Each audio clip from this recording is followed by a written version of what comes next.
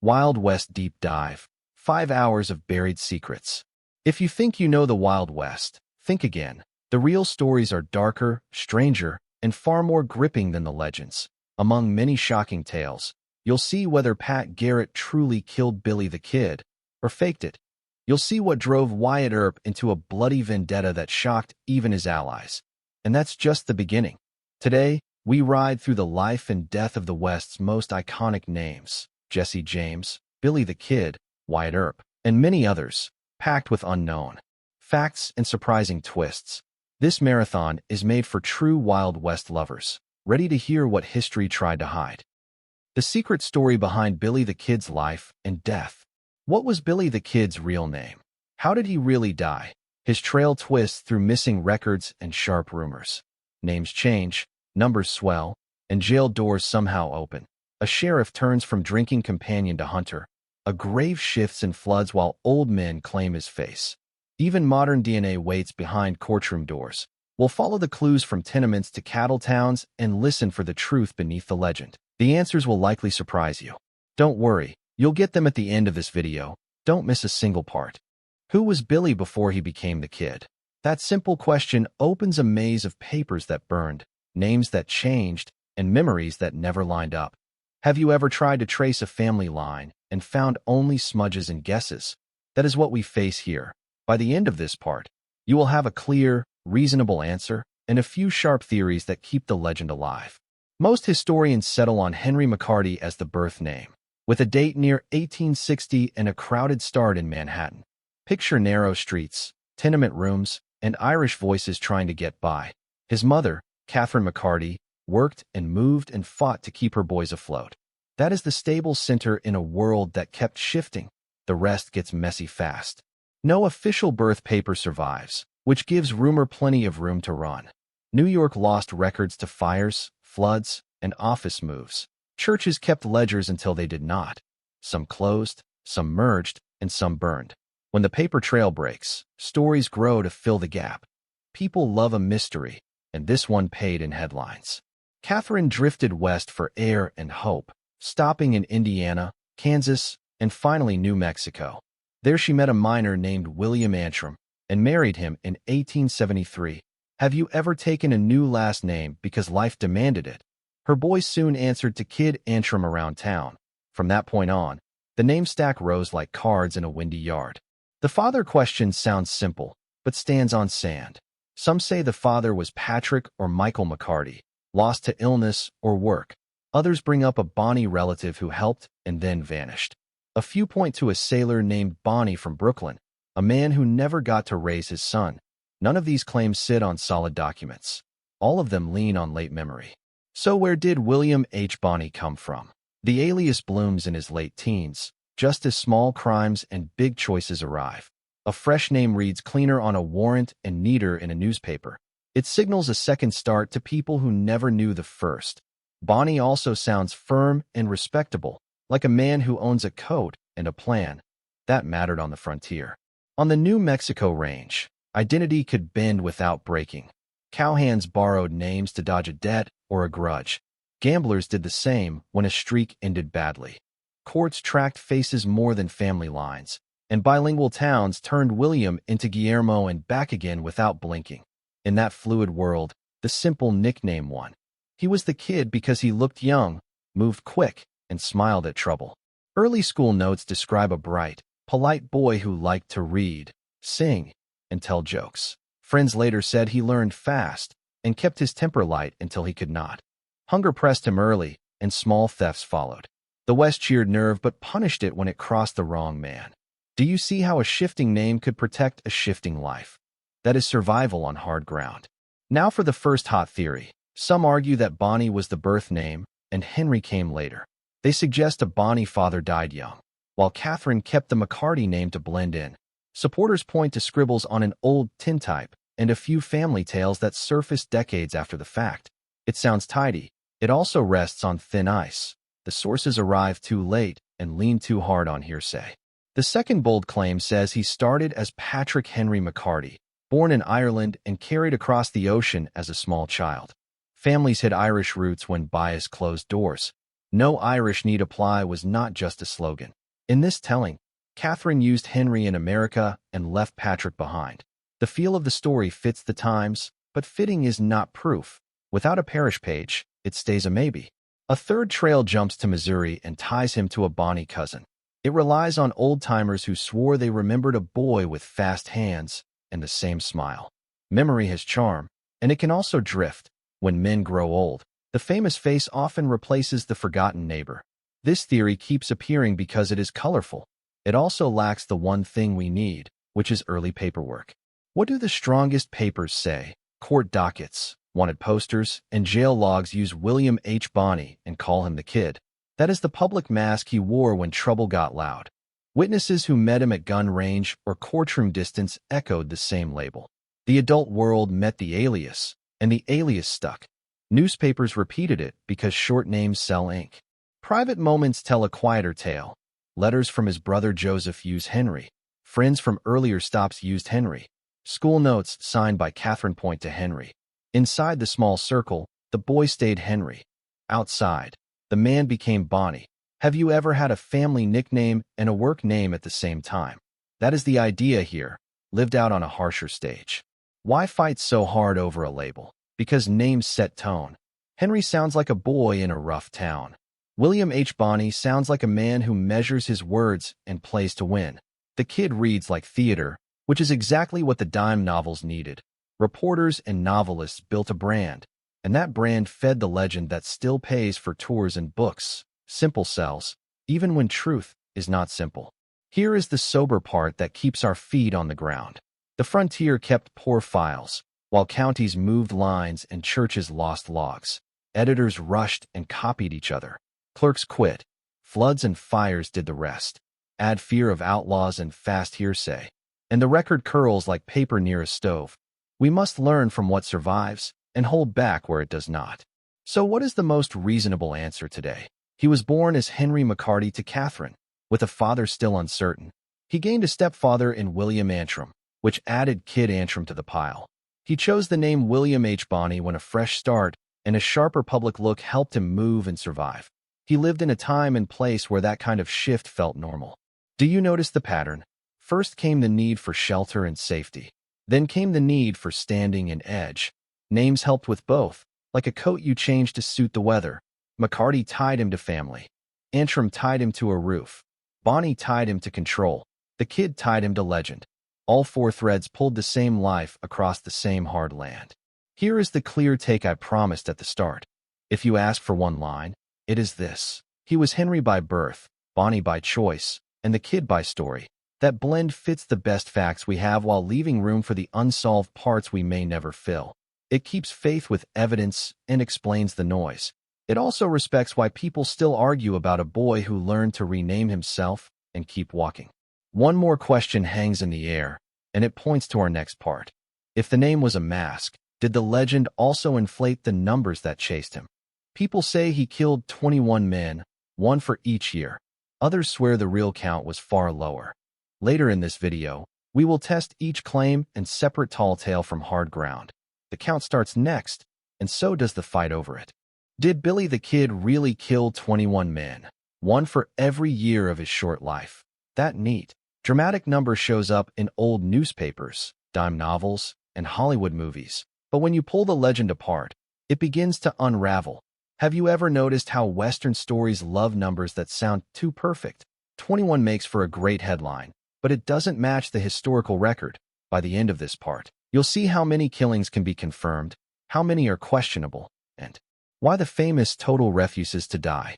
The first likely killing happened in 1877 at Fort Grant, Arizona Territory.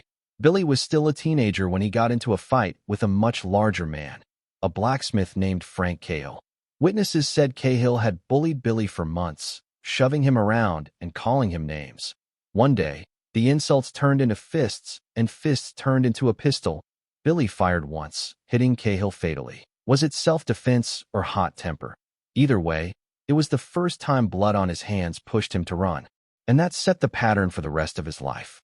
The Lincoln County War of 1878 brought more deaths, and most of the numbers tied to Billy come from this chaotic conflict. On April 1st, Billy and the regulators ambushed Sheriff William Brady in the street.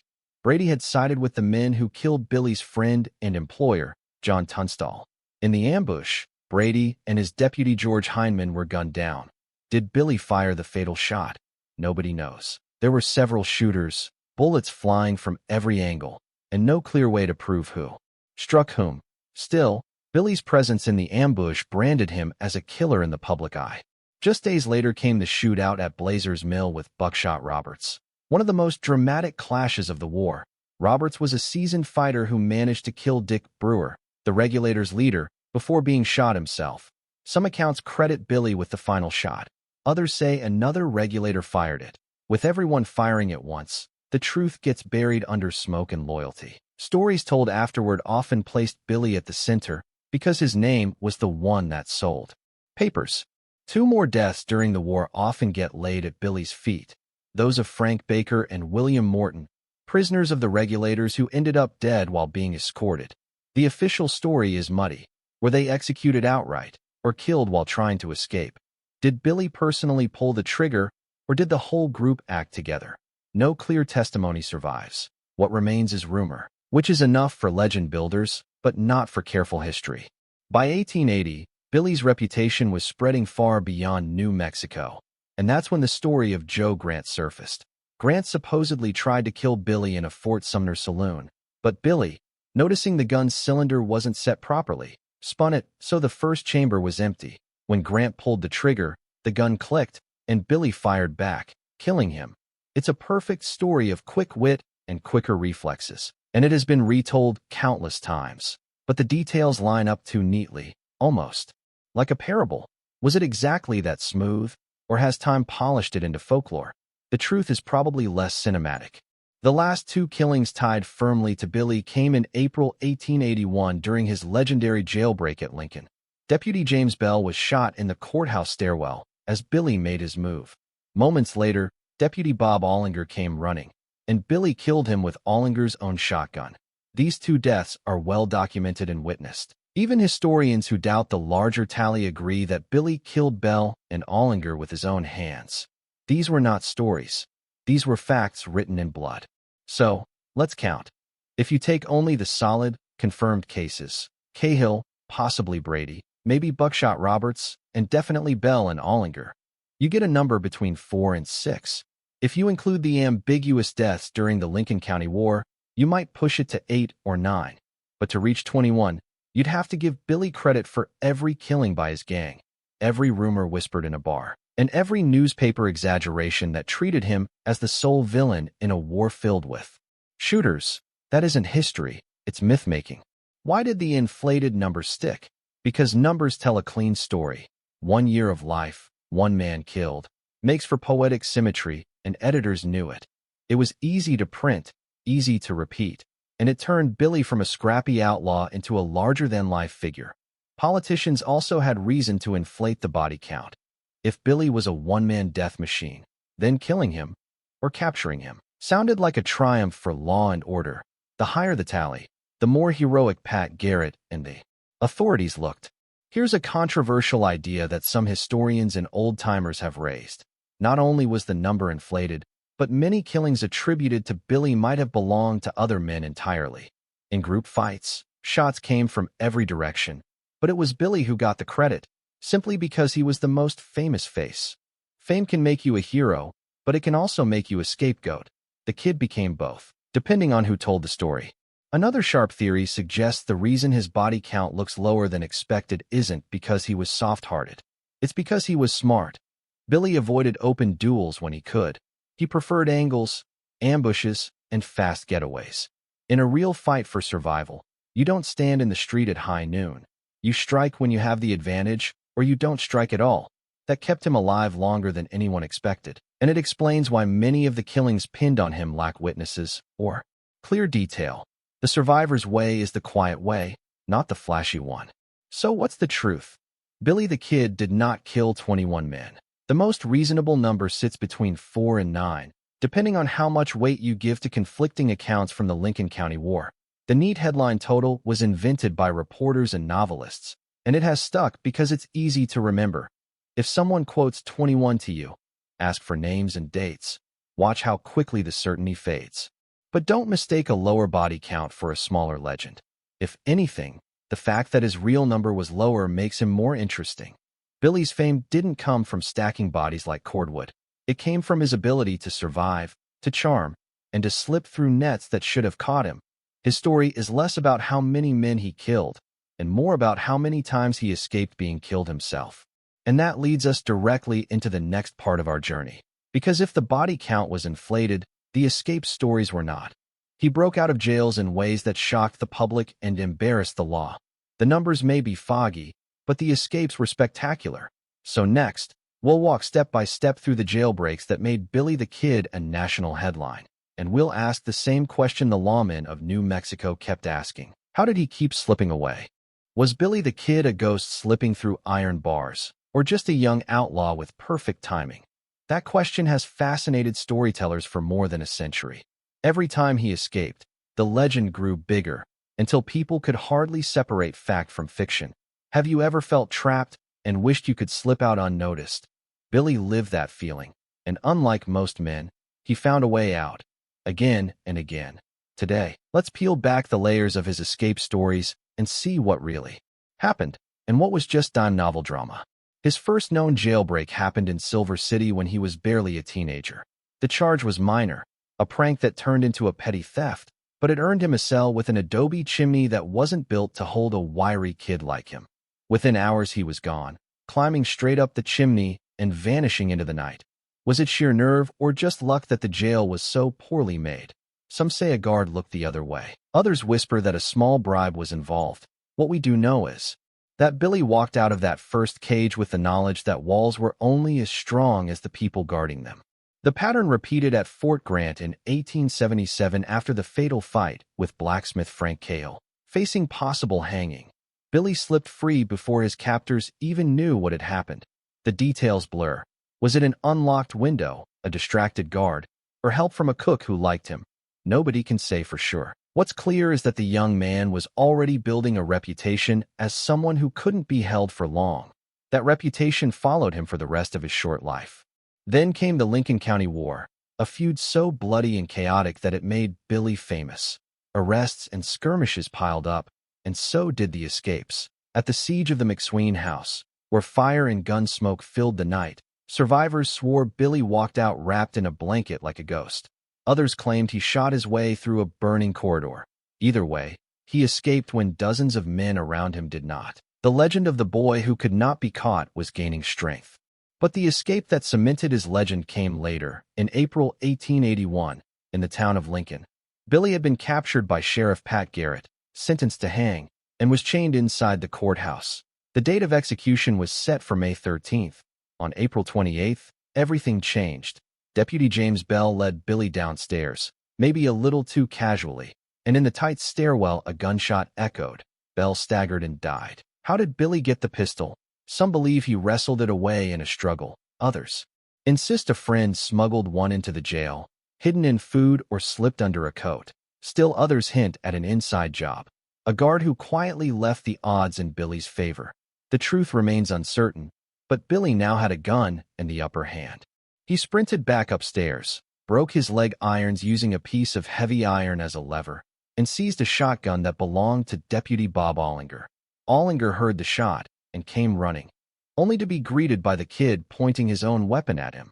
Legend says Billy called out, "Hello, Bob," before firing both barrels and killing him instantly. Did he really deliver that perfect one-liner, or was it a novelist's invention? The line fits too neatly, too dramatically, to be trusted, yet it stuck, and it is still quoted today. You may have heard that he danced a jig on the balcony after the killing. Some claim townsfolk even cheered as he waved to them. But many historians argue that he was simply catching his breath and trying to cut the rest of his shackles loose. A playful jig fits the myth, but in reality, a man in irons who had just killed 2 deputies was not celebrating. He was surviving. Still, the story of the kid who danced after a jailbreak was too good for newspapers to pass up. Inside help remains one of the most controversial theories. Did someone on Garrett's staff quietly favor Billy and make sure the restraints were loose, the watches sloppy, or the weapons close at hand? Ollinger was known as a bully, Belle was new and inexperienced. In a small town where loyalties shifted with the wind, it's not hard to believe that at least one man wanted to see Billy slip away, if only to spite Garrett's deputies. Then again, if Garrett had truly staged the escape, as some claim, he risked losing everything if Billy vanished forever. Garrett's own writings reject the idea, but suspicion has clung to the story ever since.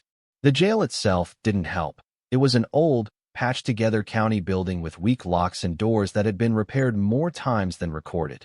Keys were scattered across years of administrations. Security was casual in a place where money and manpower were scarce. A clever, observant prisoner like Billy could spot weaknesses and plan around them. He watched routines, listened to guards, and stored away details until the day came to use them. That was not luck, that was preparation. His small size and easy charm also played a role. Billy was not a hulking outlaw who drew constant suspicion. He was wiry, friendly, often smiling, and he spoke fluent Spanish, which let him build quiet networks with local families. A warning whispered by a ranch hand or a meal shared by a sympathetic woman could mean the difference between capture and escape. He didn't just run through doors. He built escape routes with people's trust, long before the moment came to act. So was Billy the Kid really an escape artist beyond belief? The truth is simpler and sharper. He was quick, observant, and bold enough to act when others froze. He studied people, mapped his surroundings, and took advantage of every weakness. His greatest escape, the Lincoln jailbreak, was both deadly and brilliant, and it sealed his reputation as a man no jail could hold. The legend grew because the core story was already incredible, even without the added polish of taunts and jigs. Why do the embellishments still matter today? Because people prefer a story that sings. They want the kid dancing under the sun, calling out clever lines as his enemies fall. Reality is less polished, but no less powerful. What he did was enough. He killed 2 armed guards, broke his chains, and rode out of town while everyone stood frozen. That needs no exaggeration. So here's the clear conclusion. Billy the Kid was not superhuman, but he was a master of timing, nerve, and observation. His escapes weren't miracles. They were the product of a restless, clever mind that refused to be caged. And yet, those escapes also set up the final act of his story, because one man was determined to catch him and end the legend for good. That man was Pat Garrett. And their complicated relationship, half respect, half betrayal, is the next part of our journey. Were Billy the Kid and Pat Garrett really sworn enemies? Or was their relationship more complicated? That question has haunted the story ever since Garrett pulled the trigger in Fort Sumner. Some describe Garrett as a cold-blooded lawman who hunted Billy like an animal. Others whisper that the 2 men knew each other well, maybe even shared meals, jokes, and a certain respect before fate put them on opposite sides. Have you ever lost a friend to politics or business where loyalty gave way to duty? That may be the hidden truth behind their final meeting. Let's start with what we know for sure. Pat Garrett was a tall, ambitious Texan who drifted into New Mexico just like Billy did. He worked as a buffalo hunter, bartender, and gambler before wearing a badge. By the late 1870s, he was known as steady, tough, and willing to enforce the law if it paid well. Billy, meanwhile, was fast becoming the most notorious young outlaw in the territory. Their paths crossed not in a dusty duel, but in the social circles of Lincoln County. Both men drank in the same saloons, gambled in the same halls, and moved in the same company. Did they actually know each other personally before Garrett became sheriff? The evidence says yes. Stories place them at card games together in Fort Sumner. Some claim Billy even loaned Garrett a few dollars when the future sheriff was broke. Others say Garrett admired Billy's quick humor and dancing, and Billy respected Garrett's size and self-control. It's not impossible that the 2 men saw themselves as survivors cut from similar cloth.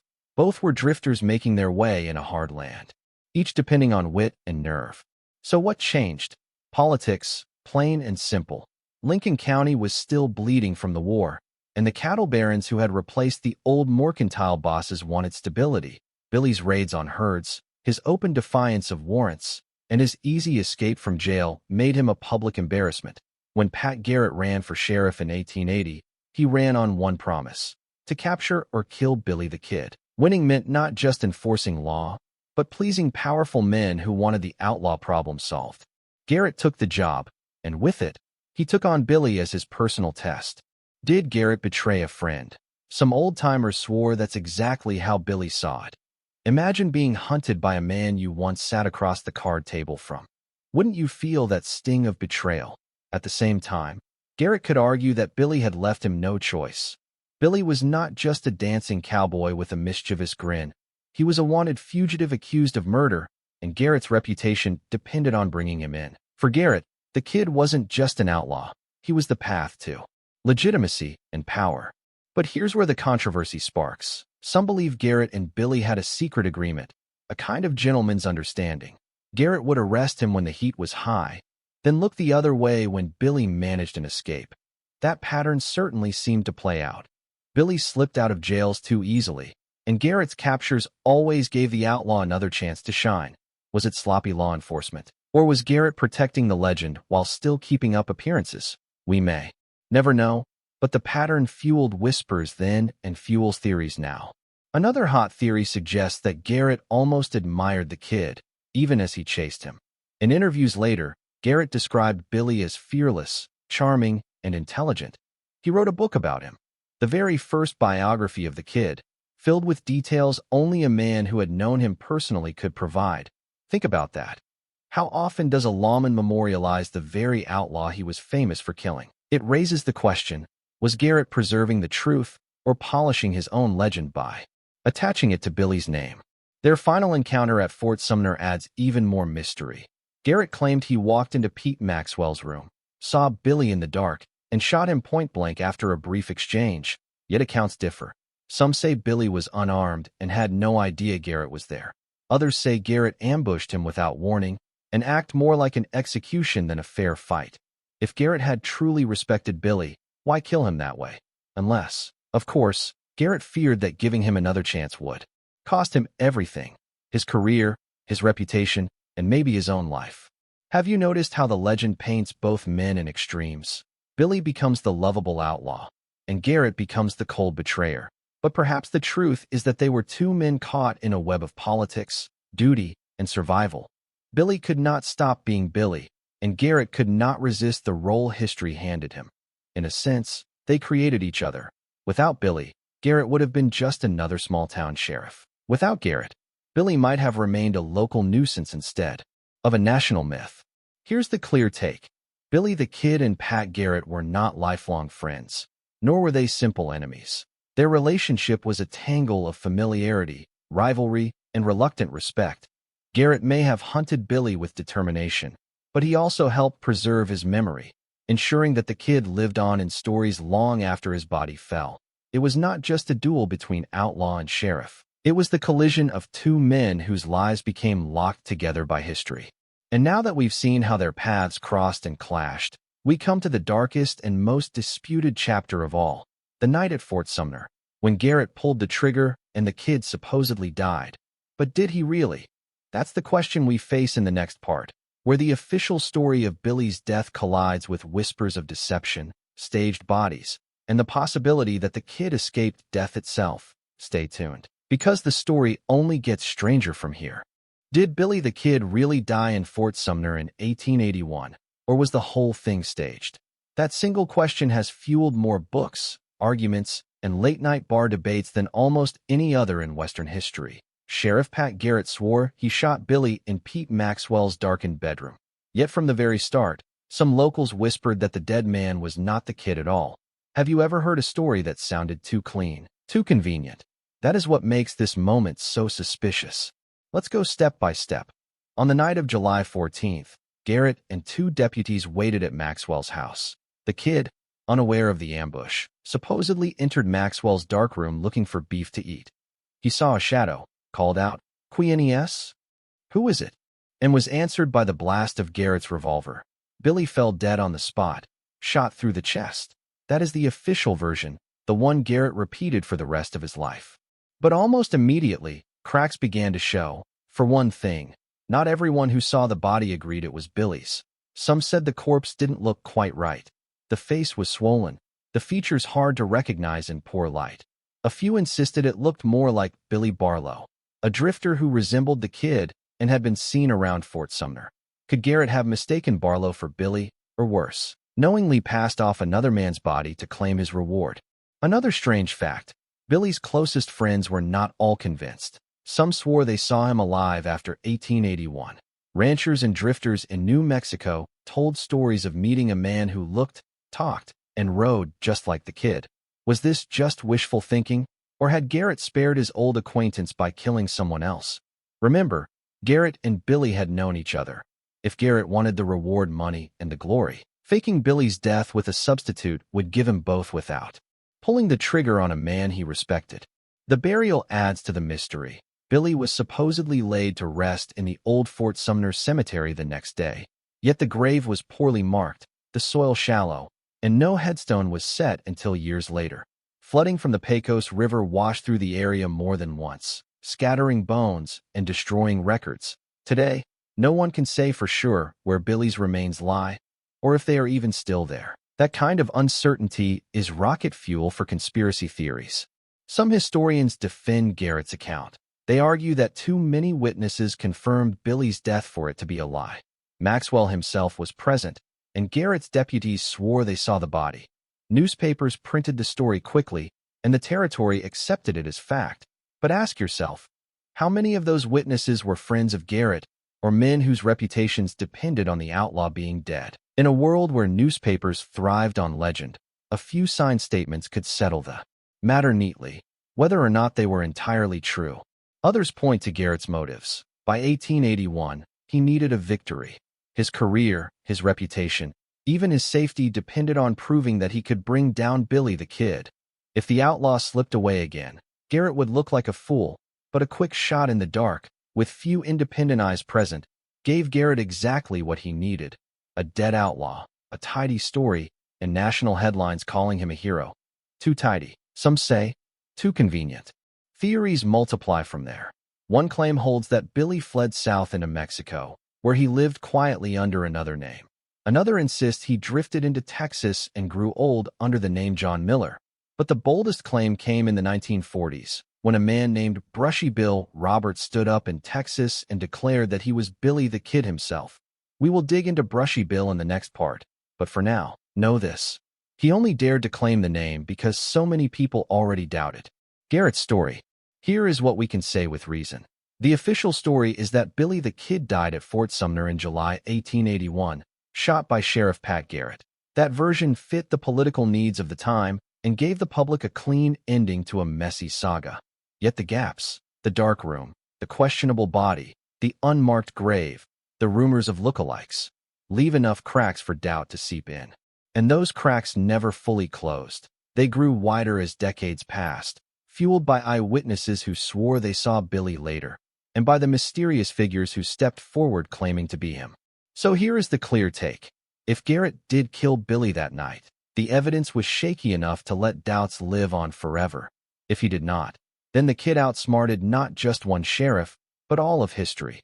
That's why Fort Sumner remains the most contested grave in the American West. And that sets up the next chapter perfectly. Because if Billy didn't die in 1881, then who was the man who turned up in Texas 60 years later, calling himself Brushy Bill Roberts and demanding a pardon? Was he really the kid grown old, or just another imposter chasing a headline? Stay with me, because the survival theories are even stranger than the death story itself. What if Billy the Kid didn't die in 1881 at all? What if he slipped into a new name, lived into old age, and even came back decades later to tell his story? That is the heart of the survival theories, and no version is more famous than the claim of Brushy Bill Roberts. Have you ever heard an old man tell a story so wild you weren't sure whether to laugh or lean closer? That's exactly what happened when Brushy Bill stepped forward in the late 1940s. The story began in Hico, Texas, where Oliver Brushy Bill Roberts lived as a quiet, aging man. In 1949, he contacted an attorney named William Morrison with an extraordinary claim. He was actually Billy the Kid, still alive nearly 70 years after history said Sheriff Pat Garrett had killed him. Brushy said Garrett never shot him at Fort Sumner. Instead, the sheriff staged the scene, killed another man, and allowed Billy to escape under a new identity. Why would Garrett do such a thing? According to Brushy, Garrett didn't want to kill someone he had once known personally. Letting Billy vanish gave Garrett the glory of killing the outlaw, while sparing him the guilt of shooting an old friend. Does that sound far-fetched? Maybe, but it fit neatly into the long-standing rumors that the body at Fort Sumner had never looked quite right. Brushy Bill's claim shook the West. He didn't just say he was Billy. He wanted something official. A pardon. Back in 1879, New Mexico's Governor Lew Wallace had supposedly promised Billy a full pardon if he testified in the Lincoln County war trials. Billy gave his testimony, but the pardon never came. Now, 6 decades later, Brushy Bill said he had come to collect on that broken promise. The details he shared were startling. He knew the names of obscure regulators from the Lincoln County War. He described places and events in New Mexico that matched old accounts. He carried scars in the right places, even a bullet wound similar to one Billy was rumored to have. He even rode horseback with surprising skill for a man in his 90s, just as Billy was famous for doing in his youth. But skeptics were quick to challenge him. Brushy's age didn't match the record. If he was truly Billy, born around 1860, he would have been in his late 80s, not 90. His speech and memory sometimes wavered, and critics argued that he had simply absorbed the kid's story from books and local lore. After all, Billy was already a legend by the 1940s. Could Brushy have been a devoted fan who convinced himself that he was the man he admired? The state of New Mexico treated his request cautiously. Governor Thomas Mabry even held a meeting where Brushy Bill told his story in front of reporters and officials. But instead of granting a pardon, the governor declared the claim unproven. Humiliated and worn down by the pressure, Brushy Bill Roberts died shortly afterward, collapsing on the street in Hyco in 1950. He never got the pardon he demanded. Yet his story refused to die with him. Some locals in Hyco insist to this day that Brushy was telling the truth.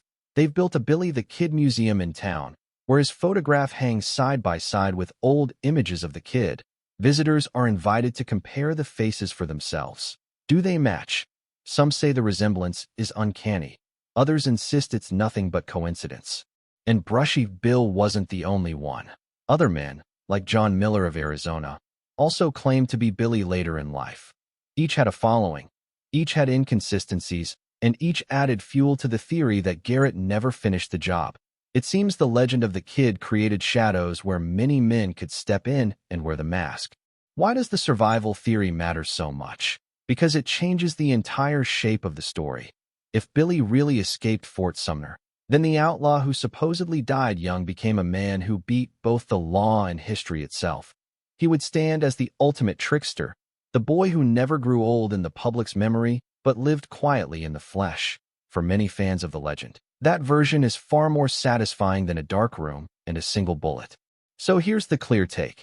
The survival theories keep the legend alive, and Brushy Bill Roberts remains the boldest and most colorful of them. He had scars, stories, and confidence, but not enough solid evidence to convince the state of New Mexico or the historians who checked his claims. Still, the doubts about Garrett's story gave him just enough space to be believed by some, and enough mystery to keep the tale alive 70 years later. But one more piece of the puzzle remains unsolved, and it might have settled the question once and for all. What about DNA testing? If we could match the remains in Fort Sumner with known descendants of Billy's family, we could prove whether the kid really died in 1881 or not. That's the next part of this journey, and it shows how even science has struggled to put this outlaw's ghost to rest.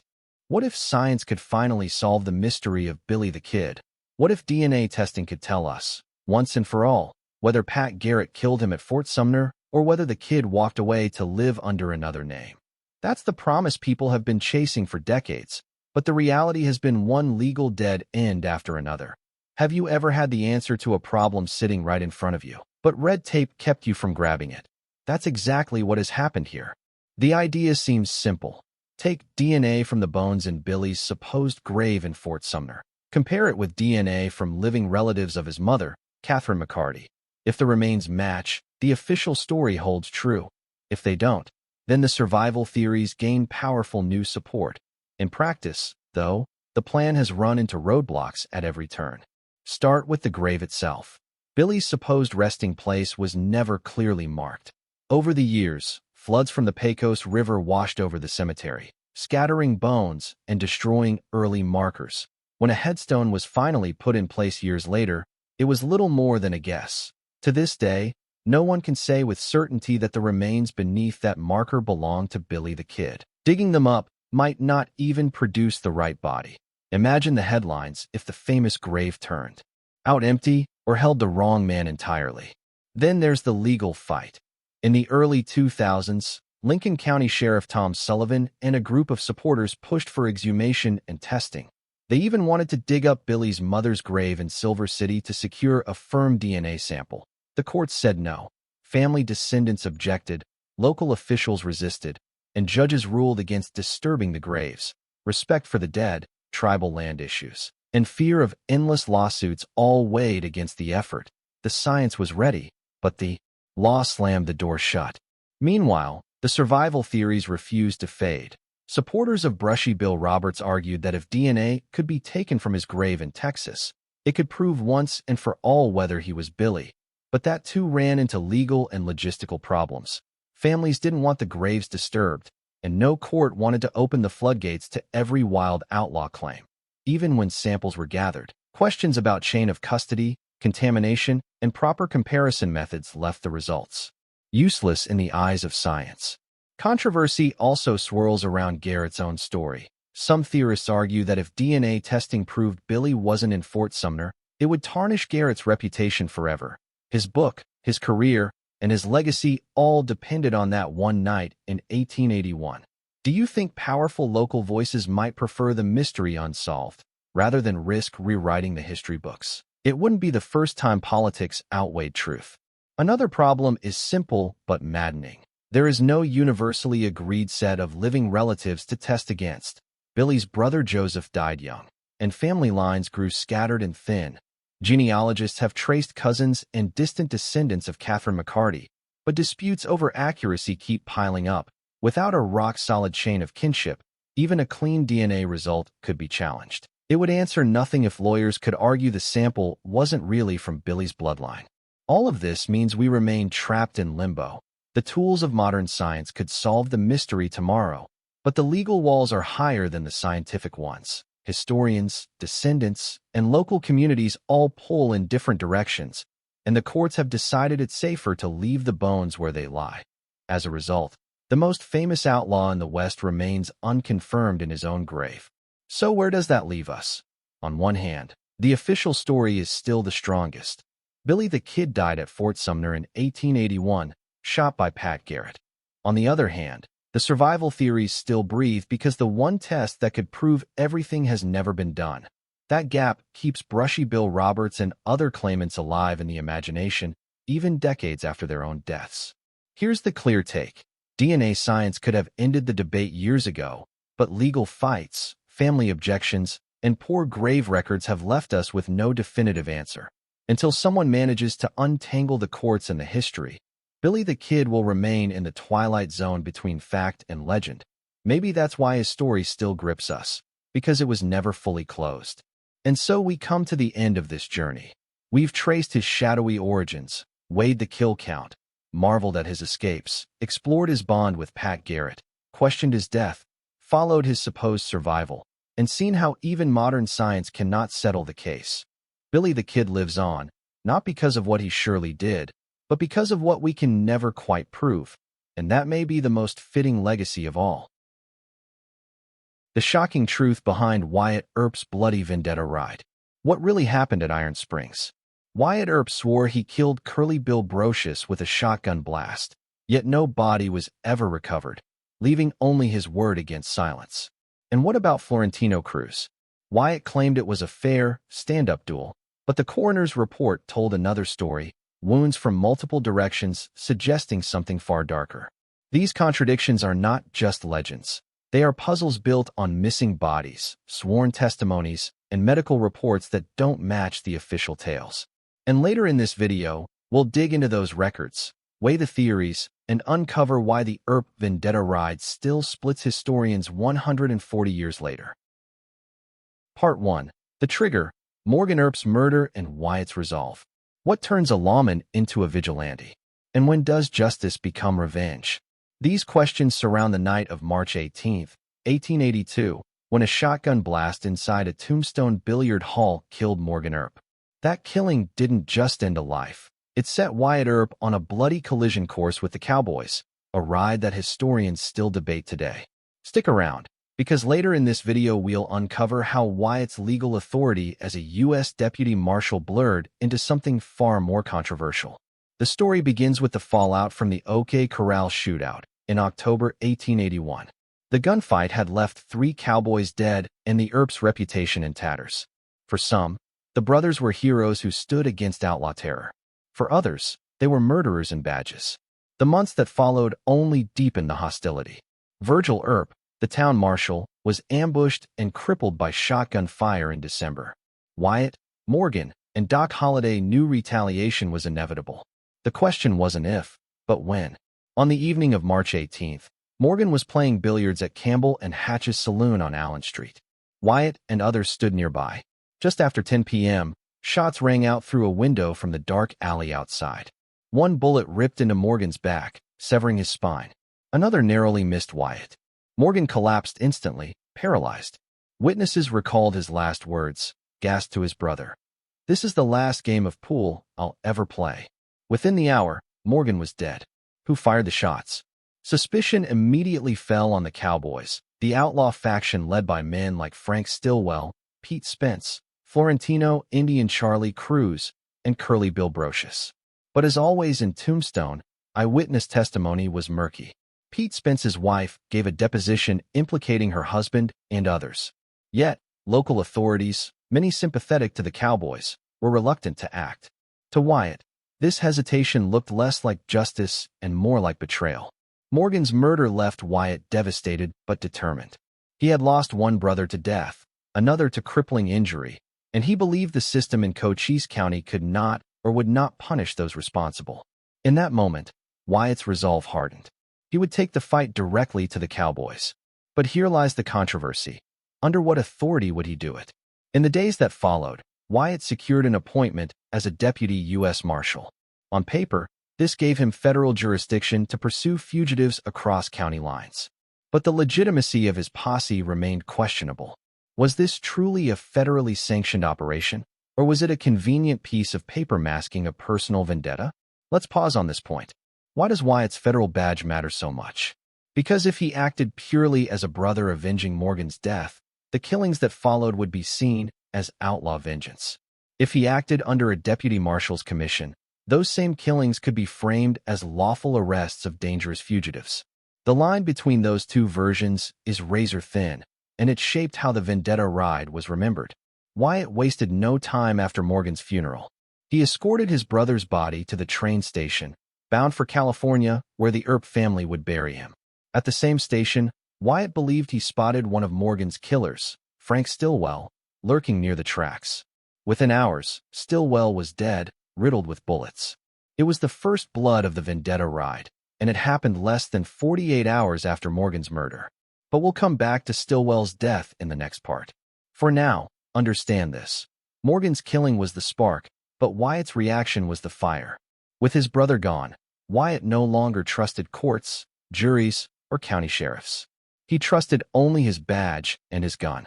That shift, from lawman working within the system to avenger riding outside it, is what makes the vendetta ride so compelling and so controversial. Let's also consider the broader climate. Tombstone in 1882 was a powder keg. Mining wealth, political control, and outlaw intimidation had split the town. Sheriff Johnny Bean often sided with the cowboys, or at least tolerated them. The Earps stood as rivals in both politics and business. When Morgan fell, Wyatt saw it not just as murder, but as a declaration of war. Have you ever wondered why Morgan's death is remembered more than Virgil's crippling just 3 months earlier? Both were violent ambushes. The difference lies in Wyatt's response. After Virgil's shooting, Wyatt still hoped for lawful justice.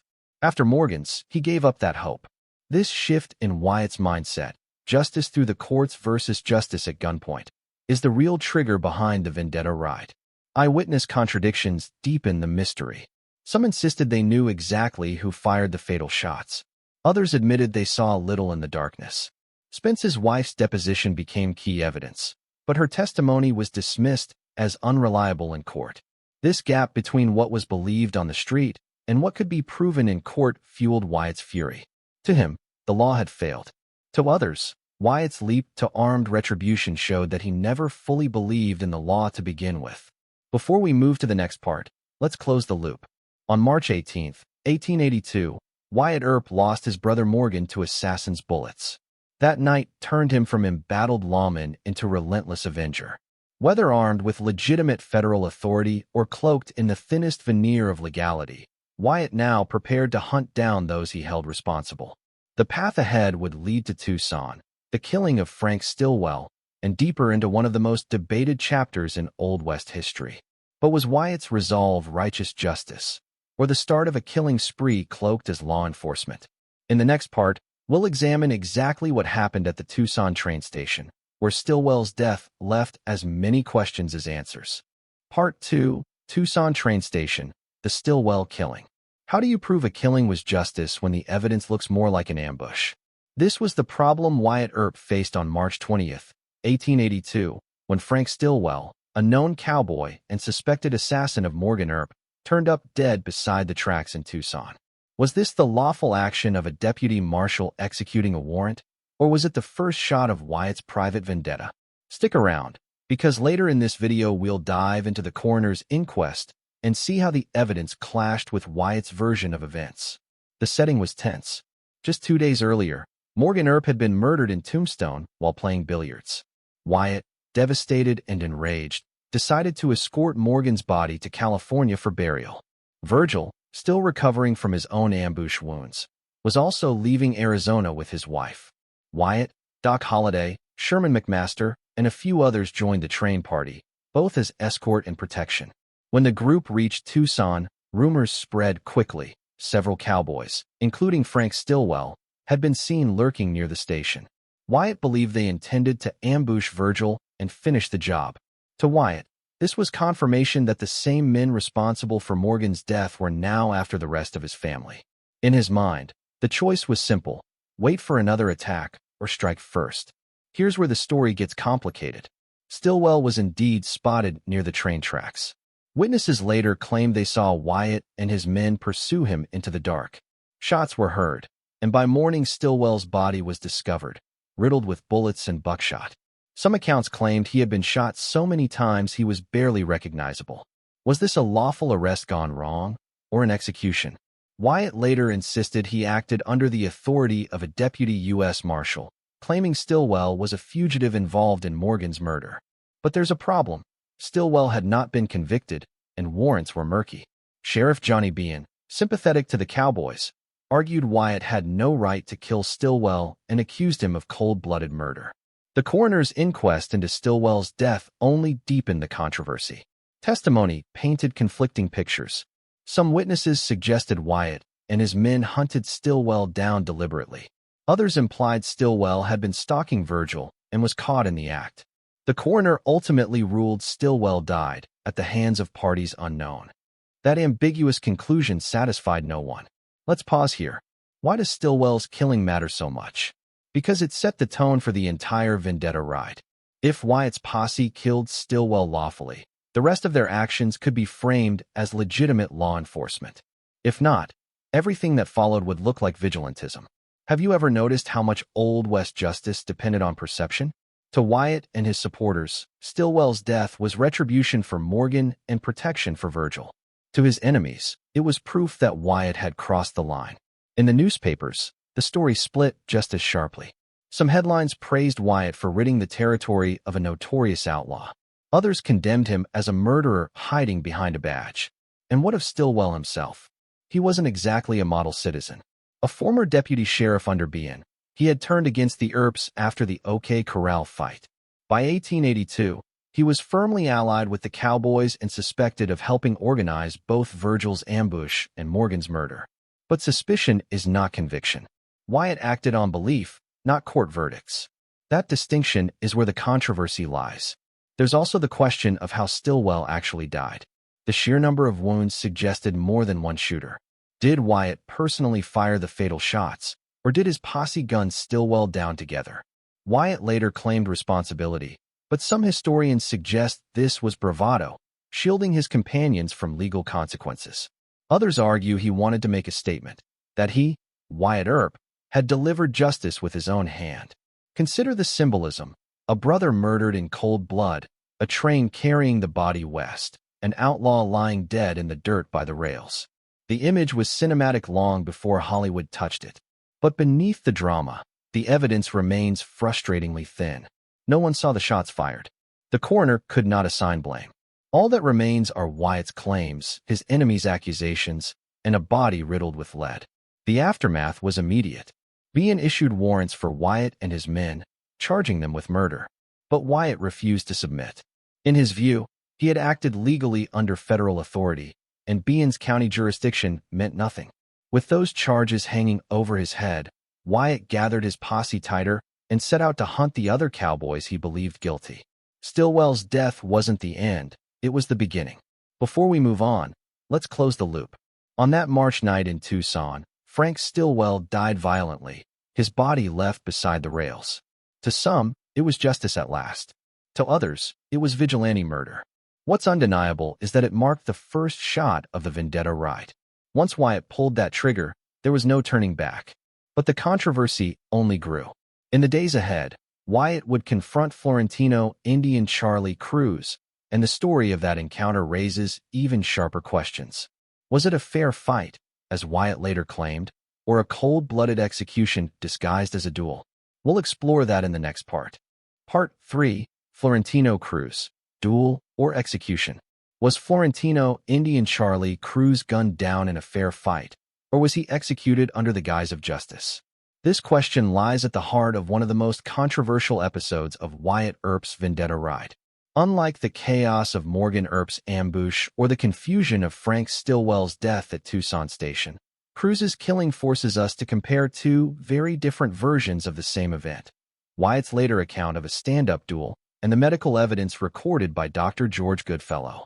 Stick around, because later in this video we'll reveal how those conflicting stories cast doubt on the very foundations of Wyatt's claim to lawful justice. After Frank Stillwell's violent end, Wyatt and his posse were fugitives in the eyes of Cochise County Sheriff Johnny Bean. Bean issued warrants charging Wyatt, Doc Holliday, and their allies with murder. But Wyatt wasn't about to stop. He was convinced that Stillwell had only been one of several men involved in Morgan's assassination. The next name on his list was Florentino Cruz, a Mexican vaquero linked to the cowboys. Cruz's reputation was complicated. Some accounts describe him as little more than a hanger-on, a small-time outlaw swept into the cowboys' orbit. Others place him directly in the conspiracy against Morgan Earp, citing the testimony of Pete Spence's wife, who claimed Cruz was part of the ambush team. Whether Cruz was a hardened killer or a low-level associate remains debated, but for Wyatt, that distinction no longer mattered. He believed Cruz was guilty, and he intended to act.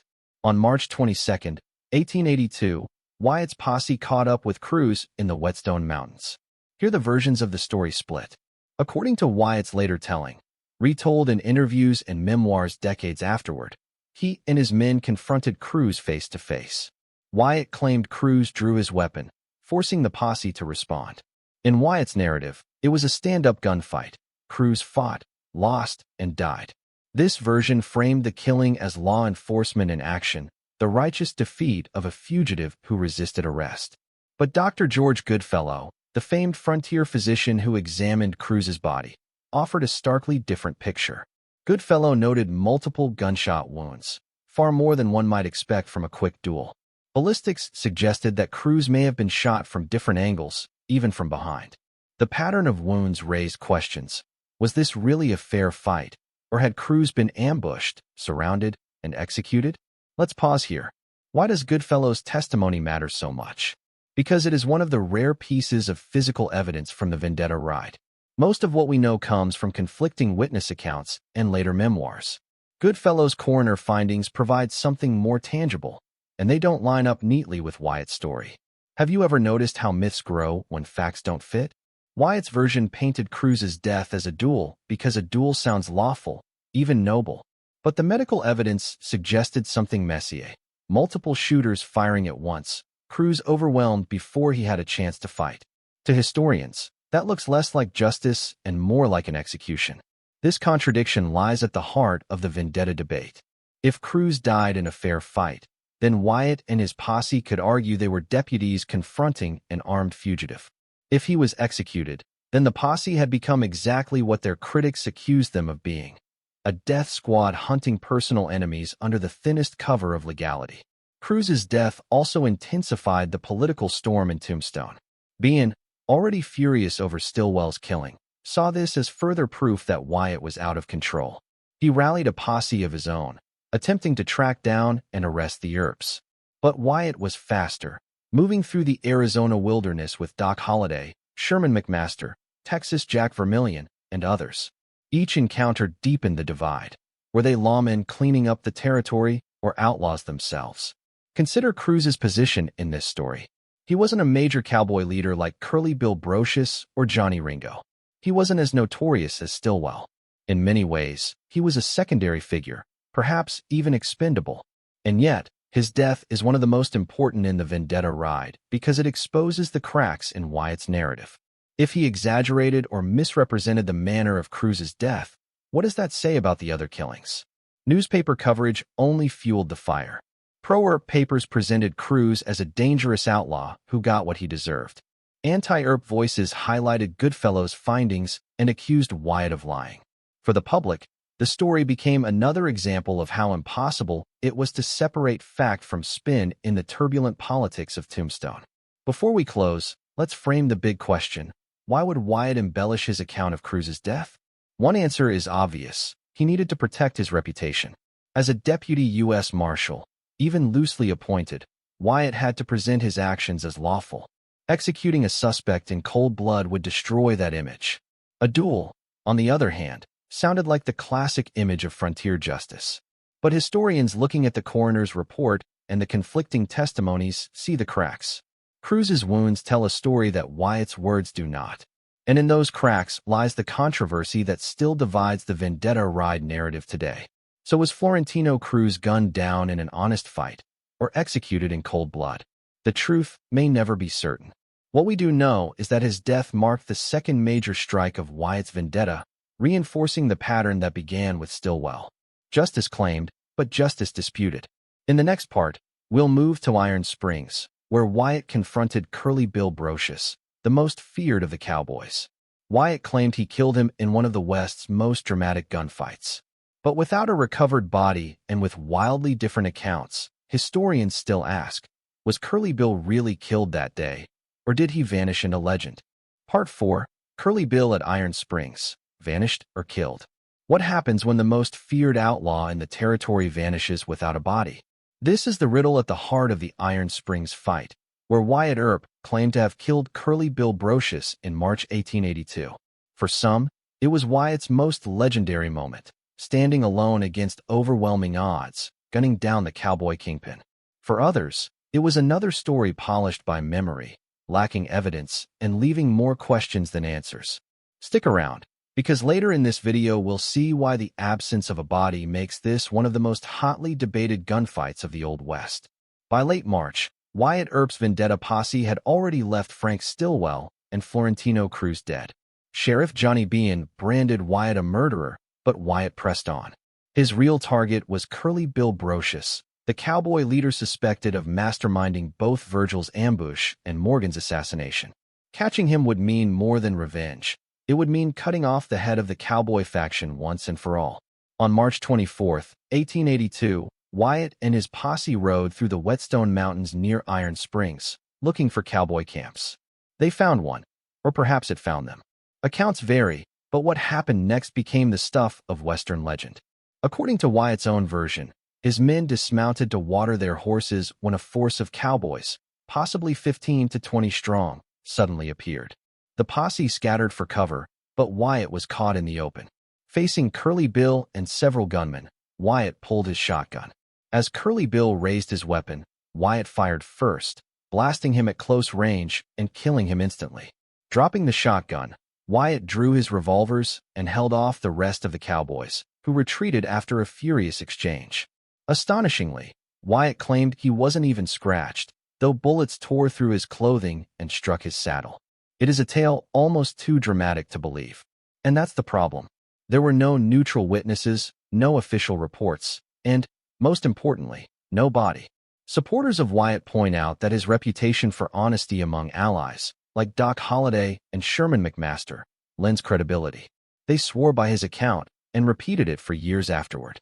The image of Wyatt standing firm, alone against a dozen cowboys, became central to his legend. But critics raised serious questions.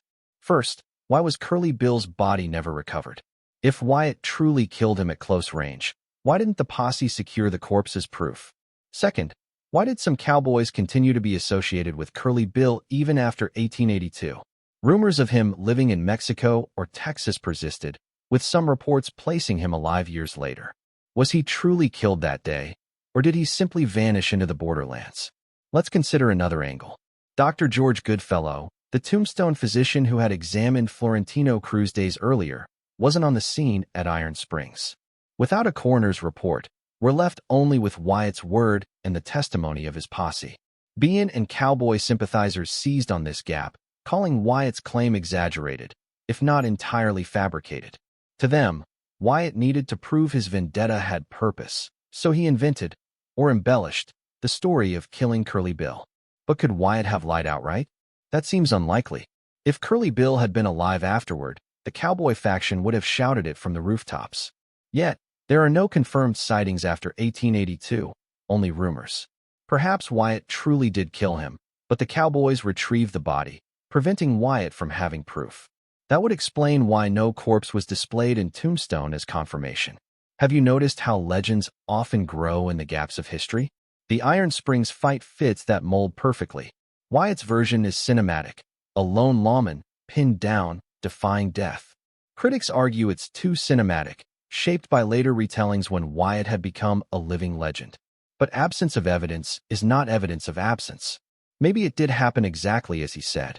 Newspapers of the time reflected the divide. Pro-Earp papers hailed the death of Curly Bill as a major blow to outlaw power. Anti-Earp voices dismissed it as propaganda, accusing Wyatt of inflating a skirmish into a heroic battle. The truth was already being shaped into myth before the dust even settled. The Iron Springs episode also reveals another layer of controversy: numbers. Wyatt said he faced nearly 24 cowboys. But historians question whether the gang was that large. Was Wyatt exaggerating to heighten his own bravery? Or were the cowboys indeed gathering in force to hunt him down, only to retreat after Curly Bill fell?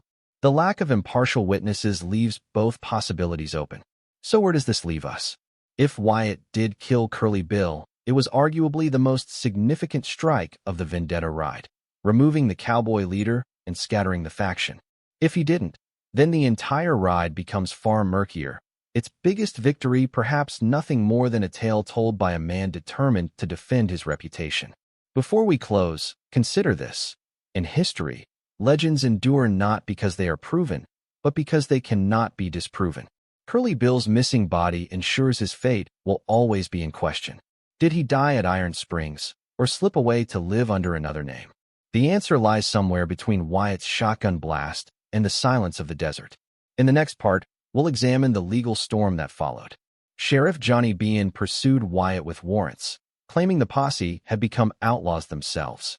Was Wyatt still operating as a U.S. deputy marshal, or had he crossed fully into vigilantism? We'll dig into law or vigilantism. Bean versus Earp. Part 5. Law or vigilantism.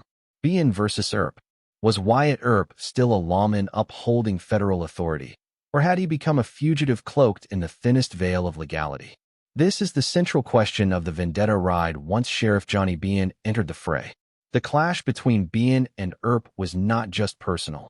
It was political, legal, and symbolic of the entire frontier struggle over who defined justice. Stick around, because later in this video we'll uncover how warrants, posse papers, and shifting allegiances blurred the line between law enforcement and vigilante vengeance. By late March 1882, Wyatt's vendetta posse had already killed Frank Stillwell, Florentino Cruz, and, according to Wyatt's claim, Curly Bill Brocious. To Wyatt, these were lawful strikes against the very men who had ambushed and murdered his brother Morgan. To Bean, they were murders committed outside legal channels. Both men carried badges, but their interpretations of the law were worlds apart. Let's start with Wyatt's position. After Morgan's death, Wyatt sought legitimacy by obtaining a commission as a deputy U.S. Marshal. That commission, signed by federal authorities, gave him jurisdiction that extended beyond Cochise County and, in theory, over outlaw fugitives. Wyatt insisted this commission authorized him to assemble a posse and pursue those he believed guilty. In his mind, every bullet fired was fired under color of federal law. But Bean saw it differently. As sheriff of Cochise County, Bean was the local law. He believed Wyatt's posse was nothing more than an outlaw gang taking justice into their own hands. From Bean's perspective, the killings of Stillwell and Cruz had no legal basis. The warrants Wyatt claimed to be executing were murky, at best. And Wyatt's story about killing Curly Bill at Iron Springs sounded to Bean like self-serving myth. This tension erupted when Bean attempted to arrest Wyatt and his men. He assembled his own posse, ironically composed of cowboys and their sympathizers, and rode out to confront the Earps. But here the power dynamics of Tombstone played against him. Wyatt and his men were heavily armed, experienced gunfighters with nothing left to lose. When Bean caught up with them, Wyatt refused to surrender. Accounts describe a tense standoff, with Bean outnumbered and outgunned. Facing humiliation, he backed down. Have you ever noticed how law can sometimes depend less on statutes and more on the balance of power? This was one of those moments. Bean had the warrants, but Wyatt had the firepower. In Frontier, Arizona, that often mattered more than paperwork. Let's pause here. Why does this conflict matter so much? Because it frames the vendetta ride not just as a series of killings, but as a struggle over legitimacy. If Wyatt truly acted as a deputy U.S. Marshal, then Bean's attempts to arrest him looked like obstruction. If Wyatt was nothing more than a brother seeking revenge, then Bean stood as the only lawful authority trying to restrain him. Each man cast himself as the champion of justice and the other as the villain. Newspapers quickly seized on the drama. Pro-Earp papers portrayed Bean as corrupt and sympathetic to the cowboys, unwilling to punish criminals. Anti-Earp voices described Wyatt as a murderer using a badge as camouflage. Public opinion divided sharply, and the debate over law versus vigilantism only deepened. Historians today still wrestle with this question. On one hand, Wyatt did possess a federal commission. On the other, he never produced clear federal warrants naming the men he killed. The posse papers he carried were real, but how much authority they granted remains debatable. Was Wyatt authorized to kill Stillwell, Cruz, and Curly Bill, or did he stretch his commission into a license for revenge? It's worth noting that Wyatt himself leaned heavily on the idea of legality. In later years, when defending his actions, he consistently framed the vendetta as law enforcement. To admit otherwise would have destroyed his reputation and possibly exposed him to prosecution. Yet Bean's charges never stuck. Despite issuing warrants and pursuing Wyatt, he never managed to arrest him, and no court ever convicted Wyatt of murder. In a way, the lack of resolution mirrored the ambiguity of the ride itself. Consider also the personal rivalry between the two men. Bean had once courted Josephine Marcus, who later became Wyatt's common-law wife. Their political and personal animosities added fuel to the fire. Was Bean truly outraged at Wyatt's unlawful killings, or was he motivated by personal resentment and political pressure? Likewise, was Wyatt driven solely by justice for Morgan, or did he relish the chance to undermine a rival sheriff he despised? Before we close, let's return to the big question: law or vigilantism? The answer depends on which evidence you emphasize. Wyatt had a federal badge, but shaky warrants. Bean had county jurisdiction, but weak loyalty from his deputies. Neither man could decisively prove his side. In the end, Wyatt's posse simply outlasted Bean's pursuit, slipping away into history with their version of justice intact. The irony is that both sides claimed to stand for law and order, yet both relied on violence, alliances, and political spin to defend their actions.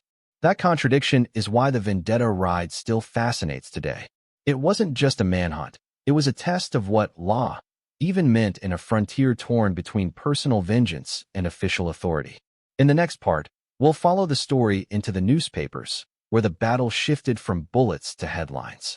Some painted Wyatt as a fearless frontier hero, others as a bloodthirsty outlaw. The way those papers framed the vendetta would shape its legend for generations. Part 6. The Paper Trail, Newspapers and Public Opinion. What happens when the fight moves from the streets of Tombstone to the headlines of America's newspapers? The Earp vendetta ride wasn't only waged with bullets and shotguns, it was also fought in print. And just like the gun smoke at Iron Springs, the coverage left the truth clouded. Stick around, because later in this video we'll see how newspaper accounts, pro-Earp, anti-Earp, and everything in between, shaped the legend of Wyatt Earp long before Hollywood ever touched it. By March 1882, the vendetta ride was in full swing. Frank Stillwell lay dead on the tracks at Tucson. Florentino Cruz's riddled body told a story at odds with Wyatt's version of a duel.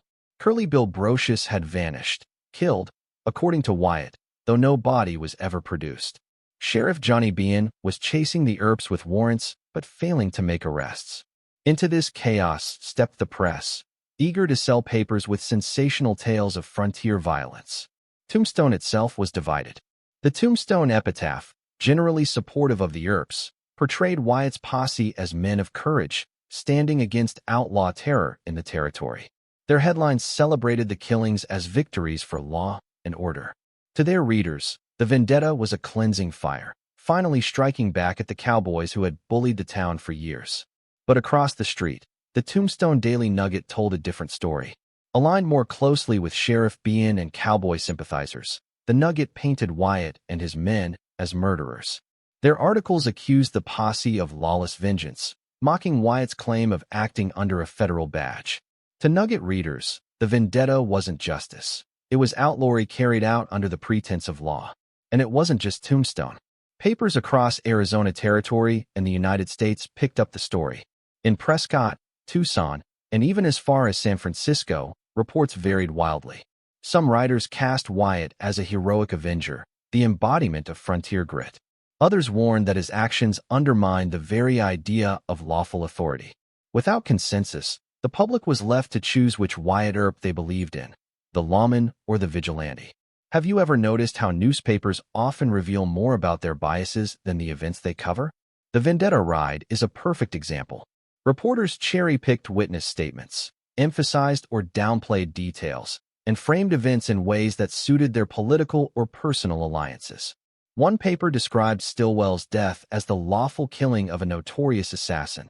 Another described it as a cold-blooded murder carried out in the dark. The same event, two headlines, two opposite meanings. The newspapers also played a key role in shaping the cowboys' image. In some accounts, the cowboys were depicted as an organized outlaw gang, terrorizing southeastern Arizona with rustling, stagecoach robberies, and assassinations. In others, they were portrayed as simple ranch hands persecuted by the Earps, who were ambitious and ruthless in their own right. Readers outside the territory, unfamiliar with the nuances of local politics, could easily be swayed by whichever version they read first. It's worth noting how quickly the press seized on the dramatic qualities of the vendetta. Frontier journalism thrived on sensational stories. The image of Wyatt Earp riding with Doc Holliday and a band of gunfighters through the desert in pursuit of outlaws was irresistible. These men were cast in stark terms, heroes or villains, with little room for gray. That kind of storytelling sold papers, but it also blurred the messy realities of ambushes, warrants, and contradictory inquests. The role of public opinion mattered more than one might think. Politicians and law officers read the same papers as everyone else. If a newspaper branded Wyatt as a murderer, it put pressure on territorial officials to rein him in. If another paper praised him as a hero, it bolstered his claim of legitimacy. The press didn't just record the vendetta ride, it influenced how it was handled. Modern historians have spent years tracing these accounts, trying to untangle fact from spin. Comparing the epitaph and the nugget side by side reveals just how polarized Tombstone was. Some facts are consistent. Morgan was killed, Stillwell was found dead in Tucson, Cruz was shot multiple times, and Curly Bill disappeared at Iron Springs. But the meaning of those facts, whether they represented justice or murder, was contested in every column inch. The legacy of this press war stretched far beyond 1882. Later writers and early biographers drew heavily on newspaper sources. Stuart Lake's 1931 biography, Wyatt Earp, Frontier Marshal, which launched Wyatt's reputation as a Western hero, leaned heavily on pro-Earp accounts. The darker portrayals from the Nugget and other critical papers faded from public memory, replaced by the image of a fearless lawman. Hollywood picked up that version and ran with it, cementing a myth that still colors Wyatt's name today. Before we close, consider this. Without newspapers, the vendetta ride might have been remembered as a minor frontier feud, one more skirmish in Arizona's turbulent 1880s. Instead, it became a national story, debated from Arizona to California to the East Coast.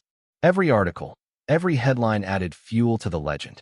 The fact that so many accounts conflicted only made it more intriguing. Was Wyatt a hero or a killer?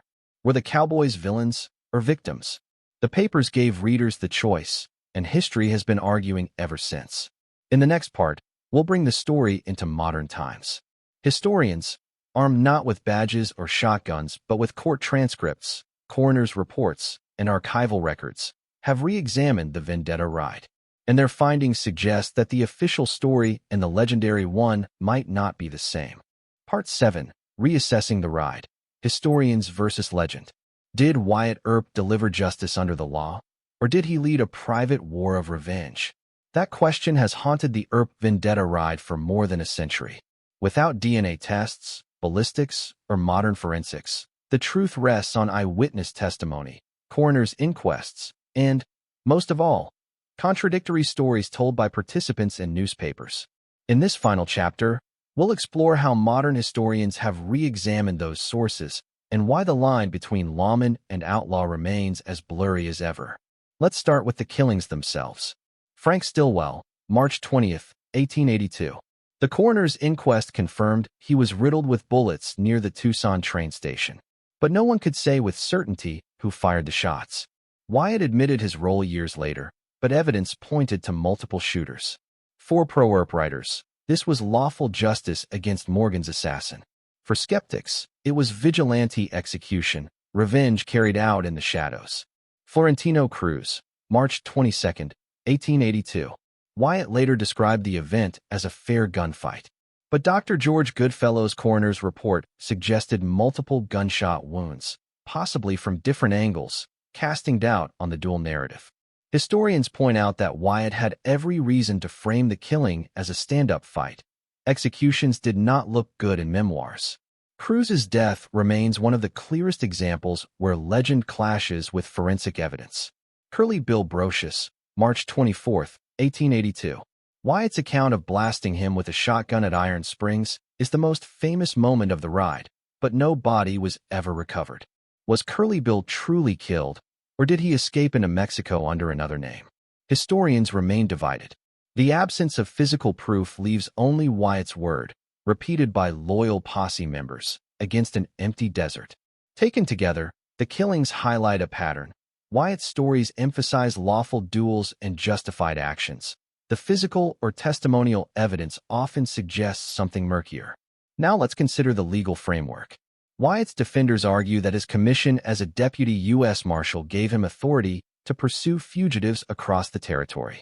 That badge, they say, legitimized the posse's actions. Critics point out that Wyatt never produced clear federal warrants for the men he killed.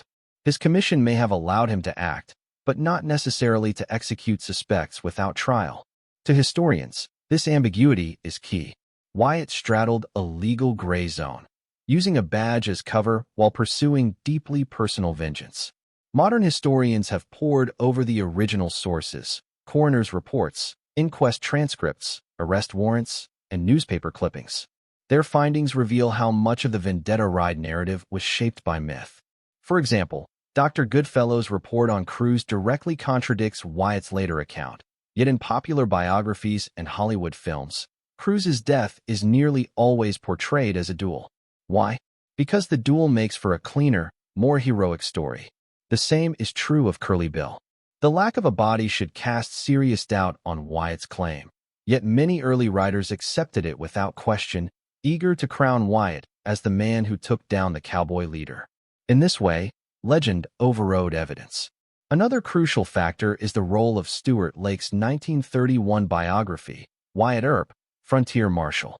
Lake painted Wyatt as the quintessential lawman, guided by honor and justice. But Lake relied heavily on Wyatt's widow Josephine and pro-Earp sources, while largely ignoring anti-Earp accounts or contradictory evidence. His book shaped public memory for decades, providing the blueprint for countless films and novels.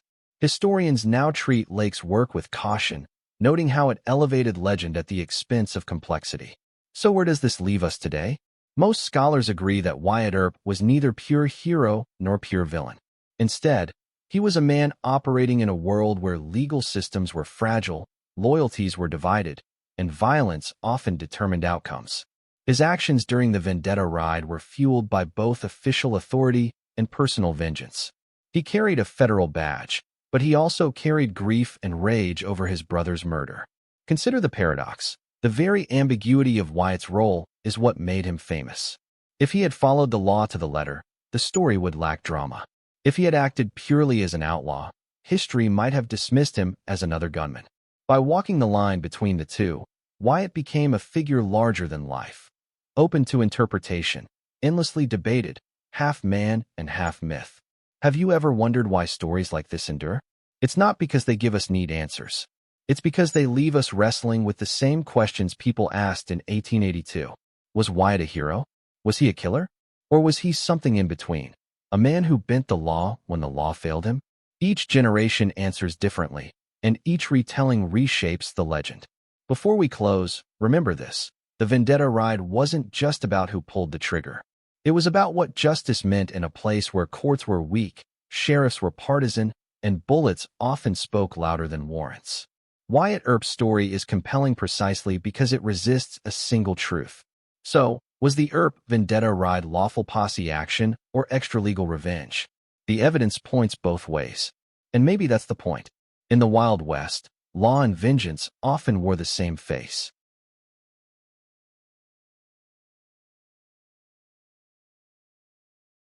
How and where the top Wild West legends died. You won't believe how Pat Garrett, the sheriff famed for killing Billy the Kid, met his own end, but we'll explain that later. First, step into the incredible lives and deaths of America's greatest Wild West legends. Wyatt Earp, Billy the Kid, Jesse James, Wild Bill Hickok, Buffalo Bill Cody, Calamity Jane, Bat Masterson, and many more outlaws, in a thrilling 90-minute journey packed with vintage photographs and untold stories. Saddle up for a ride you'll never forget. Did you know that one of these Wild West legends lived to the ripe old age of 80, double the frontier's average life expectancy of roughly 40 years? Don't worry, you'll find out who soon enough. Let's get started. William Frederick Cody was born on February 26, 1846, in the Iowa Territory. His father's early death shoved him onto the frontier while other boys still warmed schoolroom benches. At 15, he thundered through Pawnee country on a 45-mile Pony Express run, swapping mounts at full tilt to keep the mail moving.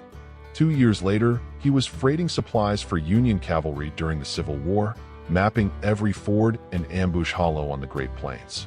Peace never sat long in the saddle out west. In 1867, the Kansas Pacific hired Cody to feed its track-laying crews, and in just 18 months, he dropped 4,282 buffalo, clinching a friendly shooting match to secure the moniker Buffalo Bill. Army officers soon made him chief scout. His cool trailcraft and marksmanship during the Indian Wars earned him the Medal of Honor in 1872. Dime novels raced his exploits ahead of the telegraph and painted him larger than the prairies he rode. That fame leapt from newsprint to footlights when showman Ned Buntline coaxed Cody onto a Chicago stage in Scouts of the Prairie in December 1872. The roar of the crowd told him stories could earn more than scouting. By 1883, he had launched Buffalo Bill's Wild West, a traveling outdoor spectacle of stagecoach chases, trick-riding cowboys, and genuine Lakota horsemen. The show traveled in its own railroad, 72 cars long, moving 800 horses, elk, bison, and a full canvas grandstand from town to town. Sharpshooter Annie Oakley broke glass balls alongside him. Sitting Bull signed on for a season and spoke to packed houses about broken treaties. Queen Victoria watched in amazement at her 1887 Jubilee, and 3 million visitors jammed the Midway at the 1893 Chicago World's Fair, crowning Cody one of the planet's first global celebrities. Success let Cody buy an 8,000-acre spread on Wyoming's Shoshone River and found the town that still bears his name. He championed irrigation schemes, promoted Yellowstone tourism, and, despite having helped decimate the herds, advocated late life for conserving the surviving buffalo. He backed women's suffrage, insisting the frontier judged talent, not gender. Yet big show payrolls, dud gold mines, and easy credit drained his coffers. By 1916, the 7-year-old impresario was still mounting a fresh horse every night simply to keep creditors at bay, even as the crowds kept cheering. On January 10, 1917, while visiting his sister in Denver, Buffalo Bill succumbed to kidney failure, aged 70. Thousands filed past his flag-draped casket, and a Masonic escort hauled him up Wintry Lookout Mountain above Golden, Colorado, honoring his wish to rest where he could gaze forever across the plains he loved. Heavy snow blocked the switchback road, so his body waited 6 months in storage before the final climb, fueling a legend that the old scout still roams, unwilling to quit the trail. James Butler Hickok was born on May 27, 1837, among the cornfields of Troy Grove, Illinois. Tall, broad-shouldered, and sharp-eyed, young Jim learned to shoot before he could shoulder a plow. At 18, he lit out for Bleeding, Kansas, joining the anti-slavery vigilantes who fought bushwhackers along the Missouri line. A deadly skirmish at Rock Creek Station in 1861 left 3 attackers dead and Hickok with a new sobriquet, Wild Bill, a name that stuck like burrs to his saddle blanket. During the Civil War, he scouted for Union cavalry, slipping through Confederate lines in rumpled buckskins while memorizing troop counts and river crossings. He could outtrack a Sioux scout, read horse sign like a ledger, and pick off a jackrabbit at 100 paces with either hand. Dime novel writers turned these skills into frontier scripture, circulating lurid tales that made Wild Bill the most talked-about plainsman this side of the Mississippi. When the shooting stopped in '65, Hickok stepped onto the main street of Springfield, Missouri, for the nation's first widely reported quick-draw duel. His rival, gambler Davis Tudd, fell to a single bullet at 75 yards, fired across a crowded courthouse square. The press hailed Hickok as Prince of Pistoliers, engraving his silhouette into every barbershop discussion from Boston to San Francisco. The legend kept pace with the man. In Hays City and later Abilene, Kansas, Hickok wore the marshal's star. He enforced order with a mixture of velvet courtesy and sudden, surgical violence. He patrolled saloons with twin, ivory-handled 1851 Navy Colts crossed at the belt, a revolver draw as fluid as water over rock. A drunken cavalry troop once rode into Hays firing at lamps. Hickok strode into the smoke, dropped their ringleader with a glance and a warning shot, and the rest scattered like coveys. Yet iron nerves came at a cost. Every gunman wanted the buckle that said he'd beaten Wild Bill. Sleep was shallow, friends rare, and every doorway a potential coffin lit. Tiring of badge and blood, Bill drifted to the gambling tables that fueled the new cattle towns. He traveled the circuit, Cheyenne, Denver, Dodge City, always impeccably dressed in broad-brim hat, frock coat, and sky blue sash, a peacock among cowhands. Once, actress Buffalo Bill Cody coaxed him on stage for a melodrama called Scouts of the Plains. Hickok hated rehearsed heroics and quit after 1 season, growling that an actor's life was too much like a convict with false whiskers. By the summer of 1876, rheumatism tugged at his gun hand and his vision blurred, but the cards still spoke his language. He wandered to Deadwood in the Black Hills Gold Rush, a raw camp where fortunes ignited faster than kerosene. On the afternoon of August 2nd, he stepped into Nuttall and Mann's Saloon No. 10 and joined a poker game. The only vacant chair faced away from the door, an omen he noted but ignored. While he studied his hand, black aces, black eights, and an unknown 5th card, drifter Jack McCall slipped behind him and fired a .45 single-action Colt into the back of Hickok's head. Wild Bill was 39. The dead man's hand became Western shorthand for sudden fate. Hickok was buried on a hill above Deadwood, later moved to the stone-walled Mount Moriah Cemetery, where his grave overlooks the gulches he never finished exploring. Jack McCall was hanged in March 1877, but the man he murdered still strides every retelling of the Old West, forever turning from the bar, Colts balanced at the ready, eyes cold and steady beneath that sweeping hat brim. Jesse Woodson James drew first breath on September 5, 1847, on a hemp farm outside Kearney, Missouri. The border war already smoldered, pro-slavery bushwhackers against Free State Jayhawkers. At 16, he saddled a lanky sorrel, joined Quantrill's raiders, and learned guerrilla craft, night marches, masked ambushes, hit-and-fade savagery, under Bloody Bill Anderson. A 1864 firefight tore a bullet through Jesse's chest. The family nursed him behind corn shocks while Union patrols torched barns up and down the valley. The war ended, but Jesse's war never did. Missouri's Reconstruction courtrooms branded former Confederates outlaws, and Jesse decided if he must carry the label, he might as well profit by it. On February 13, 1866, he and brother Frank rode into the Clay County Savings Association at Liberty, pistols leveled, drew $6,000 in coin and greenbacks, and galloped off while townsfolk gaped. It was the first daylight, peacetime bank robbery in American history.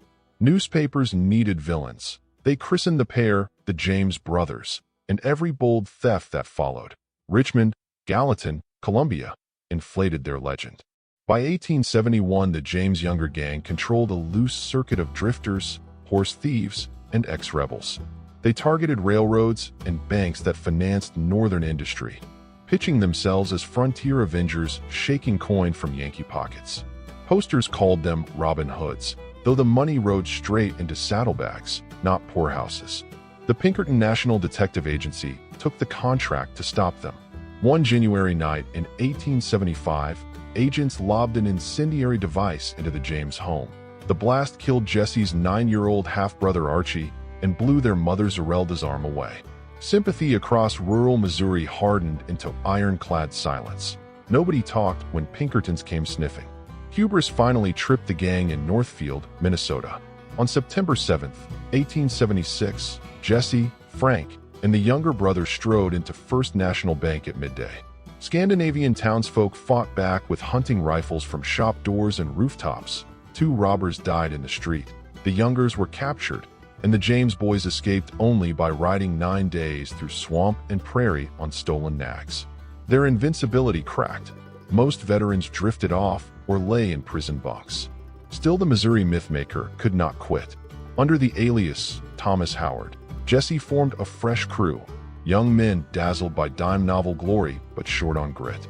He settled in a rented 2-story clapboard at 1318 Lafayette Street, St. Joseph, hung his pistols on wall pegs, and planned one last bank job to rebuild fortune and face. Unknown to him, 2 recruits, brothers Robert and Charles Ford, had struck a secret bargain for the state pardon and the $10,000 reward set by Governor Tom Crittenden. Morning of April 3, 1882. Sunlight spilled through parlor lace. Jesse stood on a chair to dust a framed needlepoint of a galloping horse. His revolvers lay on the sofa behind him. Robert Ford drew a .44 and fired a single round into the back of Jesse's skull. The most wanted outlaw in America crumpled without ever turning. He was 34. Crowds jammed the funeral home to view the scarred, mustached face boxed in satin. Zerelda insisted her son be buried under a homemade stone at the Kearney farm so no coward could ever dig him up. Years later, the body was reinterred in Mount Olivet Cemetery, but the original marker still warns: Jesse James lies here, murdered by a traitor and a coward whose name is not worthy to appear here. Robert Ford toured dime museums reenacting the killing to booze and rotten fruit. He himself died by gunfire in a Creede, Colorado, saloon. Yet Jesse James rides on. Every time a train whistle cuts the prairie night, balladeers still measure courage, villainy, and fatal fame against the man who never surrendered, only slipped from one saddle to the next until betrayal caught him standing beneath a picture frame. He was born Henry McCarty, likely in New York City, in late 1859, though the kid would juggle names as easily as revolvers. Henry Antrim after his stepfather, then William H. Bonney when newspapers demanded something sharper. Orphaned at 14 in the scrubline mining camp of Silver City, New Mexico, he hustled dishes for meals, read dime novels by Candle Stub, and practiced Spanish lullabies he picked up from vaqueros. One dusty afternoon, he slipped a bundle of laundry into an empty Chinaman's rooming house just to see if luck wore silk. Caught, he bolted up a chimney and out into outlawdom, the first of many jailbreaks that painted his legend. Territory law was thin as gruel. Billy drifted east to the Pecos, cowpunching and horse lifting in equal measure, learning the mesquite maze of gullies that could hide a rider by day and guide him by starlight. In 1877, he killed blacksmith Frank Windy Cahill in a Camp Grant barroom scuffle, fled across the Rio Grande, and landed at the doorstep of English rancher John Tunstall in Lincoln County. There he found rare approval. Tunstall praised his quick hands and quicker smile, paid him fair wages, lent him books, even let him borrow a scope-sighted rifle named the Little Dynamite. When Tunstall was murdered by rivals backed by the corrupt Santa Fe ring, Billy joined the Regulators, a posse half lawmen, half avengers. The Lincoln County War burst like prairie fire in 1878. Horse chases through box canyons, sniper duels across adobe roofs. Billy's sharpshooting at Blazer's Mill dropped buckshot Roberts. His pistol work during the 5-day battle in Lincoln Town turned door frames into splintered kindling. Newspapers labeled him the Kid because he could barely grow a whisker, yet credited him with 21 killings, one for each year he'd breathed, an exaggeration he never denied because fear was good currency. When the smoke cleared, politicians turned peace officers into bounty hunters. Sheriff Pat Garrett, a former acquaintance, took the badge with one mission: bring in Billy the Kid. Garrett surprised him at Stinking Springs in December 1880. The Kid surrendered after a brief siege, cracking jokes while officers fingerprinted bullet holes in his hat. A Mesilla jury sentenced him to hang on May 13, 1881. Shackled in the Lincoln courthouse, he studied guard routines like a chessboard. On April 28, he slipped out of irons, shot deputies Bob Ollinger and J.W. Bell with their own weapons, then leaned from the upstairs window and called to townsfolk below, "That's 7 sure for me." He broke for the livery, sawed his fetters on a blacksmith's file, and rode out on a stolen sorrel humming La Paloma. For 71 summer days he ghosted through the chaparral, sleeping in sheep camps, sharing tortillas with Pueblo families, waltzing at fandangos where every dancer swore she saw no revolver. But Garrett tracked whispers to Fort Sumner. Near midnight July 14th, the sheriff crept into Pete Maxwell's adobe. Billy, barefoot and suspicious of flickering lamplight, entered after him, repeating, "Quién? Who's there?" Garrett answered with a revolver blast that shattered the kid's rib cage and ended the chase before a second question. Henry McCarty, William Bonney, Billy the Kid, was 21. Friends laid him under cottonwoods in Fort Sumner's dusty cemetery, marking the grave with a wooden board soon chewed by wind and cattle. Over time, a stone slab appeared, then iron bars to thwart souvenir hunters, yet bullets and penknives still nick its marble. Like a trick rider switching mounts, the Kid leapt from flesh into folklore, a smiling phantom in a slouch hat, forever 16 in imagination, spurs jingling just ahead of the law across moon-white gypsum flats. Wyatt Barrystap Earp was born March 19, 1848, in Monmouth, Illinois, the middle son of a restless Civil War recruiter who kept his brood moving along America's raw edge. At 17, Wyatt tried to enlist with his older brothers, got sent home for being too young, and spent a winter breaking mustangs on the Iowa plains instead. Hard education and balance, grit, and stubborn animals, 2-legged or 4. By 21, he was buffalo hunting on the Great Plains, stacking hides in waist-high pyramids, and learning the value of a steady rifle and a straighter poker face. When the cattle trails pushed north, Wyatt followed, pinning a deputy's badge in Wichita, then Dodge City. Longhorn drovers drifted in smelling of sweat and mesquite, 6 shooters loose in their holsters. Wyatt met them at the depot with a calm stare and a 6-foot reach that could snatch a colt from trouble before it cleared leather. Folks called him the Peacemaker because his shotgun stayed in the rack while his reputation did most of the talking. Yet inside, every lawman beat the heart of a gambler, and by 1879 the Dodge boom was fading, so the Earp brothers, Wyatt, Virgil, and Morgan, hitched wagons toward the Silver Strike in southeastern Arizona. Tombstone was a boomtown balanced on a keg of cordite. Cowboys, rustlers out of Sonora, filled saloons. Rival businessmen schemed for courthouse contracts. Law badges were handed out like dance tickets. Virgil became town marshal, Wyatt and Morgan his deputies. Trouble narrowed to the loosely organized cowboy gang, men with loose regard for property lines and livelier regard for shooting. On the cold morning of October 26, 1881, near the rear entrance of Fly's photography studio, Wyatt, Virgil, and Morgan, alongside dentist sharpshooter Doc Holliday, confronted Ike and Billy Clanton, Tom and Frank McClory, and Billy Claiborne. 30 seconds, 30 shots. When the smoke lifted, 3 cowboys lay dead. Holliday's coat was punctured, and Wyatt stood untouched, his long gray duster fluttering like a battle flag. The gunfight did not end the feud. Cowboy allies ambushed Virgil on a snowy December night, shattering his left arm. 3 months later, they killed Morgan through a billiard parlor window. Wyatt's grief hardened into cold resolve. He gathered a vendetta posse, including Holliday, and rode the San Pedro and Gila valleys, hunting those he held responsible: Curly Bill Brocious, Frank Stillwell, Florentino Indian Charlie Cruz. Bullets and buckshot settled old scores, and territorial warrants chased Wyatt clear to Colorado. By summer 1882, he was prospecting gold in Eagle City, Idaho, then dealing faro in San Francisco, a man forever half a step ahead of yesterday's batch.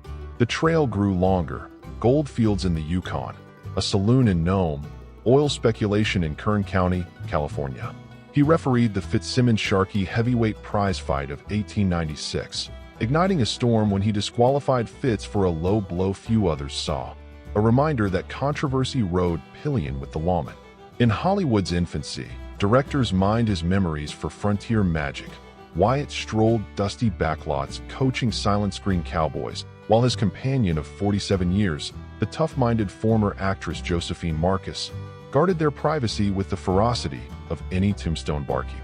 On the morning of January 13, 1929, Wyatt Earp died quietly of chronic cystitis in a small adobe bungalow at 4004 West 17th Street, Los Angeles. He was 80. Western movie stars served as pallbearers. John Clum, old Tombstone mayor, delivered a last salute.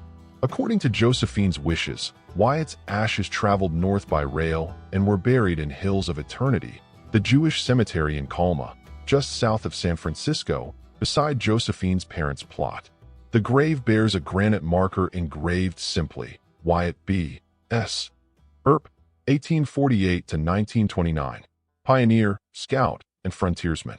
Yet every time spurs clink on a saloon boardwalk or a faro wheel spins under kerosene light, the steely gaze of the peacemaker returns, reminding the West that law and legend sometimes share the same pair of dusty boots. Did you know that one of the legends we'll meet today bought a 15,000-acre cattle ranch in Argentina, lived there under his real name, and hosted phonograph spinning parties for the neighbors? We'll uncover that surprise soon enough. But for now, saddle up, lean in, and let's ride straight into the heart of Wild West lore. Bartholomew William Barclay Masterson was born on November 26, 1853, in a snow-churned farmhouse near Henryville, Quebec, second of 7 children born to a restless Irish wheat farmer. Wartime rumor and cheap land jolted the clan south to Kansas, where teenage Bat swapped homework for hauling freight on the Santa Fe Trail. Nights around buffalo chip fires turned him into a crack rifleman, and during the hide boom of 1872 to 73, he and brother Ed piled thousands of shaggy robes, selling them in shaky frontier depots, while Comanche war parties rode the horizon. Trouble came stalking near Sweetwater, Texas, in 1876 when a cavalry deserter named Sergeant Melvin King drew on Bat over a dance hall girl called Molly Brennan. 2 revolver shots later, King lay cooling, Brennan lay dying, and Bat staggered into the street with a pelvis slug that left his trademark tilt. Sympathy followed the wound. Respect followed the poised return fire. Dodge City's alderman promptly handed him a deputy's badge. With Wyatt Earp patrolling the other end of Front Street, Bat learned that a steady voice could scatter gun smoke before it formed. He broke up saloon brawls, walked trail drivers to jail like errant calves, and, after being elected Ford County Sheriff at 25, chased train robbers across the Llano Estacado, hauling them back in irons and newspaper glory. Violence, like thunder, echoes. On April 9, 1878, gunfire crippled Marshal Ed Masterson outside the Lady Gay Saloon. Bat answered with a shotgun blast that halted both assassins mid-stride, then cradled Ed until the last heartbeat faded. Grief deepened the set of his jaw, but never iced the humor behind his gray eyes. He soon wore the Marshal Star in Trinidad, Colorado, refereed the bloodless Royal Gorge Railroad War, and in 1883 headed the famous Dodge City Peace Commission, backing gambler Luke Short against a crooked mayor. The tintype of that posse, Masterson front row center in natty waistcoat and derby, proved reputations now did more work than revolvers. Their arrival ended the dispute without a single shot. Bat's career shape-shifted with the West itself.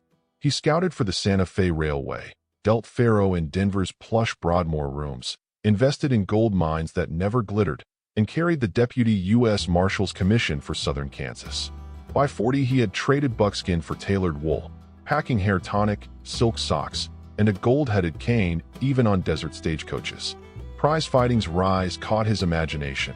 His knack for fair dealing made him the preferred referee for championship bouts from El Paso to Madison Square Garden. President Theodore Roosevelt, enthralled by frontier yarns, invited him to the White House and slipped him minor federal posts, steady checks tucked beside racetrack wagers. In 1902, Bat settled in New York City and pinned on his last badge, sporting editor, Morning Telegraph. 3 columns a week poured from his Remington typewriter, peppery sketches of boxers, gamblers, Broadway swells, and the occasional reminiscence of buffalo dung fires under a Kansas moon. He chronicled Jack Johnson's rise with the same precise eye once used to line up pistol sights, seasoning praise with barbs sharp enough to bruise heavyweight egos.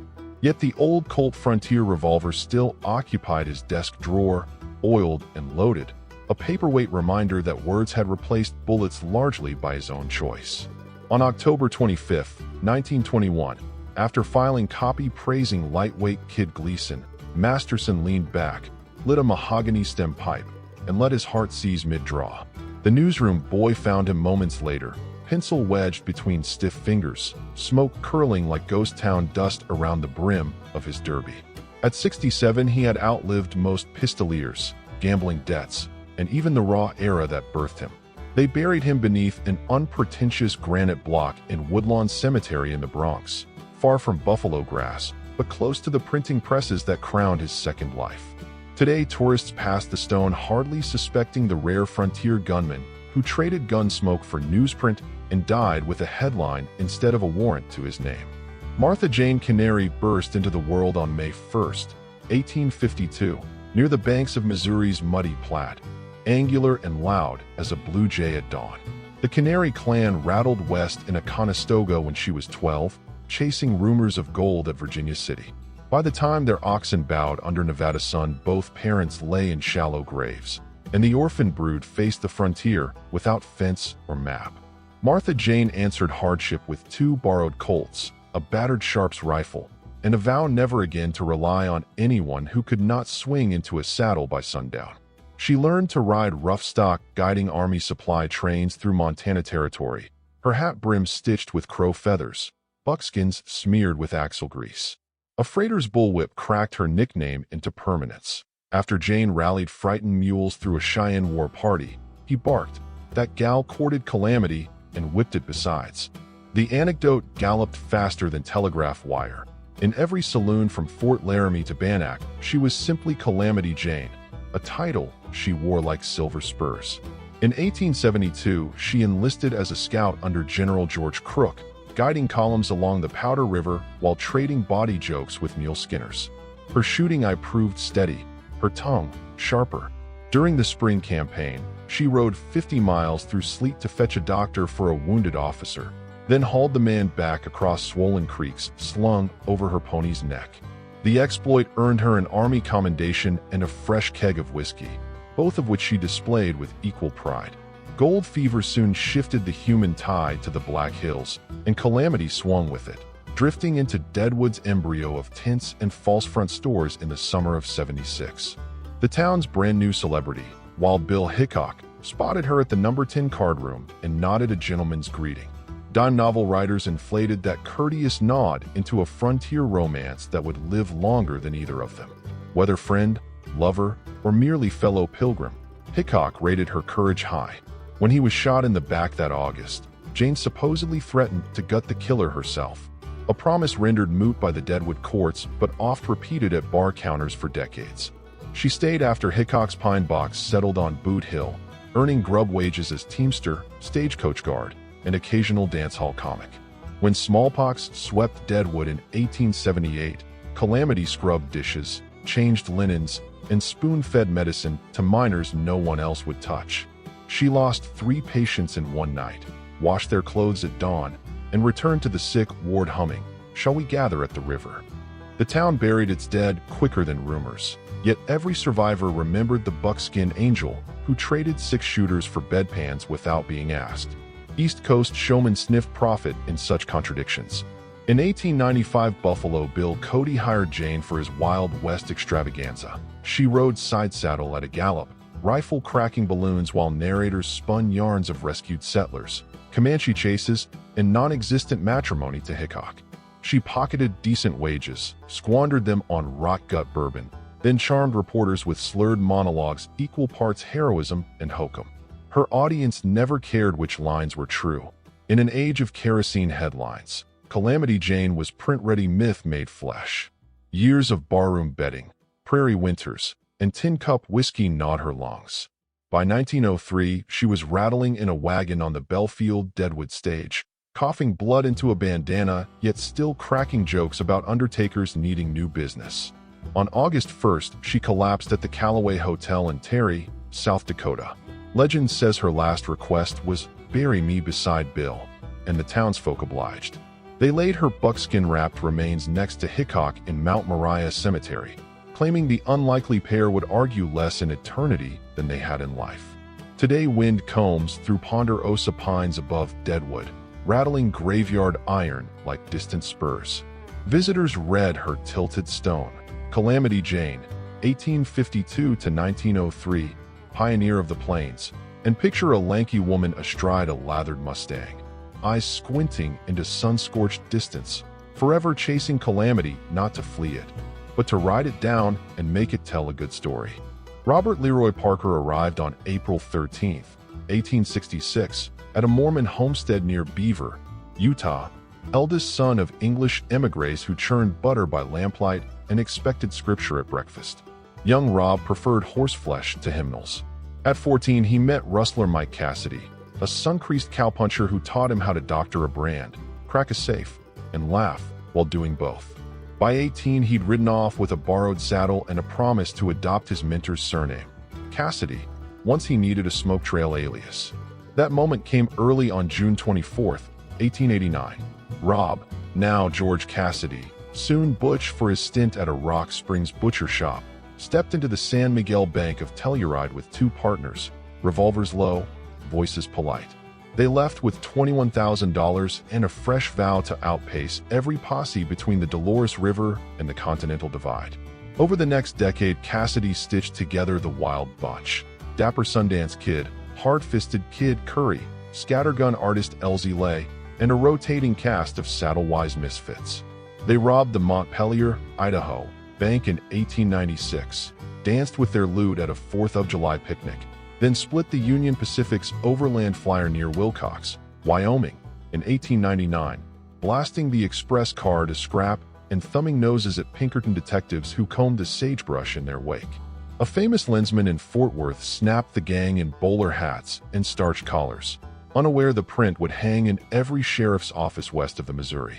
The photo's smirking ease summed up Cassidy himself: courteous to clerks, generous to ranch hands, yet calculating as a railroad watch. He planned jobs with surveyor's precision, fresh horses cached along the route, dynamite packed just so, retreat trails mapped by moonlight. Whereas Curry's trigger answered every insult, Butch favored minimal blood and maximum misdirection. Clerks later recalled him tipping his hat and calling them sir, even while emptying the vault. Pressure, like prairie thunderheads, kept building. Pinkerton chief Charlie Siringo branded the gang the most successful train robbers in American history and flooded the frontier with circulars. Butch read the wanted posters, weighed shrinking options, and chose distance over gun smoke. In February 1901, he boarded a steamer at New York Harbor alongside Sundance and Sundance's schoolteacher sweetheart, Etta Place, bound for Buenos Aires with $40,000 stitched into saddle skirts. Argentina offered wide grass and wider anonymity. The trio bought a 15,000-acre spread near Cholula, branded cattle under their real names, and hosted neighbors with Utah sourdough bread and ballroom phonograph records. Yet honest sunsets proved scarce. When local gendarmes received Pinkerton alerts, Butch sold the ranch and returned to old habits, holding up the Banco de Tarapaca in Rio Gallegos, then a Pacific Mining Company payroll mule train outside Calchin. Each haul bought a little more freedom and a lot more pursuit. By 1906, the threesome had drifted to Bolivia, land of tin bars and thin mountain air. Etta, weary of perpetual flight, slipped back to the States. Butch and Sundance signed on as muleteers for the Concordia Tin Mine while scouting their next take. On November 4, 1908, two masked North Americans robbed the Arameo parole convoy near San Vicente, seizing 91,000 pesos and vanishing into copper-colored ravines. Bolivian cavalry cornered them 2 days later in a mud brick lodging house. Witnesses heard rifle fire, a lull, then a single final pistol shot. When the soldiers stormed the room, both outlaws lay sprawled, one wounded in the arm, the other with a fatal chest hole, and a Mauser between them suggested a mercy killing over capture. Papers swore the dead were Cassidy and Longabout. No Yankee bodies were ever shipped home, and rumors still claim Butch slinked north under yet another name, age creasing the grin that once charmed bank tellers. John Henry Holliday inhaled his first breath on August 14, 1851, beneath the moss-draped oaks of Griffin, Georgia, born to a veteran father who preached honor and a music-loving mother who played gentle lullabies, until tuberculosis dragged her to an early grave. At 19, he graduated near the top of the Pennsylvania College of Dental Surgery, returned south with a bright diploma and brighter prospects, and opened a tiny office where patients praised his delicate touch.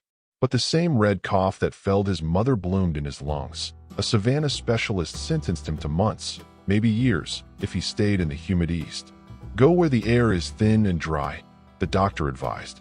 Holliday gathered his gold fillings, a slim medical trunk, and a Colt named Matty Blaylock, soon traded for a Colt revolver, and boarded a westbound train. Dallas in 1873 proved equal parts tonic and temptation. He partnered in a dental parlor by day, shuffled cards in smoky saloons by night, and soon realized a winning poker hand paid better than molar extractions. Consumption carved hollows under his cheekbones. Gamblers whispered the pale gentleman with the velvet drawl carried death in more than one form. The nickname arrived on a gust of cigar smoke. "Let's have Doc settle the pot," a dealer joked, and it stuck like a check raise. Doc's skill with cards matched his flair with a side-trigger Remington. In Fort Griffin, he met Wyatt Earp, tall, taciturn, another man balancing on the knife edge between law and sin. When two cow thieves plotted to bushwhack Wyatt outside the Beehive Saloon, Holliday strode from the shadows, a derringer hidden along his wrist, and changed the equation in a heartbeat. The pair forged a friendship fire-tempered by mutual respect. Wyatt provided badges. Doc supplied steel nerve in tight corners. Dodge City spiraled next, nights of faro dealing, coughing fits damped by Kentucky bourbon, and gun smoke clearing to reveal Holliday still upright while louder men lay bleeding. Doctors said he wouldn't survive a Kansas winter, so he followed the Earps south to booming Tombstone, Arizona territory. A silver-rich grid of clabbered dreams balanced atop a powder keg of rustlers and politics. There Doc practiced dentistry exactly once, extracting a premature molar from drunken Johnny Tyler with the butt of his revolver. From then on he stuck to cards, whiskey, and the thin satisfaction of Wyatt's camaraderie. October 26, 1881, the OK Corral Showdown. 30 seconds of thunder in a vacant lot behind Fly's photography studio. Doc, wrapped in a gray Ulster coat, an unlit cigarette clenched between narrow teeth, opened fire with a borrowed 10-gauge shotgun, then fanned his nickel-plated lightning. When the dust settled, 3 cowboys lay dead. Virgil and Morgan Earp were wounded, Wyatt's duster was perforated, and Doc Holliday, tuberculosis rattling deep, walked away with a crease in his hip and the taste of his own blood in his throat. Cowboy vengeance followed. After assassins crippled Virgil and murdered Morgan, Wyatt formed a vendetta posse. Doc rode shotgun through the San Pedro Valley, his hacking cough punctuating bursts of gunfire that ended Curly Bill Brocious amid mesquite shadows. Territorial warrants soon trailed them clear to Colorado. In Denver, Doc surrendered peacefully, posted bond with Earp's help, then drifted to the high mining camps, saloon to saloon, cough to cough, winning pots, losing weight. In May 1887, he checked into the Hot Springs Resort at Glenwood Springs, Colorado, gambling that sulfur vapors might soothe lungs beyond medicine's reach. They did not. On November 8th, he awoke breathless, glanced at his bare feet. He'd always sworn he would die with boots on, and smiled thinly. "This is funny," he whispered, and slipped away at 36. Locals buried him on a pine-studded hill in Linwood Cemetery. Do you know one of these legends served 9 months behind bars in 1882 for stealing prized horses and is still surrounded by rumors of hidden treasure and daring getaways? We'll uncover those stories soon. Let's get started. Sam Bass first made his name in July 1877 when he and his gang pulled off the largest train robbery up to that time, walking away with $60,000 in gold coins. And from that night on, he lived every day in pursuit of another legendary score. Samuel Jefferson Bass was born on July 21, 1851, in Mitchell, Indiana, the eldest of 6 children in a family eking out a living on a small farm. Before he could even lift a rifle, he was perched atop a horse, learning from his parents and older siblings how to stay steady in the saddle and lead a horse by the bridle. When he turned 12, the Bass family loaded their few possessions into a covered wagon bound for Texas, drawn by the promise of wide open land. There, under the vast sky and across scrubby plains, Sam practiced roping cattle and breaking young horses, absorbing every lesson the frontier offered. By his late teens, Bass was earning wages as a drover, guiding cattle herds northward along the Chisholm Trail to railheads in Kansas and Nebraska. He was reliable, steady-handed, and quick with a rope, yet he listened greedily to rumors of buried treasure and struck at rich schemes. In the early 1870s, he left the trail crews to chase gold in the Black Hills of Dakota Territory. He prospected in California and Montana, too, but each sluice box ran dry, and every mining claim turned out to be speculators' vapor. He returned to Texas poorer than when he'd departed, but with a restless hunger for a bolder kind of fortune. Back in Texas by 1875, Bass found steady, if meager, work laying rails for the Texas and Pacific Railroad. That autumn he married 16-year-old Lucy Wilking and built a modest cabin and barn on a patch of rent land in Denton County. For a while he split his days between barn raising, fence mending, and swapping letters with old trail hands. Yet each payday felt like a disappointment, and he never forgot the night a stagecoach bandit relieved him of nearly every tool he owned. The injustice of hard labor for paltry pay took root in his mind, and with it, the notion that real freedom lay in seizing one's own destiny. In early 1877, after scraping together what few dollars he could spare, Bass set his plan in motion. He recruited a handful of disillusioned ranch hands, drifters who knew the land, and gamblers who knew the law would never protect them. Under Sam's direction, they met in dusty back rooms and under brush-covered ravines to study railroad timetables and guard routines. They marked remote sidings on hand-drawn maps and plotted every switch and water tower along the Union Pacific Line. On the night of July 19, 1877, near Big Springs, Nebraska, the Sam Bass gang sprang into action. At precisely 10 p.m., they boarded the gold-laden train, overpowered the engineer and conductor without firing a shot, forced open the safe, and loaded $60,000 in brand-new gold coins into saddlebags. In under 10 minutes, they were galloping away, leaving only startled officials and smashed timetables behind. Newspapers hailed it as the greatest robbery in American history, and Sam Bass's name blazed across every telegraph wire. Riding high on that triumph, the gang struck again over the next year. They held up stagecoaches on the North Platte Road, vanishing into cottonwood groves before help could arrive, and in early 1878, hit another Union Pacific train at Denton, Texas. Each raid deepened their infamy and tightened the noose. Railroad detectives combed the camps, ranchers tracked hoofprints across muddy river crossings, and Texas Rangers picked up whispered leads in every saloon. By midsummer of 1878, Bass slipped back into Texas under a cloud of swirling rumors and reunited with Lucy at a remote ranch near Round Rock, north of Austin. Unbeknownst to him, she had grown tired of his fugitive life and already filed for divorce. At dawn on July 19th, a posse led by Williamson County Sheriff Tracy Harris and Sheriff Jim Garza closed in on Bass's small log cabin. Before Sam could draw, gunfire ripped through the half-light. A bullet shattered his chest at point-blank range, and he collapsed into the dew-damp grass. Though Lawman declared him dead, Bass still drew ragged breaths when they hauled him to the jail in Round Rock. He lay on a narrow cot, his chest wound refusing to seal as blood seeped onto the floorboards. For 2 days he whispered for water and stared at the single oil lamp swinging overhead, the silence broken only by distant hoots of owls.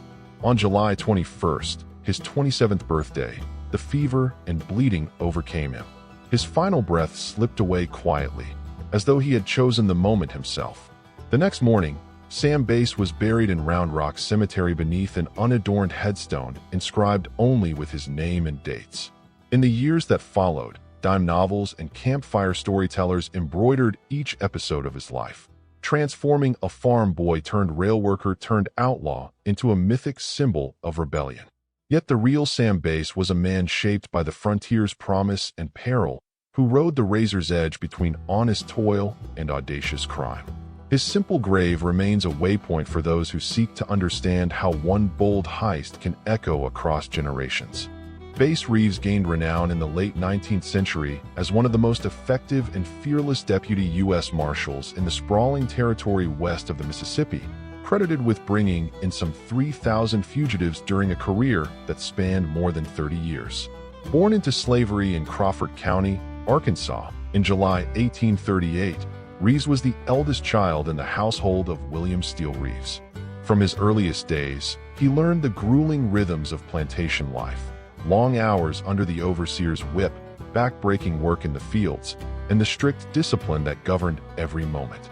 Even as a boy, he demonstrated an uncommon affinity for horses and a sharp eye for reading the land, skills that would later become his greatest assets. When the Civil War threw the region into turmoil, a violent quarrel with his enslaver's son offered him the chance he had long awaited. In his mid-20s, he slipped away under cover of darkness into the dense forests of Indian Territory, today's eastern Oklahoma. There he found sanctuary among Creek and Seminole communities, learning their languages and mastering their renowned tracking and scouting techniques. Moving almost invisibly through woods and swamps, he came to interpret the slightest footprint, the faintest broken twig, a talent that would allow him to pursue outlaws through terrain where few white lawmen dared to follow. After the war, Reeves returned to Arkansas, married Jenny, and settled near Van Buren with their growing family. Local whispers suggest he guided U.S. Marshals across the unruly expanse of Indian Territory before earning formal appointment in 1875. Under the stern but fair Judge Isaac Parker, known as the Hanging Judge, he became one of the first African-American deputy U.S. Marshals west of the Mississippi, his jurisdiction stretching across thousands of square miles teeming with moonshiners, horse thieves, and feuding clans. In that unforgiving environment, prejudice ran deep, yet Reeves commanded respect through unwavering professionalism and a reputation for treating every suspect fairly. Over the next 3 decades, he built a record bordering on legend. Often riding alone, he captured more fugitives than any other deputy marshal of his era, preferring stealth and psychological skill over gunfire. On numerous occasions, unruly outlaws surrendered rather than face him. The notorious Belle Starr once gave herself up at Fort Smith rather than risk his pursuit. Though he carried Winchester rifles and Colt revolvers, he reserved their use for absolute necessity, confident that his unerring aim and cool head would prevail. His sense of duty only deepened when tragedy struck close to home. In 1887, a stray bullet from his own rifle accidentally killed the cook trailing his posse. He stood trial for manslaughter before the same judge who had appointed him, defended by the U.S. attorney whose courtroom he had frequented to mete out justice. Acquitted on grounds of accident, Reeves emerged with his reputation untarnished and public admiration only intensified. In the 1890s, he transferred first to Paris, Texas, and then to Muskogee, Oklahoma, reflecting the government's trust in his steady hand. He helped shepherd these rough border towns toward lawfulness, trading wide-open prairies for bustling streets. When Oklahoma attained statehood in 1907, Reeves joined the Muskogee Police Department, trading a worn saddle for a polished uniform, but never relinquishing the frontier skills that had defined him. His final years were marked by failing health. Decades of relentless riding had weakened his lungs and kidneys, and the onset of Bright's disease forced his retirement in 1909. Surrounded by his large family in Muskogee, he passed away peacefully on January 12, 1910, at the age of about 71.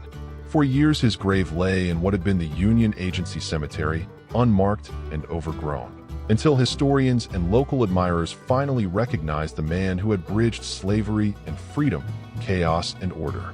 Today, Bass Reeves is celebrated not only as a trailblazing lawman, but as a symbol of unwavering justice and resilience in the American West.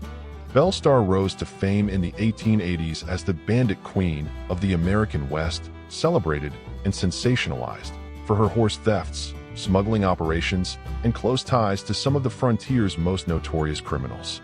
Myra Maybelle Shirley was born on February 5, 1848, on her family's farm just outside Carthage, Missouri.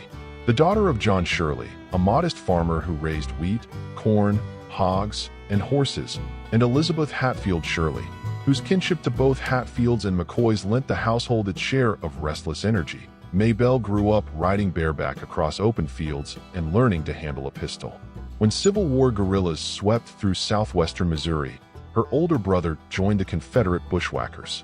With Union troops threatening the region, the Shirleys packed their belongings into Conestoga wagons and headed for safety in Texas.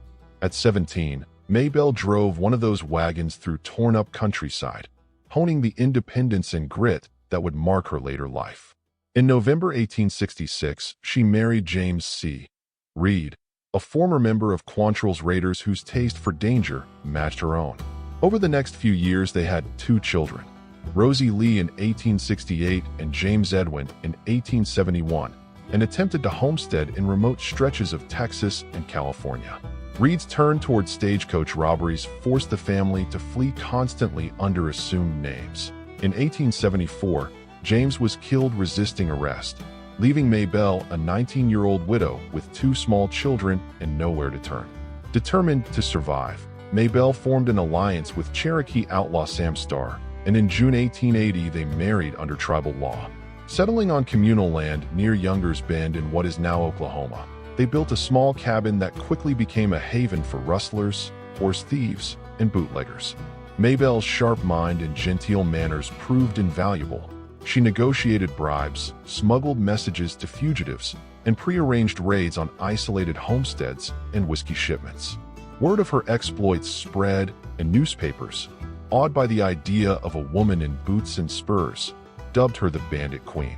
Her only documented conviction came in 1882, when she was arrested for horse theft and served 9 months at the Detroit House of Corrections. Even in prison, she maintained her composure, earning respect from both inmates and guards before returning to outlaw life. After Sam Starr was killed in a family dispute in December 1886, Maybelle's world grew lonelier but no less dangerous. She drifted among frontier camps and crooked saloons, sold moonshine, and occasionally passed forged documents to associates on the run. She cultivated her own legend with hints of buried treasure and daring escapes, ensuring that whispers of Belle Starr reached every cattle town and lawman's outpost from Texas to Kansas. On the night of February 3, 1889, just 2 days before her 41st birthday, she rode home alone from a neighbor's dance. Somewhere along the dark, lonely road, an unknown assailant stepped from the shadows and fired into her back and shoulder. She fell from her horse, and a second blast to the head felled her completely. Found alive, but mortally wounded, Maybelle was carried to a nearby cabin where she lingered long enough to utter a few final words. By dawn, she was dead, the identity of her killer never determined, and every suspect, from a disgruntled sharecropper to one of her own children, proclaiming innocence. Her burial at Younger's Bend was attended by a handful of friends, curious lawmen, and a scattering of local admirers. For years her grave went unmarked until a simple stone was placed by townspeople who remembered the woman behind the legend. In the decades since, Dime novelists and Hollywood screenwriters have recast Belle Starr as everything from a wronged frontier heroine to a calculating mastermind. Yet the true Belle Starr was a product of her turbulent times, a school-educated farm girl drawn into a world of violence and survival, who used charm and daring in equal measure. Her life, shaped by war, loss, and an unyielding hunger for freedom, remains one of the most compelling and mysterious stories of the American West. Did you know that one of the Wild West's most feared legends once hesitated? And in the world of gunslingers, a moment's pause can be fatal? That single breath, that flicker of doubt, spelled the end for a man who had tamed one of the rowdiest towns in Texas with nothing but grit, nerve, and a steady hand. We'll discover who that was, and how it all went down, soon enough. So saddle up, settle in, and let's get started. Tom Horn was one of the most enigmatic and controversial figures to ride the rough trails of the American frontier.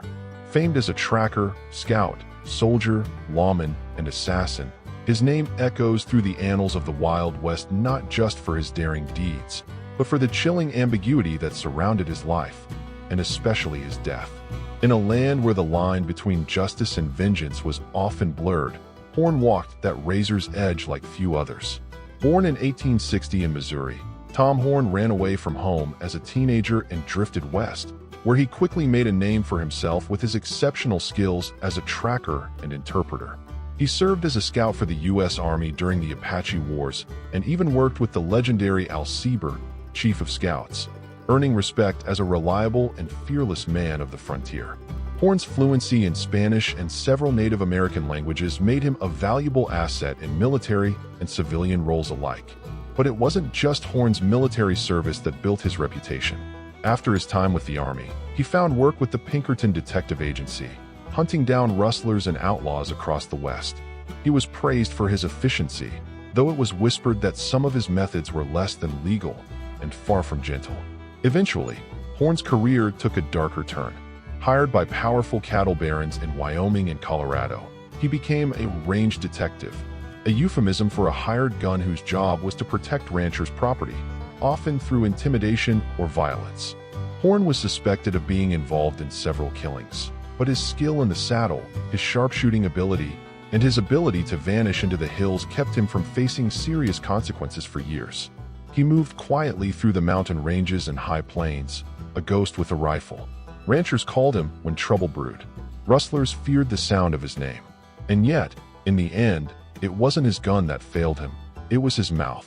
In 1901, while working in Wyoming, Horn was implicated in the murder of 14-year-old Willie Nickel, the son of a sheep rancher who was in a land dispute with Horn's employers. The boy was gunned down near his family's homestead, and suspicion soon pointed toward Horn. The evidence was thin, but Lawman managed to lure Horn into a trap. While sitting drunk and unguarded on a porch, Horn made what authorities called a confession to a local lawman posing as a friend. He allegedly said he mistook the boy for his father and shot him from a distance with a rifle. That statement, along with circumstantial evidence, became the cornerstone of the prosecution's case. Horn's trial was a national spectacle. Some saw him as a ruthless killer finally caught. Others believed he was being railroaded by powerful enemies or sacrificed to pacify the public.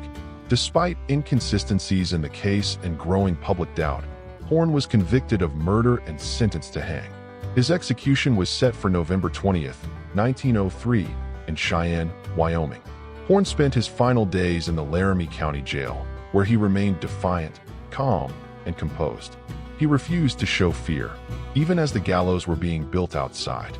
On the morning of his execution, dressed neatly in a dark suit, Horn walked to the scaffold with a cigarette between his lips. The hanging was performed using an automatic trap mechanism, a device that Horn himself had once praised for its efficiency.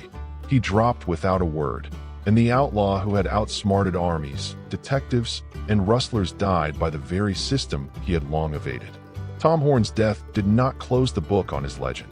For decades after, doubts persisted about his guilt. Some claimed he was framed. Others insisted justice was finally served. His story has inspired books, films, and endless debate among historians. Whether seen as a cold-blooded assassin or a scapegoat of the cattle wars, Tom Horn remains one of the Wild West's most enduring and controversial characters, a man who lived by the rifle and died by the rope.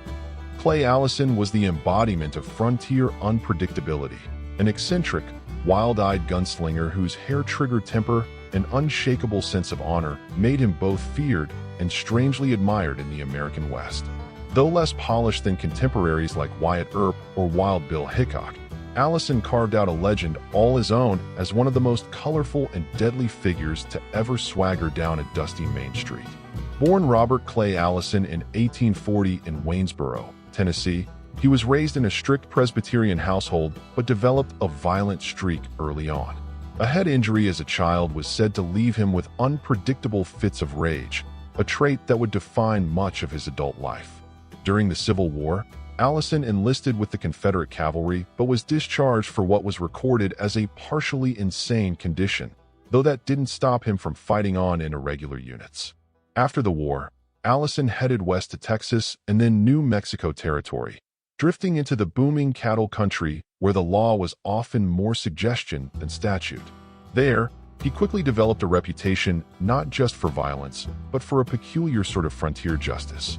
Clay Allison didn't kill casually, but when he did, it was usually for what he saw as a reason. He had an unshakable, if erratic, personal code. For example, he once killed a man in a duel, only to later carry the man's body to his widow in a coffin, offering an apology and condolences. One of his most famous acts was the lynching of notorious outlaw Charles Kennedy near Cimarron, New Mexico. Kennedy was suspected of murdering travelers who passed his isolated mountain inn. When local law hesitated, Allison took matters into his own hands, leading a mob that stormed the jail, dragged Kennedy out, and hanged him from a telegraph pole. According to lore, Allison then decapitated the corpse and placed the head on a pole outside a saloon to warn other would-be killers. Despite, or perhaps because of, his violent episodes, Allison was regarded by some as a gentleman killer. He was known to wear a tailored suit, carry himself with courtly manners, and even pause before a duel to say a prayer. Yet he was not above drunk rages and had several barroom brawls that ended in bloodshed. He famously once rode nude through the streets of Mobeetie, Texas, wearing only his gun belt, in a fit of drunken revelry. Allison's gunfights became legendary, even if they were often exaggerated. He once reportedly killed a man with a broken neck in a wrestling match, then walked into a saloon and calmly ordered a drink. His sheer unpredictability kept enemies, and even friends, on edge. People crossed him carefully, knowing that behind his smile lay the quick hand of a man who believed in solving problems at the muzzle of a Colt revolver. Incredibly, for all his notoriety, Clay Allison didn't die in a blaze of gunfire or on the scaffold like many of his peers. Instead, his end came under the wheels of a wagon. In 1887, while hauling supplies near his ranch in Pecos, Texas, Allison fell from his loaded wagon and was crushed beneath the wheels. He was just 47 years old.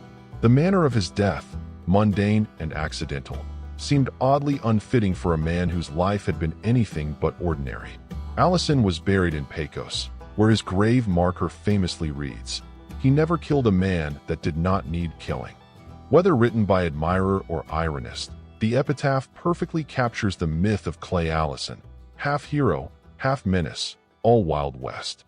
His legend endures in campfire tales and history books, not just because of how many men he killed, but because of the strange combination of violence and principle that guided him. In a land ruled by bullets and bravado, Clay Allison stood apart, a walking contradiction in a black Stetson who could smile, shoot, and quote scripture, sometimes all in the same breath. Long-haired Jim Courtright was a man of iron will, swift justice, and deadly precision, an archetype of the Wild West lawman who, depending on whom you asked, was either the stalwart defender of peace or the most dangerous man in town. His tall frame, flowing locks, and piercing eyes made him a striking figure, but it was his fast draw and steely resolve that earned him his place in frontier legend. Born Timothy Isaiah Courtright in 1848 in Sangamon County, Illinois, he grew up with the Civil War at his doorstep. He served briefly in the Union Army, though much of his early life remains shadowed in uncertainty. Like many post-war drifters seeking purpose, Courtright headed west, eventually landing in the boomtowns of Texas, a land where law was in short supply and reputations were earned with cold steel. His rise began in Fort Worth, Texas, a cowtown bustling with cattle drives, saloons, gamblers, and troublemakers. In the late 1870s, Courtright was appointed city marshal of Fort Worth, a town known then as Hell's Half Acre, due to its reputation for lawlessness. Unlike some lawmen who leaned on badges more than bullets, Courtright was the real thing. He carried himself like a man carved from the very land he protected, tall and lean, with a long mane of hair that earned him his nickname and added to his almost theatrical presence. Under Courtright's watch, the streets of Fort Worth grew quieter. Drunks, thieves, and killers learned quickly that trouble came with consequences. His reputation for speed with a gun and his willingness to use it put fear in the hearts of would-be criminals. It's said that during his tenure as marshal, crime in Fort Worth dropped significantly, and he often patrolled the streets solo, daring any man to challenge his authority. He was known for issuing fines with a revolver in hand, and was quick to resolve disputes with words or, if needed, bullets. But Courtright wasn't merely a lawman. He was a complicated figure whose ambitions and influence began to blur the lines between justice and racket. After leaving his position as marshal, he reinvented himself as a private security consultant, offering protection to saloon and gambling hall owners. Those who didn't accept his offer often found themselves harassed, threatened, or worse. It was rumored that Courtright's protection service operated more like extortion than policing, a classic tale of the man who became the very thing he once swore to fight. As Fort Worth grew, so did tensions between Courtright and local business owners who resented his strong-arm tactics. Among those was Luke Short, a sharp-dressed gambler, gunman, and owner of the White Elephant Saloon. Short had a reputation of his own and wasn't the kind of man to back down from a challenge. He refused to pay Courtright's protection fees, setting up a powder keg ready to explode. On the night of February 8, 1887, that powder keg ignited. Courtright approached Short outside the White Elephant Saloon under the pretense of a peaceful conversation. The two men exchanged words on the darkened street, and accounts differ as to who drew first. What is known is that Courtright hesitated, and in the world of gunslingers, a moment's pause can be fatal. Short, known for his quickness, fired first, striking Courtright in the thumb and severing his trigger finger. Courtright, now unable to return fire, staggered. Short then fired again, and again, each bullet finding its mark. Courtright collapsed onto the dirt street and died where he fell. The gunfight was brief, over in seconds, but it sent shockwaves through Fort Worth. The death of long-haired Jim Courtright marked the end of an era. The man who had once tamed the wildest town in Texas died in a shootout like so many he had once won. The irony was sharp. The lawman who built his name on control and fear was gunned down by a man who refused to be intimidated. Courtright's funeral drew a large crowd, a mix of admirers, fellow lawmen, gamblers, and skeptics. Even in death, his legacy was debated. Some mourned him as a protector of order, a brave soul who dared to bring civility to chaos. Others saw him as a thug who used his badge as a license to bully and extort. Yet both views agreed on one thing. Jim Courtright was no ordinary man. He was forged in the crucible of the Old West, where law and lawlessness often rode the same trail. He was buried in Oakwood Cemetery in Fort Worth, the same city he once ruled with the authority of a sheriff and the swagger of a gunfighter. His grave remains a silent testament to a man who tried to straddle both sides of the law and died for it. Today, the legend of long-haired Jim Courtright lives on in Western lore, dramatized in books, shows, and reenactments. He's remembered not just for his exploits, but for the questions his life raises about power, justice, and the fragile balance between fear and respect. In a land where peace was often negotiated at the end of a pistol, Courtright stood tall, sometimes too tall for his. Did you know newspapers once branded someone the West's most dangerous outlaw? We'll dig into that legend in a moment, so saddle up. First, we'll cross paths with the quickest gun the prairie ever feared, then with the towering lawman whose badge brought both glory and doom, and finally with the relentless train robber who vanished into gunsmoke and myth. John Wesley Hardin's name blazed across the frontier because, Even in an era crowded with pistol-packing legends, he was the one other gunfighters whispered about. Stories credited him with more killings than Billy the Kid and Jesse James combined. He was said to draw and fire in the time it took most men to blink. To supporters, he was a wronged Texan defending his honor. To lawmen, he was the deadliest desperado ever to ride the trails. That mixture of lethal skill, hair-trigger temper, and almost scholarly intelligence made Hardin the most feared, and, eventually, the most hunted, man in the Old West. Born near Bonham, Texas, in May 1853, Hardin grew up the son of a Methodist circuit rider and schoolteacher who preached obedience and morality. The end of the Civil War, however, left Reconstruction troops policing Texas, and 16-year-old John bristled under their authority. In late 1868, he shot a freedman during a wrestling match gone bad. His first killing, he later claimed, and fled into the post-war scrub country, already branded an outlaw. From that point on, every season of his young life seemed to sprout another gunfight. He ambushed pursuing soldiers near Corsicana, traded lead with ex-Union cavalrymen on the Chisholm Trail, and for a time rode as trail boss driving longhorns to the Kansas railheads, his revolver never far from his hand. Hardin's notoriety followed him north to Abilene in the summer of 1871. There, while bunking in a hotel run by Wild Bill Hickok, he rolled into bed still wearing his Colt Navy. When a neighboring drunk complained of snoring, Hardin answered by firing through the wall, killing the man instantly, at least in Hardin's own flamboyant memoir.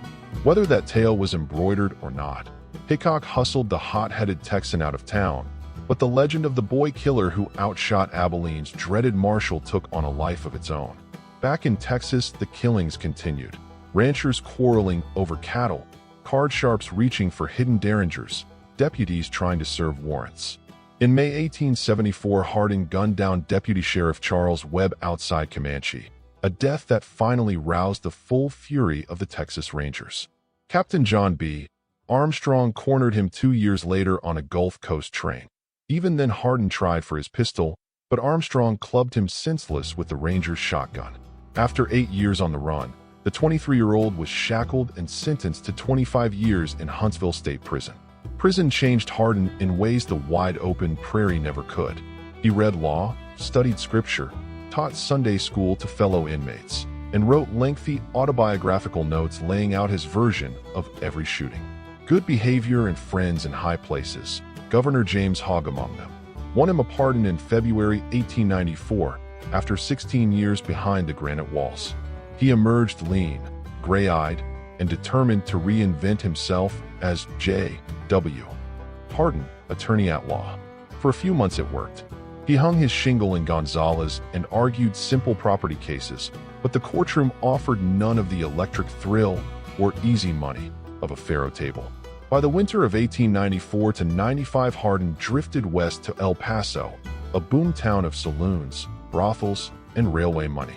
He took rooms at the Acme Saloon, resumed heavy gambling, and began an affair with Beulah Big Nose Mrose, the estranged wife of Constable John Selman Jr., when Hardin laughed that he'd have Selman Jr.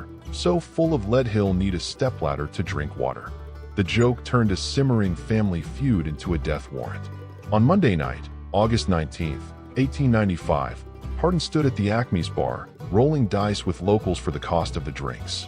Around 11 p.m., John Selman Sr., a former outlaw himself, now a part-time constable, strode through the swinging doors.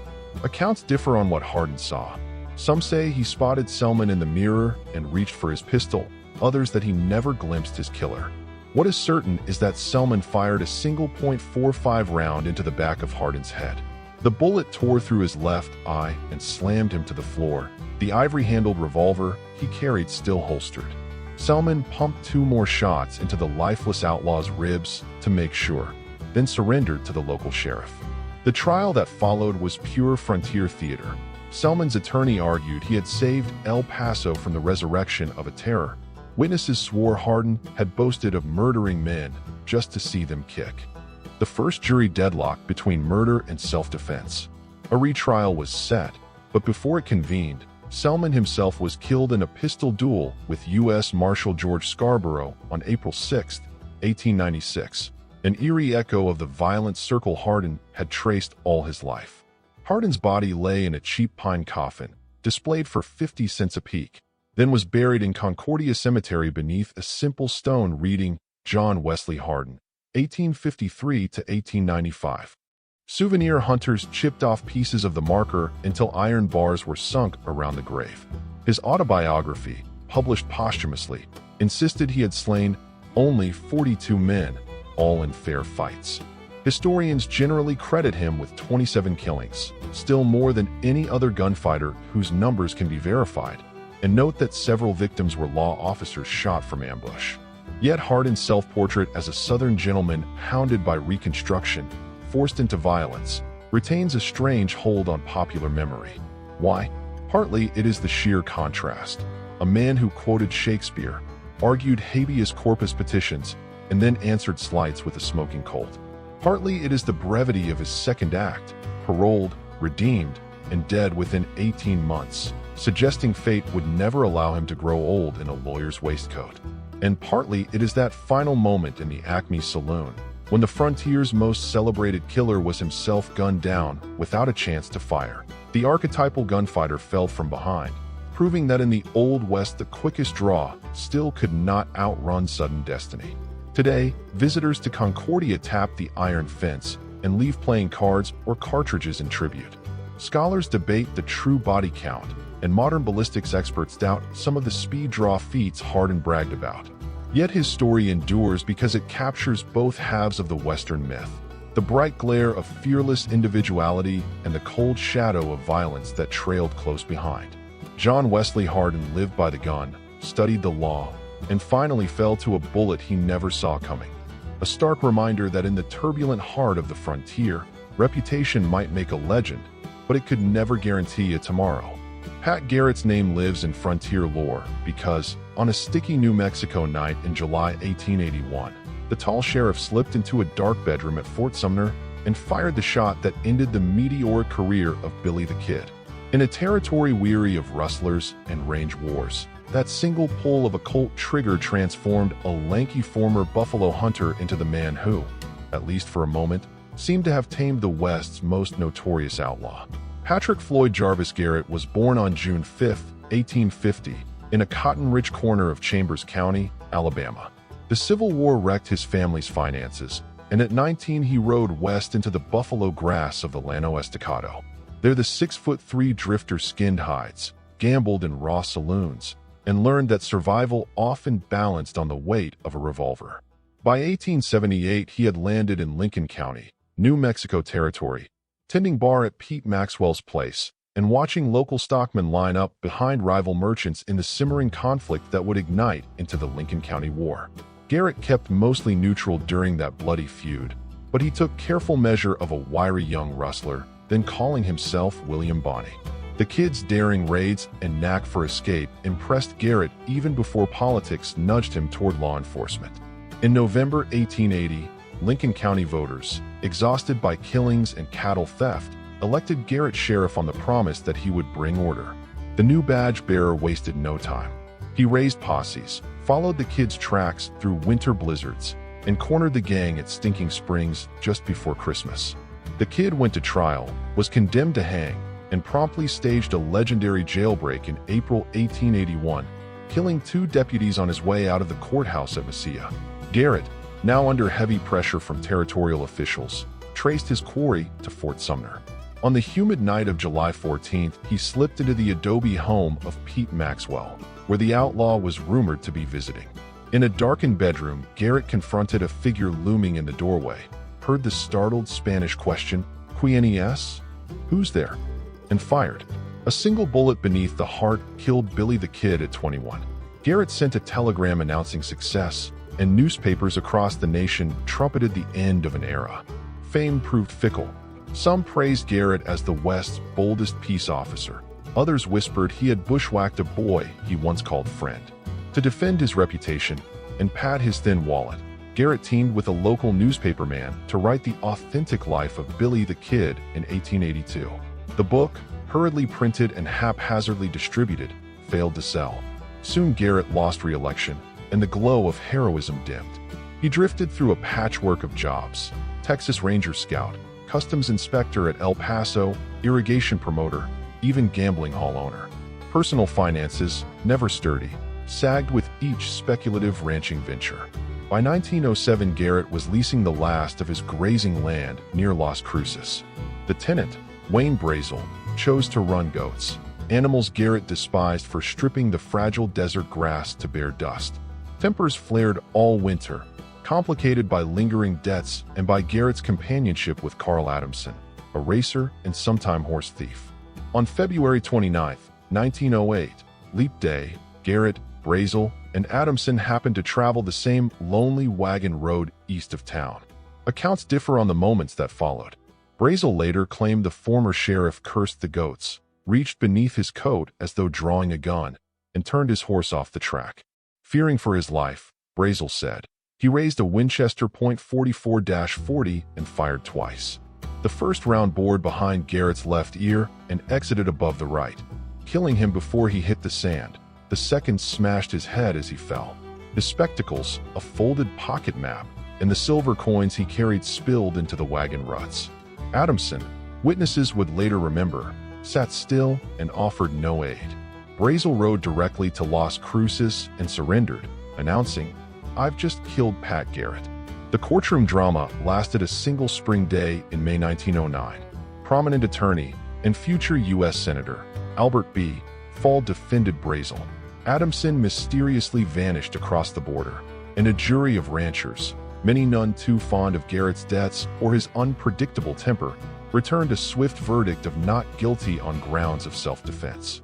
Officially, the case ended there, yet the desert buzzed with other theories. That Adamson pulled the trigger, that wealthy rancher W. Cox hired a killer to secure water rights, or that notorious assassin Jim Miller took the job for cash. More than a century later, historians still juggle suspects, but conclusive proof remains as elusive as the kid's lost six-shooter. Garrett's funeral procession wound quietly through Las Cruces to the Masonic cemetery. A cavalry band played, Masonic brothers intoned their rites, and a second-hand coffin scarcely long enough for Garrett's rangy frame was lowered into the soil. His widow, Apollinaria, and their 8 children inherited little beyond unpaid notes. Within a few years, the family ranch was sold to cover back taxes. Yet Garrett's legend marched on. Dime novels, ballads, and later Hollywood productions recast him sometimes as grim lawgiver, sometimes as opportunistic gunman haunted by regret. Why does Pat Garrett's story still hold fascination? Perhaps because it rings with frontier irony. He wore the badge that ended an outlaw epic, yet could never escape poverty's shadow. He wrote the first full account of Billy the Kid, yet was undone by rumor and conflicting testimony. And in a final twist worthy of Shakespeare, the man who proved the kid could be caught failed to foresee a rifle leveled at his own skull on a day that appears on calendars only once every 4 years. Today, travelers speeding along U.S. Route 70 can spot a weather-beaten marker near the site where his blood darkened the sand. Coins, spent cartridges, and the occasional playing card lie at its base. Quiet tokens recognizing a sheriff who became as puzzling and compelling as the outlaw he once pursued. Stand there at sunset, with the Oregon mountains flushed crimson, and it is easy to imagine faint hoofbeats fading into desert twilight. Echoes of a man who believed a badge and firm resolve could tame chaos, only to discover that the frontier answers to nobody's design. Garrett's life, buffalo hunter, sheriff, author, debtor, mystery victim, remains proof that in the uneasy territory between law and lawlessness, one unexpected gunshot can rewrite every line of a legend. Kid Curry, born Harvey Alexander Logan but baptized in frontier legend under a deadlier name, earned his fame as the Wild Bunch's quickest, fiercest gun. Where Butch Cassidy schemed and the Sundance Kid charmed, Curry burned cold and fast. He was the man who shot pursuing posse men out of the saddle, leapt from moving trains with a revolver in each fist, and left Pinkerton detectives tallying the bodies behind him. Newspapers called him the West's most dangerous outlaw, and every bullet story that nipped at his heels only hardened the legend. Harvey Logan drew first breath around 1867 on a scrub farm near Richland Township, Iowa. His mother died young, his father wandered, and the boy and 3 brothers drifted south with cowboy outfits into Texas. Ranch work honed his seat in the saddle, yet trouble rode close. A wage dispute in 1883 flared into a fistfight, then gunfire. Local tales say Logan's opponent went down and the teenager fled north to avoid a noose. By the time he reached the mining camps of Montana Territory, folks called him Kid Curry, borrowing Kid from his coltish frame and Curry from a horsebreaker's family he'd once bunked with. Montana suited his restless streak. He worked cattle on the vast Rockinger Range, swapped bronco busting for poker, and tested his nerve against hard men in saloons along the Judith Basin. In 1894, he and brother Johnny tangled with a lawman in Landusky. Logan claimed the marshal had insulted his Apache companion Annie Rogers. The argument exploded into gun smoke, leaving the marshal dead and Curry's face on every wanted poster north of the Missouri River. From that day forward, Kid Curry's life became a gallop between one posse and the next. He roamed south into Wyoming and stepped straight into Butch Cassidy's burgeoning train robbers syndicate. Between 1896 and 1901, the Wild Bunch, Cassidy, Sundance, Kid Curry, and assorted saddle partners, struck rail lines and banks from Belforge to Folsom. Curry was the spear point. When the gang looted the Union payroll near Wilcox in 1899, it was Curry's rifle that cut down Sheriff Joe Hazen during the chase. When they hit the Winnemucca Bank in Nevada, detectives whispered it was Curry who handled crowd control with unnerving calm. Pinkerton agent Charlie Siringo called him the coldest killer in America, crediting Curry with at least 9 lawmen slain. Authorities in Wyoming, Montana, Utah, and Colorado each offered $1,000 rewards, staggering sums in an era when a cowhand earned $30 a month. The Wild Bunch posed for their notorious Fort Worth studio portrait in 1900, dapper in new hats and silk vests, and Curry's glare seemed to dare every tin star in the land to come collect. The dragnet tightened that winter when a tip led deputies to a log cabin near Knoxville, Tennessee. A ferocious night gunfight followed. One deputy died, another was crippled, and Curry escaped by stealing a locomotive, blasting through yards until the boiler hissed dry. Captured at last in Knoxville on a second sweep, he broke free again, sawing through jail bars with a contraband file, overpowering the turnkey, and vanishing into pine thickets before dawn. By 1902, the Wild Bunch had scattered. Cassidy and Sundance sailed for South America, while Curry drifted through New Mexico territory under aliases, hiring out as a wrangler on the VVV outfit, then slipping north to Colorado's Grand Valley. There, on the hot afternoon of June 7, 1904, 2 masked men, one widely believed to be Curry, held up a Denver and Rio Grande express near Parachute. They blew the safe for $4,000, galloped into the Book Cliffs, and ran straight into a posse led by Sheriff Jesse Tyler. What happened on the steep sage slopes above Parachute Creek reads like a dime novel's last chapter. Cornered in a box ravine, the outlaw exchanged rifle fire until his horse was killed and he staggered out bleeding from the leg. Witnesses heard a final revolver shot that was not answered by the posse. When deputies advanced, they found a stocky man on his back, hat over his face, Colt still warm in his hand. A bullet had pierced his head from temple to temple. Self-inflicted, they concluded, to cheat the hangman. Papers identified the dead man as Kid Curry. Undertakers embalmed him hurriedly in Grand Junction, and the body was buried under a stone marked Harvey Logan, 1904. Yet the grave did not silence rumor. Some insisted the corpse was too short, the jaw not square enough. Others swore Curry had been spotted in South America months later, riding with Cassidy once more. Pinkerton files list him as deceased, but they also record letters hinting he lived on under a new name in Texas. No definitive photograph of the body survives, and modern DNA tests have never been run, leaving historians to weigh eyewitness certainty against outlaw cunning. Verified or not, the story fits the man. Kid Curry spent a career eluding certainty, breaking chains, and slipping through cordons that would have snared a slower spirit. If he died on that Colorado hillside in 1904, he did so on his own terms, firing until the last cartridge and granting the law no triumph. If he escaped, then the parched winds that whip across Parachute Canyon carry his laughter still, a reminder that some legends outrun even death. What remains clear is the burn trail of violence that streaked behind him. Unlike Cassidy's genial robber baron persona, Curry's legacy leans toward the bleak edge of frontier freedom, where a quick draw settles arguments faster than any court and remorse rides light in the saddlebag. Children of posse men he gunned down remembered him as a devil. Ranch hands who once shared coffee with him recalled a polite man who paid wages on time and never lied. That duality, killer and comrade, brute and loyal partner, keeps his legend flickering like campfire flame. Stand today on the sun-bleached bluff above Parachute, and the canyon yawns empty, dotted with scrub cedar and shale slides. Yet close your eyes, and you might hear the railroad grade humming, hoofbeats clattering across loose scree, a Winchester's cracked report echoing off the cliff face. Kid Curry's shadow rides those echoes, bound forever to a landscape as harsh and restless as the man himself. Whether he lies in that marked grave or vanished into the long trails of Patagonia, the caution endures. In the wild country of the human heart, some riders prefer a bullet's certainty to a judge's sentence, and their stories, like their tracks, fade only when time itself blows the dust smooth. But we're only scratching the surface. Stories about other legends are waiting, packed with amazing adventures and unexpected twists, from secret treasure stashes to last-second getaways. Ready to ride into their tales? One click on the video below will launch you straight into the next Wild West legends. The untold truth behind the killing of Jesse James. How does a man become both dead and alive in the same story? And what secrets were whispered in back rooms that kept this mystery alive for decades? Later in this video, we will pull at the threads of betrayal, false graves, and hidden identities.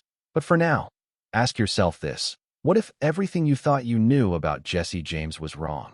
Part 1. The Betrayal at St. Joseph. Have you ever wondered how a man could trust someone enough to let them into his home, only to be struck down by that same hand? What could drive a supposed friend to trade loyalty for a bullet? And what made Jesse James, one of the most feared outlaws in America, so vulnerable on that spring morning in 1882? The story begins in St. Joseph, Missouri. Jesse James was living quietly under the name Thomas Howard. He had grown weary of the endless chase and bloodshed. Years on the run had left him paranoid, yet oddly willing to believe in the loyalty of a few close men. Among them were Robert Ford and his brother Charlie. The Ford brothers had wormed their way into Jesse's inner circle. Robert, just 20 years old, played the role of a loyal admirer. He flattered Jesse, studied his habits, and convinced him that he was a trusted ally. But behind the smile was ambition and fear. Robert knew Jesse's legend made him both a dangerous friend and a valuable target. So why did Robert Ford decide to betray Jesse? Was it simple greed, or was it survival? At the time, Missouri's governor, Thomas Crittenden, had placed a bounty on Jesse's head. He wanted the outlaw either captured or killed, and he promised a rich reward for the man who brought Jesse down. Robert Ford saw his chance. But the truth is murkier. Some historians believe Ford was pressured into the act, not just tempted. Killing Jesse might have been less about the money and more about saving his own neck. April 3rd, 1882. Jesse James rose early in his rented home in St. Joseph. It was an ordinary house on Lafayette Street, plain and unremarkable. Jesse, his wife Z, and their 2 children had been living there quietly. That morning, Jesse seemed restless. He read the paper, noticed his name plastered in headlines, and then prepared to tackle chores. He had lived too long in disguise, and the life of a farmer suited him less than the life of an outlaw. Inside the house, Robert and Charlie Ford sat with him, both armed, both nervous. Jesse took off his coat, then removed his gun belt. This was unusual. Jesse was almost never unarmed. Yet on that morning, he seemed relaxed, or perhaps distracted. He noticed a picture frame on the wall that needed dusting. Climbing a chair, he turned his back to the brothers. It was the chance Robert had been waiting for. With a quick draw, Robert Ford raised his revolver. He aimed at the back of Jesse's head. In an instant, the shot rang out. Jesse James collapsed forward, dead before he hit the floor. The man who had robbed trains, outwitted posses, and terrorized banks was gone in a single moment of betrayal. But here is the question: why did Jesse let his guard down? How could a man known for suspicion and caution turn his back on 2 men he barely knew? Some say Jesse had grown tired of running and secretly wanted death. Others suggest he had become careless, no longer fearing betrayal. But there is also the darker idea that Jesse knew exactly what was coming and allowed it. Could it be that Jesse James staged the moment to vanish forever? We will explore that possibility later. The news spread quickly. Robert Ford rushed to claim his prize, expecting to be hailed as a hero. Instead, he found himself despised by the public. Jesse James was no saint, but many saw his death as cowardly, shot in the back, unarmed, in his own home.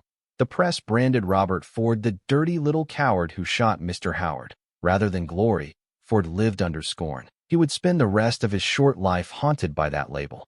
What makes this betrayal so gripping is not only the act itself, but the contradictions it left behind. Jesse James, the outlaw who could outgun lawmen and escape traps, was undone by a house guest. Robert Ford, who dreamed of fame, instead became an outcast, and Governor Crittenden, who thought he solved a problem, instead helped birth a legend. So how much of this was inevitable? Was Jesse always doomed to fall by betrayal, or did he, in some way, choose it? And what truths were buried in that little house on Lafayette Street that morning? The answers, as we will see, only lead to more questions. Because even as Jesse's body lay in the parlor, people were already whispering that the dead man on the floor might not be Jesse James at all. And that, my friends, is where the real mystery begins. Part 2. The reward and the politics. What is the price of a man's life? And how much power lies hidden in a reward poster? Was Jesse James really killed by Robert Ford for money, or was something larger at work? To understand the betrayal, we must look at the men behind it. Jesse James was not just an outlaw. He was also a political problem. After the Civil War, Missouri was a state torn in two. Jesse had fought as a Confederate guerrilla, and many of his robberies were seen not only as crimes, but also as lingering acts of rebellion. Union loyalists in Missouri hated him, while former Confederates quietly admired him. Governor Thomas Crittenden wanted to rid Missouri of Jesse James.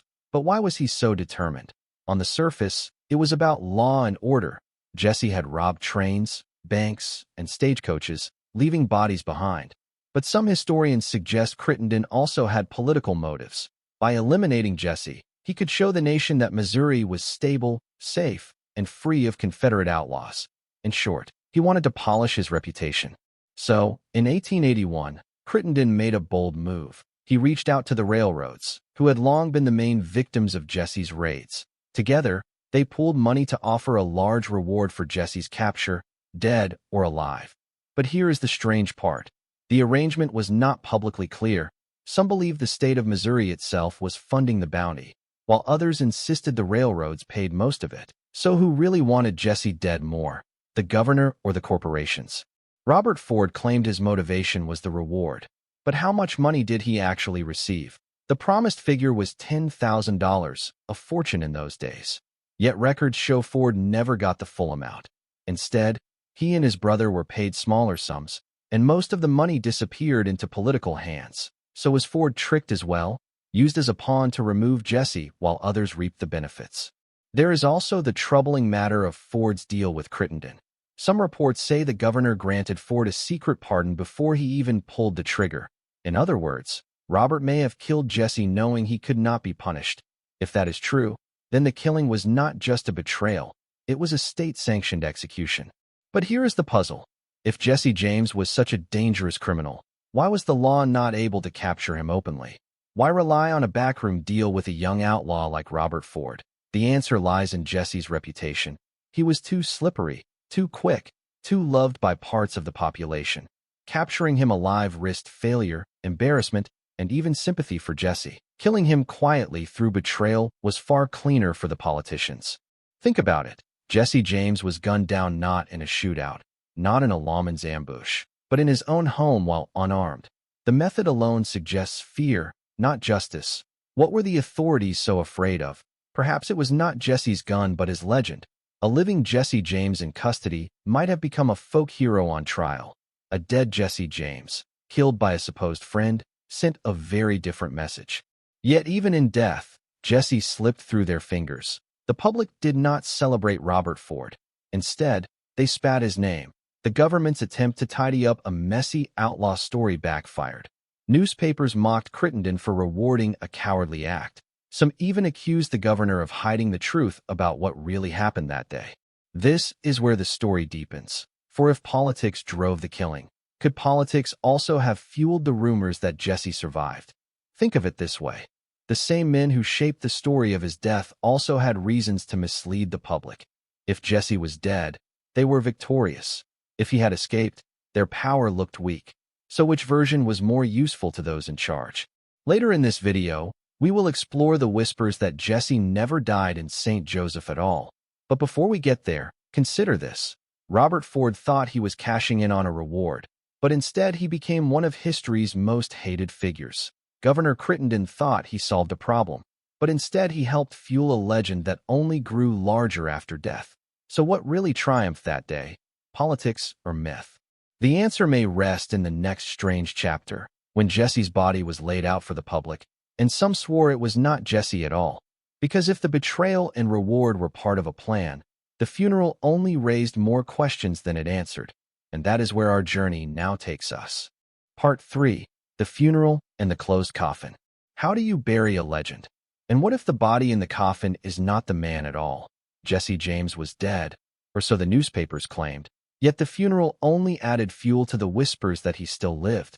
What details made people question the body on display?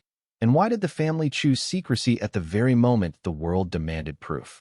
After the shooting in St. Joseph, Jesse's body was placed on a cooling board in the parlor. Neighbors crowded in, desperate to see the infamous outlaw for themselves. The scene was chaotic, part spectacle, part mourning. The authorities wanted the public convinced, yet they controlled access tightly. Jesse's face was shown to some, but not all, and soon rumors spread that the body looked too different, too altered, to be Jesse James. His widow, Z. James, was heartbroken. She agreed to a quick burial in Kearney, Missouri, near Jesse's family farm. But here is the odd part. The coffin was kept mostly closed during the funeral service. Mourners were told not to linger, not to question, not to stare too long. Why would a family hide the face of the man everyone came to see? Some locals later swore that the corpse looked nothing like Jesse. They said the hair was shorter, the scars were missing, and the frame too small. Others whispered that the undertaker had botched the embalming, leaving Jesse unrecognizable. But the whispers continued. If this was really Jesse James, why not prove it clearly? Why such haste and secrecy? There is also the matter of the photographs. A few images were taken of the body, but many doubted their authenticity. The picture that circulated in newspapers was grainy, unclear, and left plenty of room for doubt. Skeptics asked a simple question. If the government wanted to silence rumors, why not provide undeniable evidence? Even stranger was the behavior of Jesse's family. His mother, Zerelda, made fiery statements defending the death, insisting the body was her son's. Yet at times she slipped, making comments that hinted at doubt. Some suggested the family itself helped spread confusion to protect Jesse if he had escaped. Others believed they simply wanted to shield themselves from endless questions. The funeral itself was a spectacle. Thousands of people turned out to pay respects or to satisfy curiosity. Jesse had been both feared and admired, and his burial drew men, women, children, and reporters alike. Yet instead of ending the story, the funeral only deepened the mystery. Closed coffin, quick service, limited viewing. All the ingredients of suspicion. And here lies the puzzle. Why would an outlaw's funeral be so guarded? Usually, when authorities killed a famous outlaw, they put the body on full display, parading it before the public to prove victory. Jesse James was different. He was hurried into the ground, as if someone wanted the matter closed quickly. But why? Some say the answer is simple. Jesse James was so famous that even in death, his family wanted privacy. But others argue the opposite, that the secrecy was a cover for a switch, a staged death, and an escape. Was it possible the man buried in Kearney was not Jesse James at all, but another unlucky soul made to stand in his place? Years later, stories would surface of men claiming they saw Jesse alive after 1882. Neighbors swore they spotted him in Kansas or Texas. Strangers in Oklahoma swore a drifter matched his voice and manner. Each account found fuel in the mystery of that closed coffin, because if the funeral was so tightly controlled, who could say for sure who lay inside? The legend of Jesse James grew after that funeral, not before. His death became the spark that created doubt, suspicion, and endless folklore. And the very funeral meant to end his story may have been the moment his myth was born. So what really lay inside that coffin in Kearney? The body of a betrayed outlaw, or the greatest decoy in American history? Later in this video, we will meet the men who claimed Jesse lived under false names long after 1882. But first, we must examine how those rumors began. In the years immediately following the funeral, when men across the frontier stepped forward and declared, "I am Jesse James." Part 4. The Man Who Wouldn't Die. What happens when a man's death refuses to stick? And why did so many claim to be Jesse James long after 1882? Was it greed, madness, or something more chilling? The possibility that one of them was telling the truth.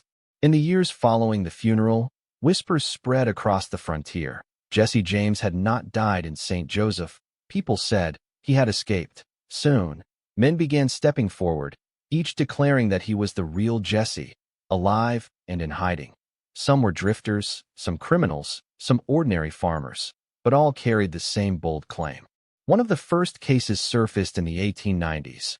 A man in Kentucky began telling neighbors that he was Jesse James. He matched certain details of Jesse's past, new names, and told stories only Jesse's close circle could know. Locals were divided. Some laughed, others swore they believed him. He vanished before authorities could investigate further. Another claimant appeared in Texas. This man, older and grizzled, told stories of raids and robberies with uncanny detail. When pressed, he insisted the man killed in St. Joseph was a decoy, a cousin perhaps, planted to give Jesse a way out. Did this man truly know Jesse's secrets, or had he memorized tales from dime novels? The line between fact and folklore blurred with every retelling. Then came the Oklahoma sightings. More than once, strangers swore they had seen Jesse alive on the open plains. One farmer claimed he shared a drink with him in Guthrie, years after the supposed death. Another swore he saw Jesse at a horse auction, older but unmistakable. Were these men deceived by lookalikes, or had Jesse really slipped the noose of history? The flood of imposters tells us something deeper. Jesse James was not just a man, he was a symbol. To the poor farmer, he was a hero who struck against the railroads. To the lawman, he was a menace who defied justice. When a man carries that kind of weight, his death will never satisfy everyone. Someone will always insist he survived. Yet not all the claimants were harmless storytellers. Some gained real followers. One man in Arkansas declared himself Jesse James and gathered a small circle of believers who treated him with respect, even reverence. When challenged, he gave details about the Ford brothers, about robberies, even about Jesse's childhood farm. How did he know? Either he was Jesse James himself, or he had studied the outlaw with obsessive precision. Here is where the mystery grows. If Jesse really did survive, how did he pull it off? He would have needed a willing family, a staged funeral, and silence from those closest to him. Is it possible that his widow Z, his mother Zerelda, and even his children agreed to the ruse? If so, what did they gain from protecting him? But there is another explanation. The men who claimed to be Jesse James may not have been imposters at all, but men broken by hard lives, choosing to step into the skin of a legend. Think about it. To be Jesse James was to be powerful, feared, remembered. To be an unknown farmer was to be forgotten. Which life would you choose if given the chance? Still, each new claim kept the rumor alive. The more men who came forward, the more people doubted the official story. After all, if so many insisted Jesse lived, could all of them be lying? Or was one telling the truth? This doubt only grew as time passed. Newspapers reported these stories with relish, often without fact-checking. Dime novels repeated them, spreading the idea of Jesse's survival to readers across the country. Every imposter, whether clever or foolish, added fuel to the fire. So what do we make of the men who would not let Jesse James die? Were they opportunists exploiting a famous name? Or were they living proof that the outlaw escaped Robert Ford's bullet? Later in this video, we will turn to the most famous of them all, J. Frank Dalton, the man who in the 1940s claimed not only to be Jesse, but offered detailed proof to back it up. His story would shake the legend once again, forcing historians to ask a troubling question. What if the outlaw really lived on into the 20th century? Part 5. The Case of J. Frank Dalton. What would you think if a man in his 90s stood up and declared he was Jesse James? Would you laugh, or would you listen? And what if this man knew things only Jesse could have known? In the 1940s, a frail old man in Texas began claiming that he was the infamous outlaw. His name was Frank Dalton, but he insisted that was only his cover. He said he had lived in hiding for decades, quietly watching the world forget him. Now, in his twilight years, he wanted recognition. He wanted the truth told. Dalton's claims stunned the press. He was over 90 years old, but his memory seemed sharp. He told stories of robberies, named gang members, and recalled events from the Civil War with alarming clarity. Reporters, historians, and curious locals flocked to hear him speak. And here's the strange part. Many walked away convinced. Dalton displayed scars that matched Jesse's known injuries. A bullet wound here, a knife scar there. He spoke of Jesse's farm in Missouri with precise details, describing the layout, the barn, even family quirks. How could a man fabricate such knowledge without having lived it? Skeptics, of course, dismissed him as a fraud. They argued he was a clever old man who had absorbed dime novels, local gossip, and newspaper clippings, weaving them into a convincing tale. Others thought he was simply delusional, desperate for fame in his final years. But the believers pushed back. If Dalton was a fraud, how did he know so much that was never written in the popular accounts? In 1948, Dalton formally declared himself Jesse James before a crowd. Supporters gathered, some even treating him as a celebrity. He signed autographs as Jesse James, posed for photographs, and gave interviews. The legend that had supposedly ended in 1882 was suddenly alive again, walking and talking in full view of the public. Even Jesse's own family could not agree on Dalton. Some descendants dismissed him outright, while others admitted his resemblance and knowledge unsettled them. Zerelda's grandchildren were divided, some swearing Dalton had the look of their kin, others calling him an imposter. So which was it, a blood relative in disguise, or a liar with perfect timing? The case grew more bizarre when Dalton's supporters began pushing for legal recognition. They wanted history rewritten to show that Jesse had not died in St. Joseph, but lived on as Frank Dalton. Lawsuits were filed, court hearings were held, and for a moment the possibility that Jesse James had survived became a real legal question. But here is the twist. Dalton's life story outside of his Jesse claim was shaky. Records showed inconsistencies in his past, gaps in his identity, and sudden appearances that left researchers puzzled. Was this because he had been hiding as Jesse James, or because he was reinventing himself over and over? Dalton died in 1951, still claiming he was Jesse. His body was buried under a tombstone that boldly read Jesse Woodson James. To this day, that grave draws visitors, some mocking, some serious, all curious. Imagine standing before it and wondering, is this the outlaw himself, or just the final resting place of a great pretender? Decades later, attempts were made to test Dalton's remains with DNA, but the results were inconclusive. Questions about contamination, poor samples, and conflicting records left no firm answer. Once again, Jesse James slipped through the grip of certainty, just as he had in life. So what do we make of Frank Dalton? A fraud who fooled a generation, or the real Jesse who outlived his betrayers? The evidence points in both directions, leaving us in the same place we began, unsure. And that is the power of Jesse's legend. No matter how much proof is presented, doubt always lingers. Later in this video, we will weigh the hard evidence, from autopsies to modern DNA studies, against the mountain of rumors. The historians may have their facts, but the believers have their fire, and somewhere between them lies the truth of whether Jesse James died in 1882 or lived to tell the tale. Part 6. Historians versus believers. What wins in the end, cold facts or burning belief? And how can one man's death split generations between those who trust evidence and those who cling to legend? Jesse James remains that dividing line, and the clash between historians and believers is as fierce today as it was in 1882. Historians rely on the records from St. Joseph. The coroner's report declared Jesse dead. Witnesses, including his wife confirmed the body was his. The burial records match, and the grave in Kearney still bears his name. To them, the case is closed. Robert Ford shot Jesse James, and the outlaw's life ended that morning. Yet believers refuse to accept that conclusion. They point to the inconsistencies, the closed coffin, the odd scars that did not match, and the flood of men who later claimed to be Jesse.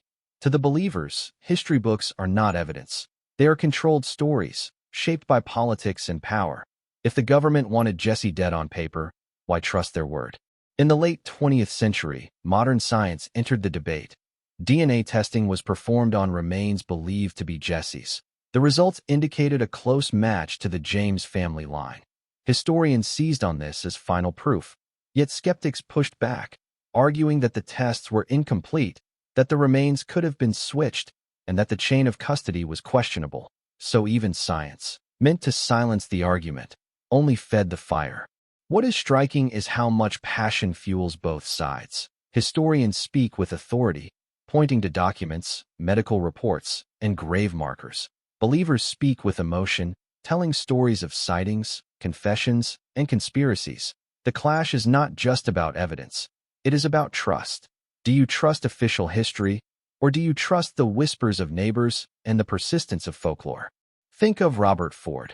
History says he killed Jesse for a reward. Yet even that story leaves questions. If Jesse really died, why did Ford end up despised, wandering, and eventually gunned down himself? Believers say it is because Ford never killed Jesse, only a decoy, and his miserable fate was the curse of betraying the story, not the man. The debate also reveals something deeper about America. Jesse James became more than an outlaw. He became a mirror. For some, he was proof of law and order, finally defeated. For others, he was proof that the common man could resist authority and live on in legend. Historians wanted closure. Believers wanted a hero who never died. But here is the irony. Both sides need each other. Without the believers, Jesse James would be just another outlaw in the history books. Without the historians, the legend would drift too far into fantasy. It is the tension between the two that keeps the mystery alive. So what should we trust? The coroner's pen or the whispers of 1,000 witnesses? The DNA sample or the scar on Frank Dalton's chest? The official grave in Kearney or the headstone in Texas? Each piece of evidence collides with another, leaving no clear victor. Later in this video, we will step beyond evidence and belief and ask a final question. Why does Jesse James still matter? Why has his story endured for more than a century? And why does the legend of his death, real or faked, still capture the American imagination? Part 7. The legend that refuses to fade. Why does Jesse James still haunt the American imagination? And what makes his story linger long after his guns went silent? Perhaps the answer lies not in whether he truly died in 1882, but in how his death became a story too good to ever end. Jesse James was not the first outlaw, and he was not the last. Yet his name endures while others fade. Why? Because his tale carried all the ingredients of myth. A Confederate soldier turned bandit, a man hunted by railroads and governors, betrayed by a friend in his own home. It reads less like history and more like a legend passed around a campfire. For the older generation of Americans, Jesse became a symbol of resistance. He fought banks, he fought trains, he fought authority. Whether or not his motives were noble, people admired his defiance. To them, he was not just an outlaw, he was an underdog. When he died, the mystery of his end only magnified that image. And here is the secret of legends. They thrive on gaps. The less we know, the more we wonder. Jesse's closed coffin, the imposters who followed, the claims of Frank Dalton, the split between historians and believers, all created cracks in the story. And in those cracks, legend grew. Folklore has no expiration date. In saloons, in frontier towns, in dusty ranches, people told and retold the tale. Every retelling added a detail, a twist, a new suspicion. Some said Jesse was alive in Texas. Others swore he vanished to Mexico. Still others claimed he wandered the frontier under new names. In truth, it did not matter if any of it was real. What mattered was that people wanted it to be real. Think about it. If Jesse had simply been shot in a train robbery and buried without fuss, his name might have faded into the long list of criminals. But because his death came through betrayal, with politics and secrecy layered on top, it became more than an ending. It became a riddle. Generations later, Hollywood would seize on his story, Films, ballads, and novels turned Jesse into a character larger than life. Even Robert Ford, despised in his own lifetime, became immortalized as the coward who shot Jesse James. When myth takes hold, even villains gain fame. Yet for all the songs and stories, one thing remains clear. Jesse James belongs not to historians or believers, but to the people who kept telling his tale.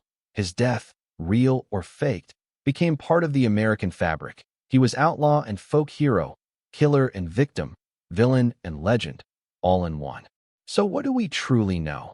Did Jesse James fall on April 3rd, 1882, or did he ride off into the shadows of history? The records say one thing, the whispers say another. Perhaps the truth lies somewhere in between, hidden by time and protected by the very people who loved him. And maybe that is the point. Jesse James never needed to escape the bullet to live forever. His legend did that for him. Every doubt, every rumor, every supposed sighting only added fuel to the fire. The man may have died, but the story refused to. So ask yourself this: what makes a man immortal, flesh and blood, or memory and myth? Because whether Jesse James died in St. Joseph or lived on as J. Frank Dalton, the truth no longer matters as much as the tale, and that is why the name Jesse James will never fade. Pat Garrett's death, the untold story. Have you ever wondered why some lawmen never escape the shadows they create? Pat Garrett became famous for killing Billy the Kid, but that single gunshot may have sealed his own fate. His story is full of feuds, betrayals, and secrets whispered for over a century. Was he a hero, a traitor, or something in between? How did the hunter of outlaws become a hunted man himself? And what unanswered truths still hide behind his death? Hold on, because you'll discover secrets and new facts about Pat Garrett that few people ever hear. Have you ever wondered if killing a famous outlaw could actually curse the man who pulled the trigger? Pat Garrett's name is forever tied to Billy the Kid. Most people know him as the sheriff who ended the Kid's run in 1881. But few stop to ask, what did that act do to Garrett's own life? Did the lawman become a hero, or did he mark himself for death? Garrett was born in Alabama in 1850. His family moved west after the Civil War, like many others chasing new beginnings. By the time he reached New Mexico, Garrett was already toughened by ranch work and hunting. He was tall, sharp-eyed, and had the kind of presence that made men listen. But was he really a man of the law, or just another gun with a badge? That's a question still asked today. In the late 1870s, New Mexico was torn apart by the Lincoln County War. Cattle barons, merchants, and hired guns clashed in bloody fights for control of trade. Billy the Kid emerged from this chaos as both a villain and a folk hero. Garrett, by contrast, chose the side of law and order, or so the newspapers said. But law in frontier New Mexico was a thin line at best. Many sheriffs were as ruthless as the men they hunted. By 1880, Billy the Kid had broken out of jail, killed deputies, and embarrassed the territorial government. People were desperate for someone to stop him. Garrett ran for sheriff of Lincoln County on the promise he would hunt the Kid down. He won, and almost immediately set out with a posse to track him. Did Garrett see this as his duty, or was he chasing the fame that would come from killing the West's most wanted man? The chase took months. Garrett captured the Kid once in December of 1880, only to see him escape in a daring breakout from the Lincoln County Jail. During that escape, the Kid killed 2 deputies. By April 1881, newspapers described him as a phantom, uncatchable, almost supernatural. Garrett swore he would not fail again. He rode with men who knew the Kid's movements, closing in step by step. On July 14, 1881, Garrett found the Kid at Pete Maxwell's ranch in Fort Sumner. The details of that night remain debated. Garrett claimed the Kid entered a dark room, asked, "Who is it?" and Garrett fired, killing him instantly. But some locals insisted Garrett ambushed an unarmed man. Others claimed the Kid never died at all. Do you see how even the most famous gunshot of the Wild West leaves us with questions? The killing made Garrett famous overnight. Eastern papers praised him as the man who rid the territory of a menace. Yet in New Mexico, reactions were mixed. Some saw Billy as a symbol of resistance against corrupt elites. In those circles, Garrett was not a hero, but a traitor who shot a friend in the dark. This divide would shadow him for the rest of his life. Garrett tried to cash in on his fame. He co-authored a book titled The Authentic Life of Billy the Kid in 1882. The book painted him as a fearless lawman who defended order, but critics noted it stretched the truth. Some claimed Garrett exaggerated his role, turning himself into a larger-than-life figure. Was he trying to secure his legacy, or to justify what many saw as a cold-blooded killing? Ironically, Garrett's career after the kid's death was rocky. He ran for office several times, but often lost, in part because New Mexicans distrusted him. In 1896, President Cleveland appointed him collector of customs at El Paso. Even then, his enemies accused him of corruption and favoritism. The man who killed the kid could not escape scandal. Have you noticed a strange pattern? Many Wild West lawmen who killed famous outlaws ended up ruined themselves. Wyatt Earp was chased out of towns. Wild Bill Hickok was shot in the back, and Pat Garrett never found peace. Was this a curse, or just the way frontier justice devoured its own? By the turn of the century, Garrett was more rancher than lawman. Yet the shadow of Billy the Kid never left him. Wherever he went, people asked about that night in Fort Sumner. Some praised him, others spit at his feet. A man who lives under such a cloud cannot rest easy. One story from Garrett's later years shows this bitterness. At a dinner, someone toasted Billy the Kid as a hero. Garrett exploded, slamming his fist and shouting that the kid was a murderer. Witnesses said the anger seemed to consume him. What does it say when the hunter is haunted more than the hunted? Looking back, Garrett's life proves a strange truth about the West. Killing an outlaw could bring you fame, but not peace. Instead of being remembered as a respected sheriff, Garrett is remembered only for one thing: the night he shot a young outlaw in the dark. And here is the mystery that lingers. By striking down the kid, did Garrett unknowingly sign his own death warrant? Was that single gunshot in 1881 the spark that set his enemies plotting? In the next part of this story, we will ride with Garrett on his final journey near Las Cruces and see how the lawman who killed the kid met his own violent end. Stick around, because that trail holds more twists than you might expect. Have you ever wondered how a lawman's life could end on a dusty road, far from glory, with more questions than answers? Pat Garrett's last ride near Las Cruces in 1908 was supposed to be a simple trip. Instead, it became a mystery that still puzzles historians. Was his death a random ambush, a planned murder, or even justice served by men who hated him? Let's follow his final trail. By 1908, Garrett was no longer the strong sheriff who killed Billy the Kid. He was older, worn down, and struggling to hold on to land and money. Ranching in New Mexico was tough. Drought, debts, and disputes left him vulnerable. He had also made powerful enemies over the years. Ranchers, gamblers, politicians, and even old allies had turned against him. Can you imagine living every day surrounded by people who might want you gone? On February 29, 1908, Garrett set out from Las Cruces with a man named Carl Adamson. They were traveling to look at land near Oregon, New Mexico. Adamson was a known associate of Wayne Brazel, a young cowboy renting land from Garrett. Brazel claimed he wanted to graze goats on the property, which angered Garrett and nearby ranchers.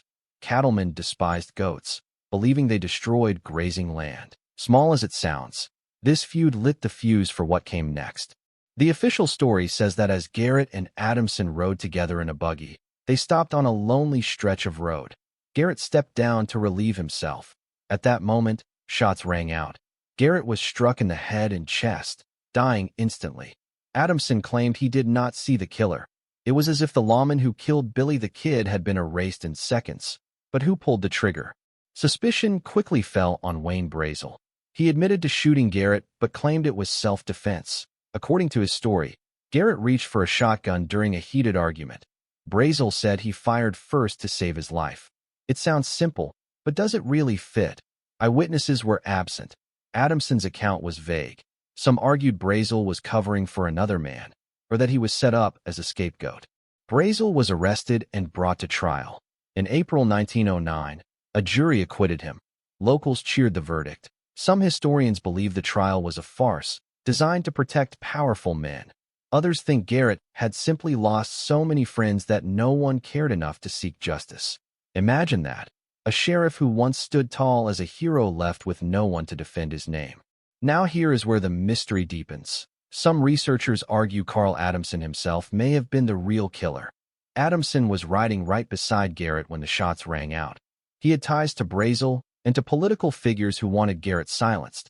But strangely, Adamson was never charged. Instead, he faded into the background while Brazel took the spotlight. Why would that happen unless there was something bigger at play? Another theory points to political enemies. Garrett was about to testify in a land fraud case tied to the powerful Fall family, which later became infamous during the Teapot Dome scandal. If Garrett had spoken, he might have exposed corruption worth fortunes. Could it be that his death was not about goats at all, but about silencing a dangerous witness? Even the weapon raises questions. Reports said Garrett carried a shotgun that day, but some accounts suggest it was unloaded. Others claim he never reached for it. If true, then Brazel's self-defense story falls apart. Yet no clear evidence was ever presented. In fact, much of the investigation seemed rushed, sloppy, and half-hearted, almost as if the town wanted the whole affair forgotten. Consider this irony. The man who shot Billy the Kid, ending a legend, died in a way that created a legend of its own. His body was left by the roadside, later recovered by authorities. Newspapers gave brief reports but avoided probing too deeply. Why did the press, so eager to glorify his earlier deeds, turn silent now?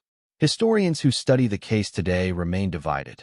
Some believe Brazel's account, seeing Garrett as a hot-tempered rancher who finally pushed too far. Others see a clear assassination, carried out by men in power who needed him gone, and still others suspect the truth lies somewhere in between. But here is the haunting part. Garrett's death was never fully solved, and it probably never will be. Too many records are missing, too many witnesses are gone. All that remains are scraps of testimony, conflicting stories, and the chilling fact that a legendary lawman was gunned down without real justice. What would you have thought if you lived in Las Cruces back then? Would you have sided with Brazel, the young cowboy who claimed fear for his life? Or would you have whispered that the lawman who killed Billy the Kid was silenced by something bigger, something darker? One thing is certain. Pat Garrett's last ride showed how the Wild West did not always reward its so-called heroes. Instead, it chewed them up and left their stories half-told. His death still echoes today, raising more questions than answers. Later in this story, we will dig into those questions. Who truly had the motive to kill Pat Garrett? And why did the courts let his accused killer walk free? Stick around, because the theories surrounding this murder are as tangled and dangerous as the frontier itself. Who do you believe? The cowboy who admitted to the shooting, or the locals who swore he could not have acted alone? The official story of Pat Garrett's death names Wayne Brazel as the killer, but when we peel back the layers, we find gaps, contradictions, and suspects who never stood trial. Let's step inside the courtroom and the streets of Las Cruces to see how the tale unfolded. Right after Garrett's body was found in February 1908, suspicion fell on Wayne Brazel. He was a young ranch hand, barely in his 20s, with little money and less power. Yet he quickly confessed to pulling the trigger. His explanation was simple. Garrett had threatened him during a land dispute, reached for a shotgun, and forced Brazel to defend himself. At first glance, it seemed straightforward. But was it really? Brazel's confession raised eyebrows. He admitted to killing a man, but showed no sign of panic or guilt. Instead, he acted calm, even cheerful. Witnesses noted he seemed protected, as if someone powerful had assured him the trial would go his way. That alone should make us wonder, who was standing behind this cowboy, guiding his steps? Then came Carl Adamson, Garrett's traveling companion that day. Adamson was with him when the shots rang out. Yet he claimed he saw nothing, heard little, and could not say who fired the gun. Imagine being in a buggy with a man one moment, and the next he lies dead, and you recall almost nothing.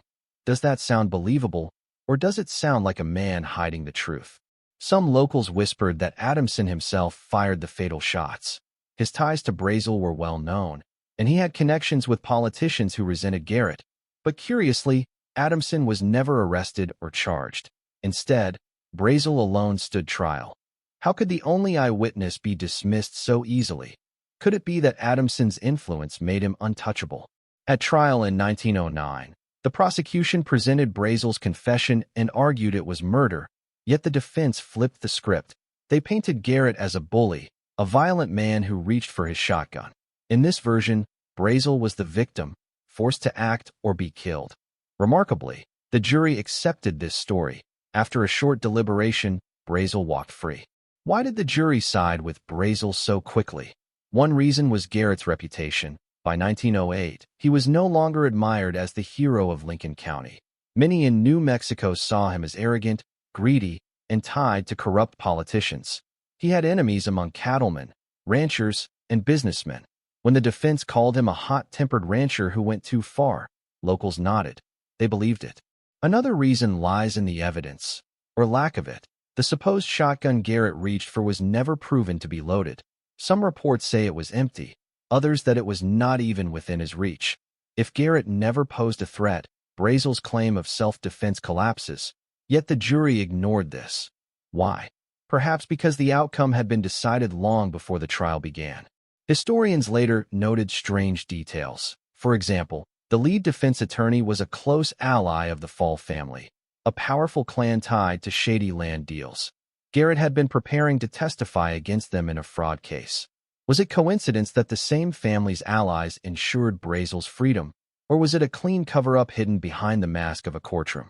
The acquittal sparked cheers in Las Cruces. Townsfolk celebrated Brazel as if he had slain a tyrant. That reaction tells us something important.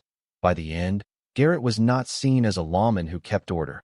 He was seen as a relic of the past, a man clinging to power, despised by many. When he died, the town turned its back on him. But should we accept the jury's verdict as truth? Many modern researchers say no. They argue Brazel was too weak, too young, and too poor to have killed Garrett on his own. Instead, he was a pawn, put forward to take the blame while the real conspirators stayed in the shadows. Adamson, land barons, and even national political figures have all been suggested. What do you think? Was Brazel simply a frightened cowboy who struck in desperation, or was he the perfect fall guy for men who needed Garrett gone? The trial leaves us with more questions than answers. The official story feels neat, but the details are jagged. One thing is clear: justice was not served that day. A man was dead, and the court shrugged its shoulders. The verdict silenced the investigation, shutting the door on other suspects who might have faced real scrutiny. Once Brazel walked free, the case was effectively closed, and the shadows grew thicker. This is where the myth and mystery collide. Lawmen were supposed to bring order, but in Garrett's case, the law itself may have been bent. It raises a chilling question: how many other frontier trials ended not with justice, but with convenient lies? Garrett's death marks a turning point. It showed that even famous sheriffs could be swept aside when they stood in the way of powerful men. And it also revealed how fragile truth was in the Wild West. If the official story cannot be trusted, then every version of the past must be questioned. Later in this story, we will dive into the deeper theories, from land feuds to political conspiracies, and ask who really wanted Pat Garrett silenced. Stick around, because the suspects are more dangerous than you might think, and their motives cut to the heart of frontier power. Who really wanted Pat Garrett dead, and why did the killer strike on that lonely road? The trial told us Wayne Brazel pulled the trigger, but few historians believe that story holds up. When we dig deeper, we find a nest of motives ranging from land disputes to national politics. Each theory paints a darker picture of how power worked in the Wild West. Let's walk through the leading suspects and ask which one sounds most convincing to you. The first and simplest theory is the goat dispute. Wayne Brazel rented land near Garrett's ranch to graze goats. Cattlemen hated goats, claiming they ruined the grass and spoiled the range. Garrett opposed Brazel's herd, and tempers flared. According to Brazel, Garrett threatened him, and the shooting was the result. This makes sense on the surface. Two ranchers, one conflict, one fatal ending. But does a quarrel about goats explain the suspicious silence of Carl Adamson or the quick acquittal? The second theory is revenge for Billy the Kid. Some believe that supporters of the Kid never forgave Garrett. Fort Sumner, where Garrett shot the Kid, was filled with people who admired the outlaw. Over the years, Garrett faced insults, threats, and cold stares. It is possible that someone waited decades to settle the score. Could Brazel have been a front for old allies of the Kid, carrying out the vengeance long promised? The third theory involves land fraud and politics. At the time of his death, Garrett was preparing to testify in a high-profile case. He had knowledge of shady land deals tied to Albert Fall, a powerful New Mexico politician. Fall would later be disgraced in the Teapot Dome scandal. one of the worst corruption cases in American history. If Garrett had spoken, he might have exposed schemes worth fortunes. Does it sound far-fetched that men tied to fall decided Garrett had to be silenced before he opened his mouth? Here's where it gets even more suspicious. Carl Adamson, the man riding with Garrett when he was shot, was linked to Fall and his allies. Adamson claimed he saw nothing, but many believe he was part of the plot. Why else would the only eyewitness escape any real questioning? And why else would the court so quickly clear Brazel while ignoring these ties? Another theory points to financial trouble. Garrett was in deep debt, desperate for money. He had borrowed heavily and sold land under questionable terms. Some believe his creditors wanted him out of the way. His death would allow them to seize his property or cancel obligations. In the rough world of ranching, debts were often settled not with banks, but with bullets. Could Garrett have been eliminated by men who preferred profit to patience? A more personal theory involves his reputation. Garrett was known as a man who made enemies easily. He was blunt, proud, and often insulting. Over time, even his allies grew tired of him. One account tells of Garrett mocking powerful ranchers at social events. When you embarrass men with money and guns, you invite disaster. Some argue Garrett's death was not the result of one feud, but of years of arrogance piling up. Let's not forget the strangest idea of all, that Garrett's death was staged. A few have claimed he did not die that day at all, but faked his own death to escape debts and disgrace. These stories have little evidence, but they show how much confusion surrounds the case. When facts are thin, myths grow tall, and Garrett's end has more myths than most. So, which theory stands strongest? The goat dispute explains motive but fails to explain protection. Revenge for Billy the Kid explains hatred but not timing. Land fraud explains both motive and cover-up, with powerful allies pulling strings. Financial debts explain danger but not courtroom silence. Arrogance explains resentment but not the coordinated outcome. Perhaps the truth is a mix, a blend of land feuds and political fears, tied together by men who wanted Garrett gone. What makes this murder so compelling is not just the act itself, but the silence that followed. A lawman killed, a cowboy confessed, and yet almost no one pressed further. It feels less like justice and more like a performance, a neat story presented to cover a messy truth. Think about this. When powerful men want a problem removed, they rarely step into the street with a gun. Instead, they find someone willing to take the blame. Wayne Brazel may have been that man, standing in for forces far greater than himself. The court gave him freedom, and in return the bigger names stayed hidden. For us today, the Garrett case shows how fragile truth was in the Old West. Legends painted lawmen as untouchable heroes, yet in reality, they were pawns in games of land, money, and politics. Garrett's death stripped away the myth, revealing the raw power struggles beneath. But here is the hook we must hold. Despite all these theories, no final answer has ever been proven. Garrett's killer remains a ghost. His motives a question mark. Did goats, revenge, or greed drive the bullet? Or was it the hand of politics itself? In the next part of this story, we will explore modern investigations, documents, and forensic clues that continue to shed light on this unsolved case. Stick around, because the search for truth did not end in 1908, and new discoveries keep this mystery alive. Have you ever wondered why some murders refuse to stay buried? Pat Garrett's death in 1908 should have been an open and shut case. Yet more than a century later, researchers still argue over who really killed the sheriff who shot Billy the Kid. Modern investigations, documents, and forensic reviews have only deepened the mystery. Let's walk through what has been uncovered and why the case remains unsettled. One of the most striking discoveries came in the 1990s, when historians began re-examining court documents from Wayne Brazel's trial. The records revealed just how thin the prosecution's case had been. Witnesses contradicted each other, evidence was poorly handled, and the timeline was shaky. It was as if the trial was designed not to find truth, but to produce a quick acquittal. What does it say when the paper trail looks more like a cover-up than a search for justice? Researchers have also dug into Carl Adamson's background. Remember, Adamson was the only eyewitness, yet he claimed to have seen nothing. Modern historians traced his ties to Albert Fall, the powerful New Mexico politician later disgraced in the Teapot Dome scandal. This link adds weight to the theory that Garrett's murder was connected to land fraud and corruption. Does that sound like coincidence? Or does it sound like politics reaching for the trigger? Forensic analysis has raised more questions. Garrett was shot in both the head and chest, a precise and brutal act. Some experts argue that the wounds suggest an ambush rather than a heated argument. If true, Brazel's story of self-defense falls apart. But without the body, which was buried quickly, no modern autopsy could be done. The evidence that might have closed the debate was lost forever. Another thread involves the shotgun Garrett supposedly reached for. Some reports said it was found unloaded, others said it was not even within reach. Modern researchers point out that the inconsistency could not have been ignored in a fair trial. If the gun was empty, then Brazel lied. Yet the jury brushed past the detail.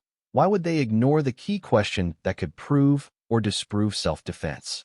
In recent years, genealogists and writers have tried to track the lives of Brazel and Adamson after the trial. Brazel lived quietly, never facing trouble again. Adamson drifted but avoided scandal. Some say this proves their innocence. Others argue it proves the plan worked. The fall guy stayed silent, and the real conspirators went on untouched. Do you see how even their silence feeds the suspicion? Local oral history adds another layer. Families around Las Cruces passed down stories claiming Brazel was not the shooter. Some say Adamson did it. Others whisper that hired killers carried out the deed. While oral history is not hard evidence, it reflects a community unwilling to accept the official tale. When the people closest to the event doubt the verdict, can the rest of us accept it? Modern writers have also noted how quickly the press dropped the story. Newspapers that once hailed Garrett for killing Billy the Kid now gave his death little attention. Few editorials called for deeper investigation. This silence looks strange, unless editors had reasons not to stir the pot.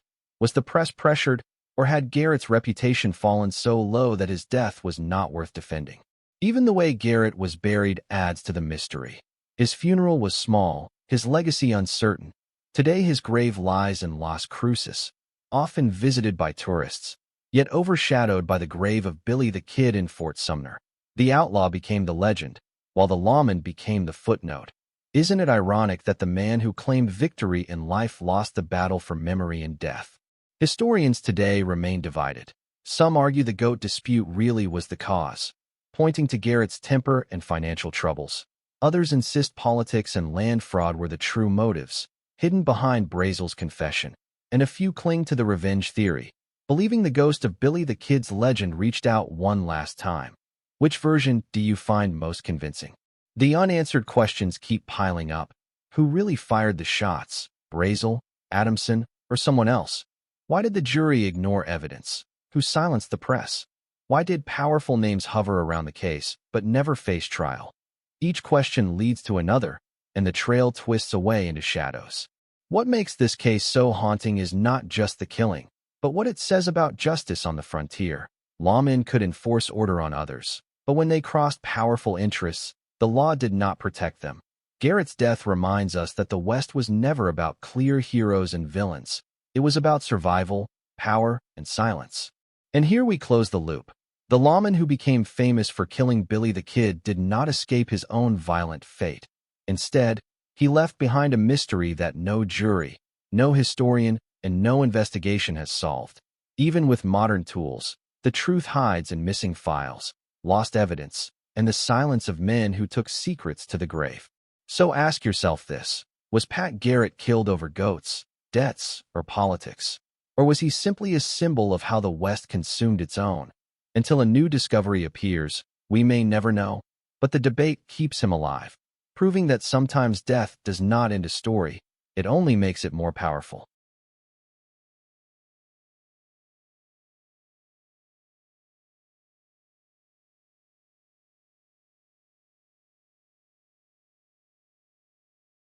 The untold truth about the Battle of the Alamo. What really happened at the Alamo? Was it a hopeless fight for freedom, or a tragic mistake that only became legend afterward? Did Davy Crockett fall with his rifle in hand? Or do recent discoveries reveal a far different ending? And why does this one small fortress in Texas still spark fierce debate almost 200 years later? For generations, the story has been told as one of pure heroism. Brave men holding out to the last, refusing to surrender, creating a legend that shaped Texas and America.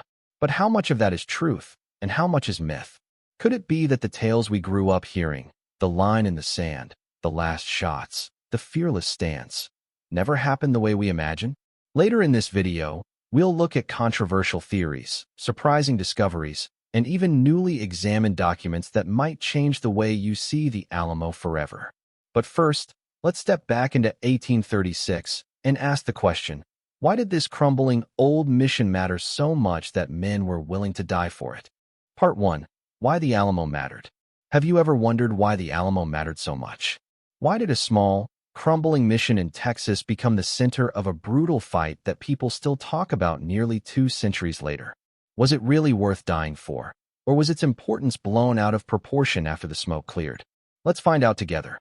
The Alamo began as a Spanish mission in the early 1700s. It was meant to bring Christianity to the native population and secure Spanish claims in Texas.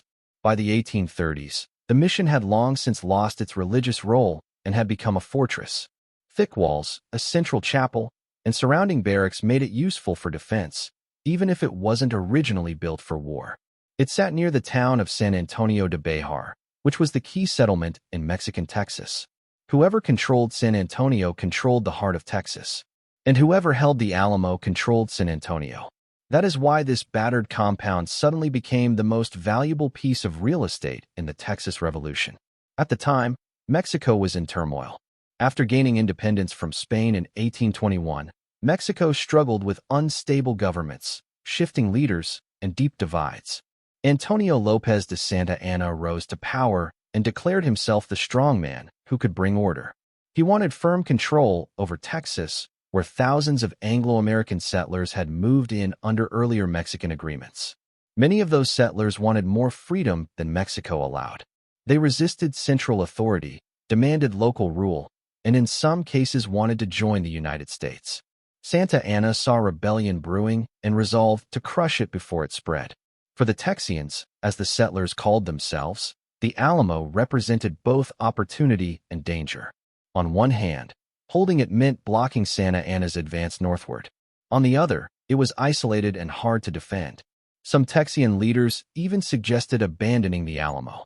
Sam Houston, who would later lead Texian forces to victory at San Jacinto, advised falling back and preserving men and supplies for better ground.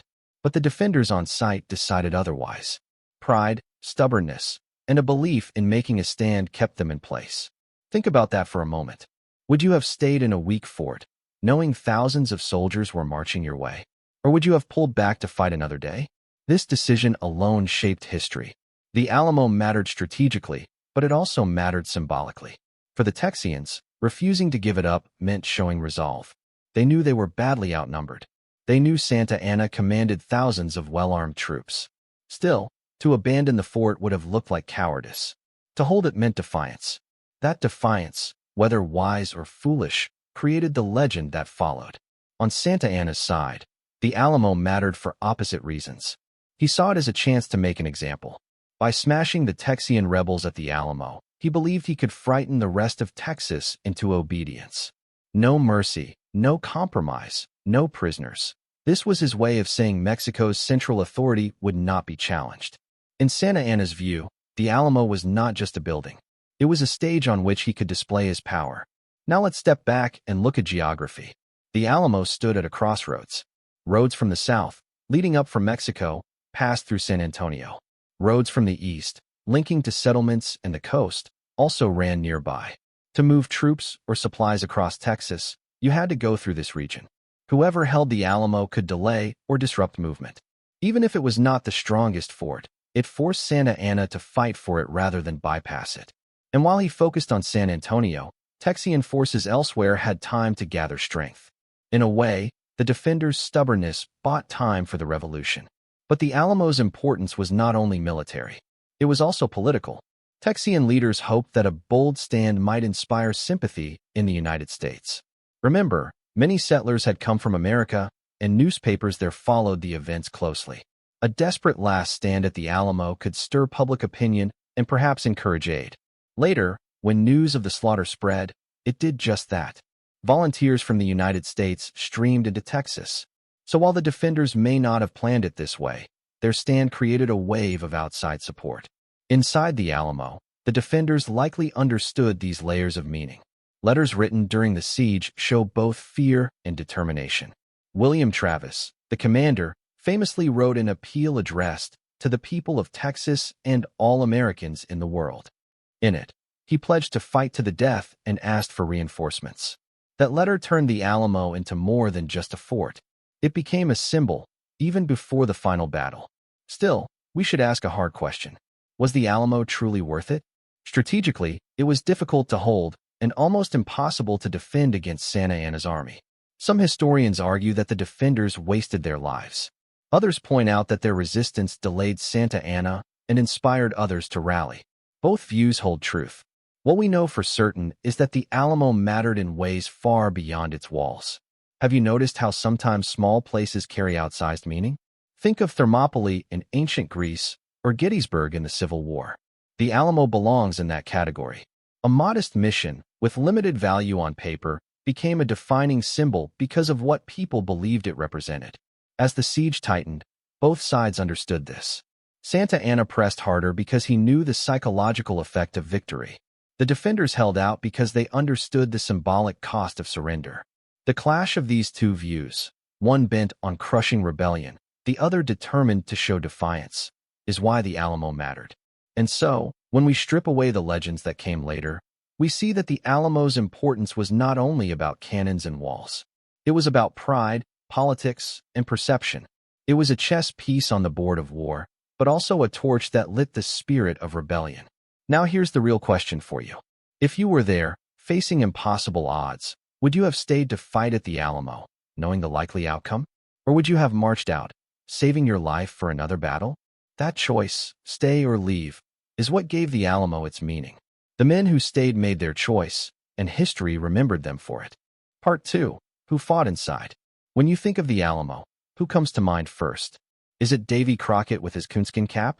Jim Bowie with his knife? William Travis, standing tall, with sword in hand? These names became larger than life. But here's a surprise. Most of the people inside the Alamo were not famous at all. They were ordinary men, and even some families, caught in an extraordinary moment. So who really fought inside those walls? Let's take a closer look. Start with the leaders. William Barrett Travis was just 26 years old. A young lawyer from Alabama, he had moved to Texas after his marriage fell apart. He wasn't a seasoned soldier, but he had ambition. When the Texians needed someone to command the Alamo, Travis stepped forward. He believed in discipline, duty, and sacrifice. His fiery letters show that he wanted the world to know he would fight to the end. Then there was Jim Bowie. He was older, already a legend along the frontier. Known for his hunting knife and rough brawls, Bowie had a reputation as a fighter. But he was also tied to Texas by family. He had married into a prominent Tejano family and saw himself as part of the land.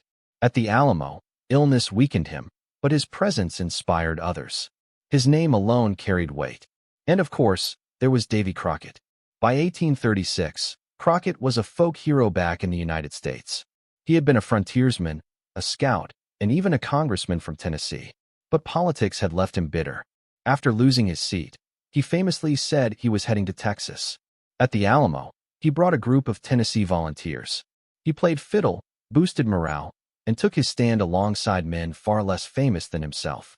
But the Alamo was not only about these three men. In fact, around 200 defenders stood inside the walls. They came from many places and for many reasons.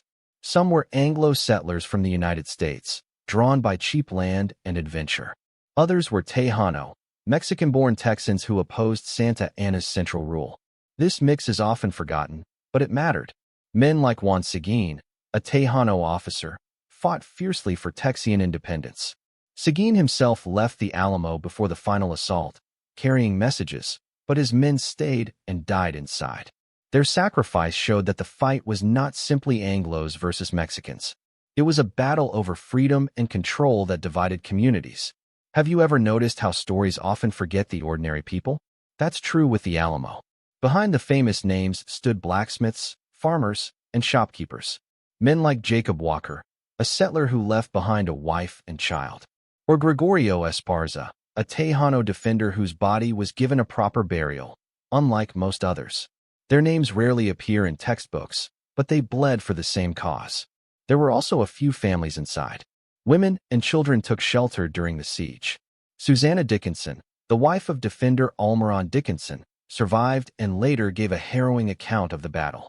Her young daughter Angelina was with her. When the final assault came, Santa Anna spared them, sending them away as witnesses. Their survival gave the outside world a vivid picture of what had happened inside the Alamo. Why did these people stay? Not all for the same reasons. Some believed deeply in liberty and independence. Others wanted land and opportunity in Texas. Some were simply trapped by circumstance.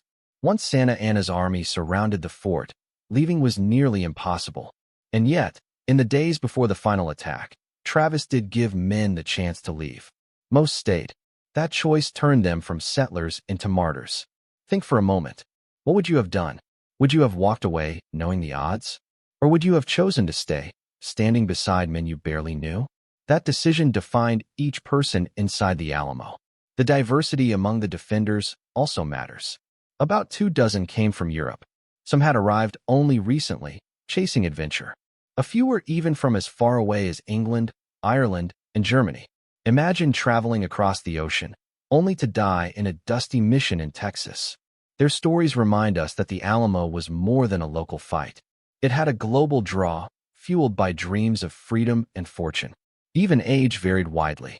The youngest defender was said to be around 16. The oldest was in his 60s. Some were seasoned fighters, while others had barely held a rifle. Yet when the cannons roared, all faced the same fate. Here's something else worth noting. Not every man inside was committed to independence at the start. Some joined the rebellion reluctantly. Others may have been seeking pay as volunteers. Still, once the siege began, personal motives mattered less. They became one band of defenders, bound by survival and a shared enemy outside the walls. And let's not forget the enslaved people who were present. One of them, a man named Joe, was William Travis's servant. Joe survived the final battle and later told his account. He described Travis's courage but also revealed the terror inside the fort. His testimony became one of the few first-hand accounts we still have. So when you picture the Alamo, don't see only Crockett, Bowie, and Travis. Picture nearly 200 souls, each with a story. Picture settlers with families, Tejano fighting for their land, volunteers from far-off states, even foreigners from across the sea. Together, they formed a patchwork garrison that stood against overwhelming odds. The Alamo mattered not just because of where it stood, but because of who stood inside. They were young and old, famous and forgotten, brave and terrified. They were not all heroes in the way legends claim. Some were adventurers. Some were dreamers. Some were desperate. But when the gates closed, they became one. And their choice to stay turned a crumbling mission into the most famous battleground in Texas history. Part 3. Life during the siege. What was it really like inside the Alamo during those 13 long days? We know the final attack was fierce, but what about the waiting, the tension, the daily grind? Did the defenders hold steady, or did fear gnaw at them with every passing hour? Let's step inside the walls and see. The siege began on February 23, 1836, when Santa Anna's army appeared on the horizon. Imagine being inside the Alamo that morning. Dust clouds rise in the distance. Soon you see banners, cannons, and thousands of troops. The defenders had fewer than 200 men. At once, they realized they were trapped. There was no way out. Life under siege meant scarcity. Food quickly became a problem. The Alamo wasn't stocked for a long defense. Cornmeal, beans, and dried beef were stretched thin. Water had to be drawn from a nearby acequia, or irrigation ditch, under constant threat of enemy fire. Every sip carried risk. Imagine lifting a bucket, glancing at the walls, and knowing a musket ball might find you. Ammunition was another worry. The defenders had cannons, but not enough powder to keep them firing at full strength. Every shot had to count. Muskets, rifles, and pistols needed lead for bullets, and supplies ran short. Some accounts say defenders melted down scrap metal to make ammunition. Survival depended on ingenuity as much as courage. And what about morale? William Travis tried to keep spirits high. His famous letter, calling for aid, was both a plea and a declaration. He promised to fight until victory or death. Did those words inspire confidence, or did they weigh heavily?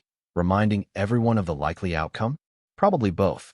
Some men must have felt pride, while others felt dread. At night, the walls echoed with music. Davy Crockett played his fiddle, lifting spirits with songs from Tennessee. Can you picture it? A campfire glow, exhausted men listening to a tune, knowing the enemy sat just beyond the walls. Music became a thin shield against despair. Meanwhile, outside, Santa Anna tightened the noose. His cannons roared daily, blasting the walls. Mexican buglers played calls that signaled no quarter would be given. Every sound reminded the defenders that mercy was off the table. If captured, they would not survive. That knowledge added pressure, but also hardened resolve. Inside, people found small ways to cope. Some repaired walls and mounted cannons. Others wrote letters to loved ones. Travis wrote to rally help. Dickinson begged her family for prayers. Ordinary men scribbled quick notes, hoping they might somehow reach home. Imagine writing your final words by lantern light, knowing they might never be read. The defenders also dealt with illness. Jim Bowie, already weak before the siege, grew worse. Confined to a bed, he still commanded respect. Stories say he issued orders from his sickroom, his large knife by his side. For the healthy, infection and fever remained constant threats. In cramped quarters, sickness spread easily. So how did they pass the days? Skirmishes broke the monotony. Mexican troops probed the walls, testing weak spots. Texian sharpshooters fired back. Each exchange reminded both sides that the final storm was coming. Every casualty cut deep because the defenders could not afford losses. And there was fear. Imagine lying awake at night, listening for drums, waiting for the crash of attack. Some men probably prayed. Others cursed their luck. A few may have wondered why they stayed. Yet few left. That choice defined the siege. Women and children added another layer. Susanna Dickinson later recalled the terror. Her baby cried as cannon fire shook the walls. Families huddled together, powerless to change the outcome. For them, the Alamo was not glory. It was survival. Reinforcements were hoped for, but they never came in numbers. A small group from Gonzales slipped through enemy lines, raising the defender count slightly. Their arrival lifted morale for a moment, but everyone knew it wasn't enough. The men at the Alamo were on their own. Each day passed with growing tension. Santa Anna's forces swelled to thousands. His red flag flew, signaling no prisoners would be spared. The defenders understood what that meant. Their only choices were victory or death. Hope faded, but defiance burned. And yet, think about this. Why did more men desert?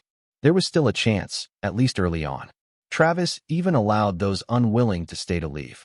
Most stayed. That decision turned a desperate defense into a legend. Would you have done the same? By March 5th, the siege had stretched nearly 2 weeks. The defenders were exhausted, low on food, low on water, and nearly out of options. That night, Travis gathered the men. According to legend, he drew a line in the dirt with his sword. He invited anyone willing to stay and die to cross. Did it really happen? Historians debate it, but the story reflects the mood. Almost all crossed. Only a few chose to slip away. The stage was set. Inside the Alamo, fear and fatigue mixed with courage and resolve. Outside, Santa Anna's army prepared for the final assault. 13 days of waiting would end in one furious morning. The defenders knew it was coming. They just didn't know when. And so, life inside the Alamo during the siege was a mix of hunger, fear, and stubborn bravery. Music played against the sound of cannon fire. Letters were written against the backdrop of certain death. Families clung together as soldiers patched walls and melted scrap for bullets. It was ordinary life lived under extraordinary pressure. Later in this video, we'll see what happened when the waiting ended, when the walls finally fell, and when the Alamo became more than a battle. But first, let's hold on to this picture. A weary band of men and families, living day to day, staring down an army they could never beat. Part 4. The Final Assault. Can you imagine waking up to the sound of drums before dawn, knowing it might be your last sunrise? That was the reality for the defenders of the Alamo on March 6, 1836. After nearly 2 weeks of siege, the waiting ended. The storm was coming, and everyone inside the walls knew it. Santa Anna chose the early morning for his attack. Darkness still covered the land, and the air was cool. Around 5:30 a.m., his troops moved into position. Columns of Mexican soldiers marched silently, bayonets fixed, ladders ready. Their orders were clear: overwhelm the Alamo, take no prisoners. Santa Anna wanted not just a victory, but a statement of power. Inside the Alamo, the defenders were exhausted. Few had slept well in days.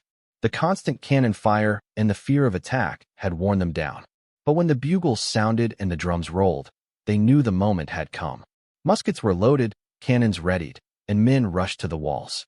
The first wave of Mexican soldiers advanced quickly, but the defenders fired back with deadly precision.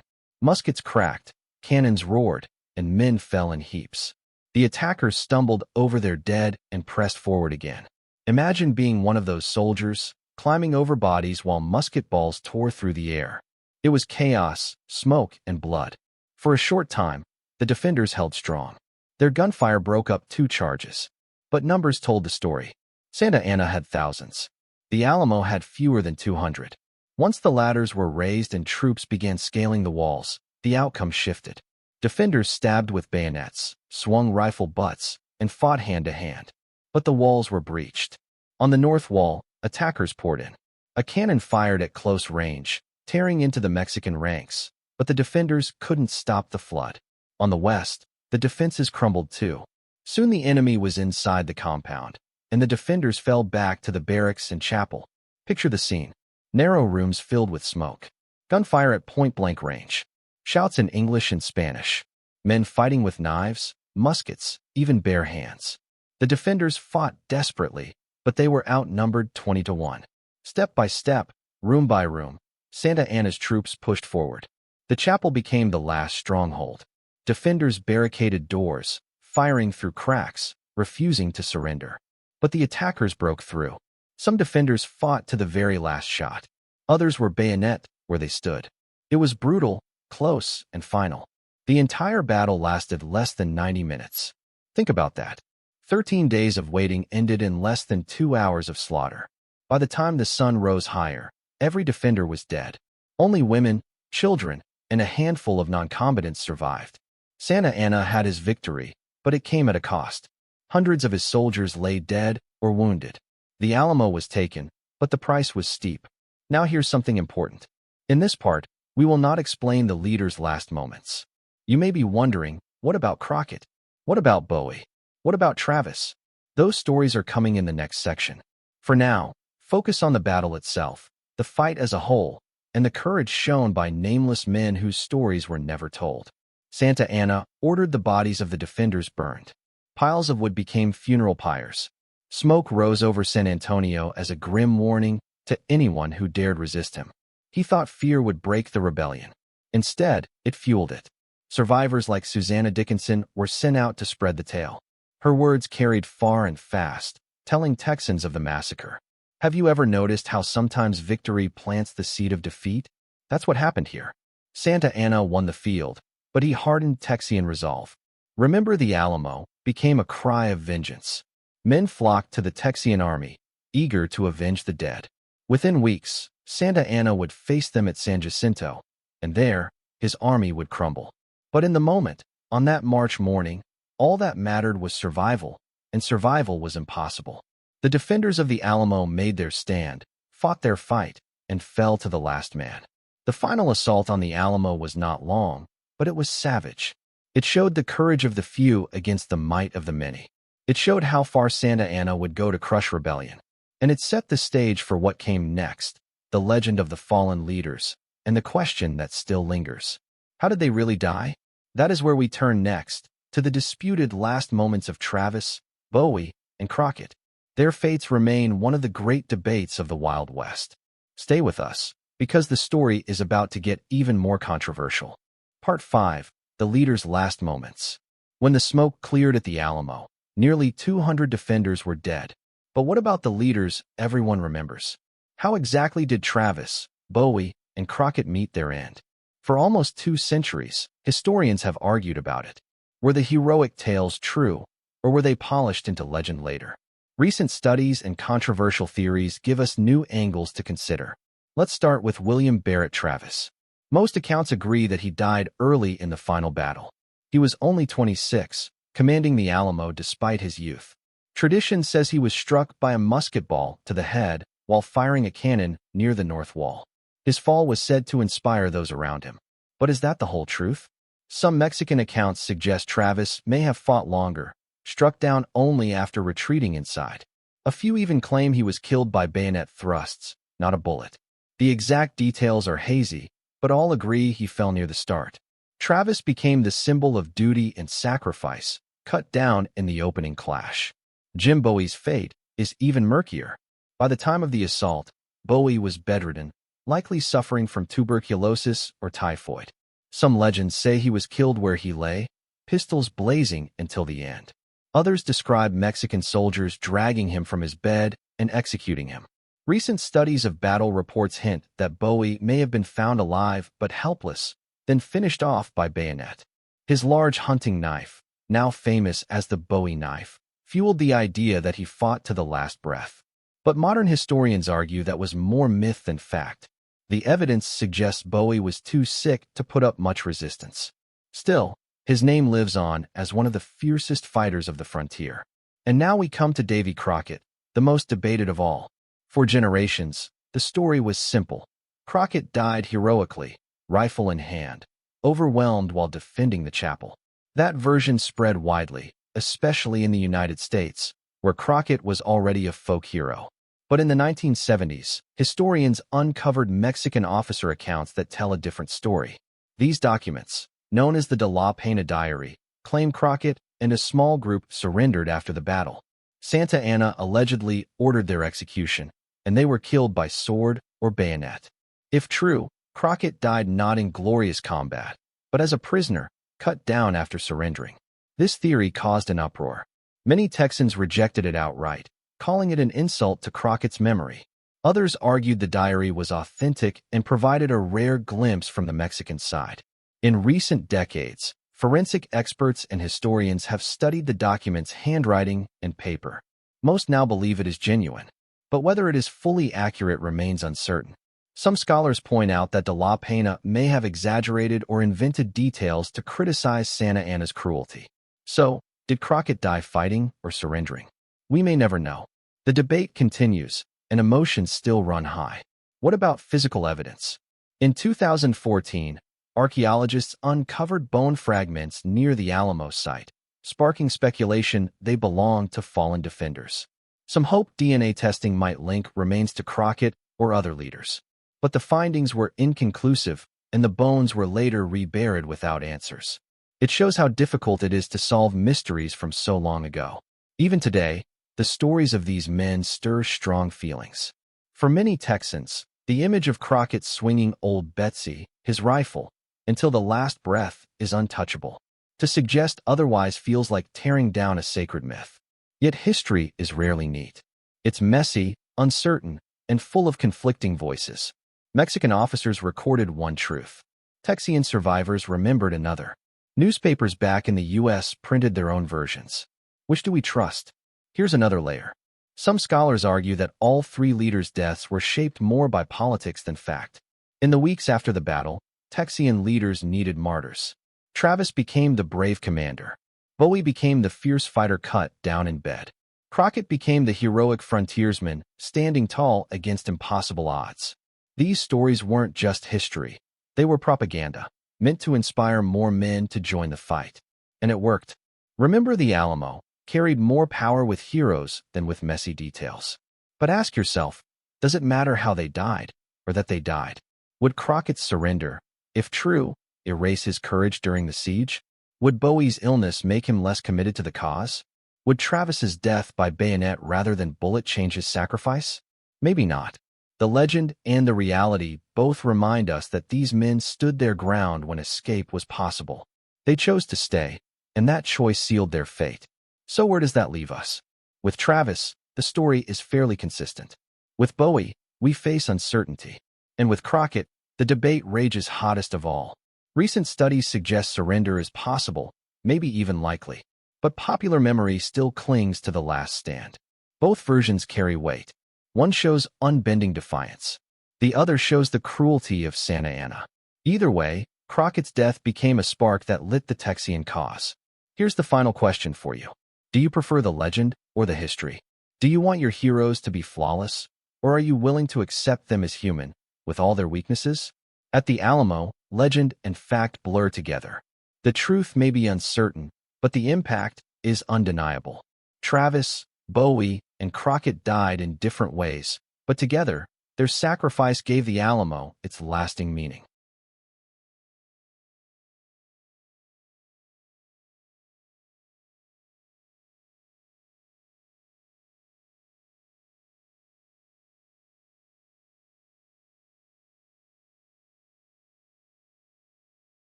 The order that changed Texas forever. What turns men under a white flag into targets at dawn? At Goliad, a promise on paper met a hammer in hand. One order traveled faster than mercy. One morning cut through hope like wire. Did that cruelty break the cause, or forge it hard? Stay with me. We will follow the trail from a dusty fort to a swampy field where a short battle changed a map. How did a small fort become the hinge of a whole war? The Alamo drew the headlines. Goliad held the map. If you picture Texas in early spring of 1836, think roads, rivers, and time. The Presidio at Goliad sat on the San Antonio River. It guarded a crossing and a junction of trails. Whoever held it could slow armies, feed men, and move guns. That control decided who reached the coast and who reached the towns first. The Presidio itself was old stone. Thick walls, a chapel, and a tight yard for guns. Nearby lay ranch country and scattered farms. The land rolled open toward the coast. Wagons could move there. So could cavalry. But water and fodder were limited by season. In that landscape, a defended crossing mattered more than a pretty banner. Hold the crossing, and you hold a throttle on an enemy's breath. James Fannin commanded the Texian force at Goliad. His men were a blend of veterans and new volunteers. They had a few good cannon. They had a store of powder and shot. They also had wounded men from earlier fights. They were not an army designed to chase. They were an army designed to hold and hurt.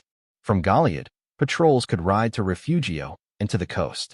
Couriers could ride to San Felipe and to Houston's growing camp. That web of rides stitched the war together. The Mexican plan split down two lines. Santa Anna pushed inland toward San Antonio and the settlements beyond. General Urrea moved up the coast. The idea was simple. Crush resistance in the center. Sweep the coast. Then link hands and finish the job. Goliad sat between those hands. It could threaten Urrea's flank. It could shelter refugees and guides. It could draw the enemy into costly brush before he reached deep settlements. Logistics turned the key. The coast offered landings for supply. Capano Bay and other points fed Urrea's columns. Roads from those landings ran inland past Refugio and toward Goliad. If Fannin held Goliad, he forced the enemy to guard long lines. He forced them to detach men as escorts. Every escort slowed the spear tip. Every slowed mile bought time for the main Texian army to form.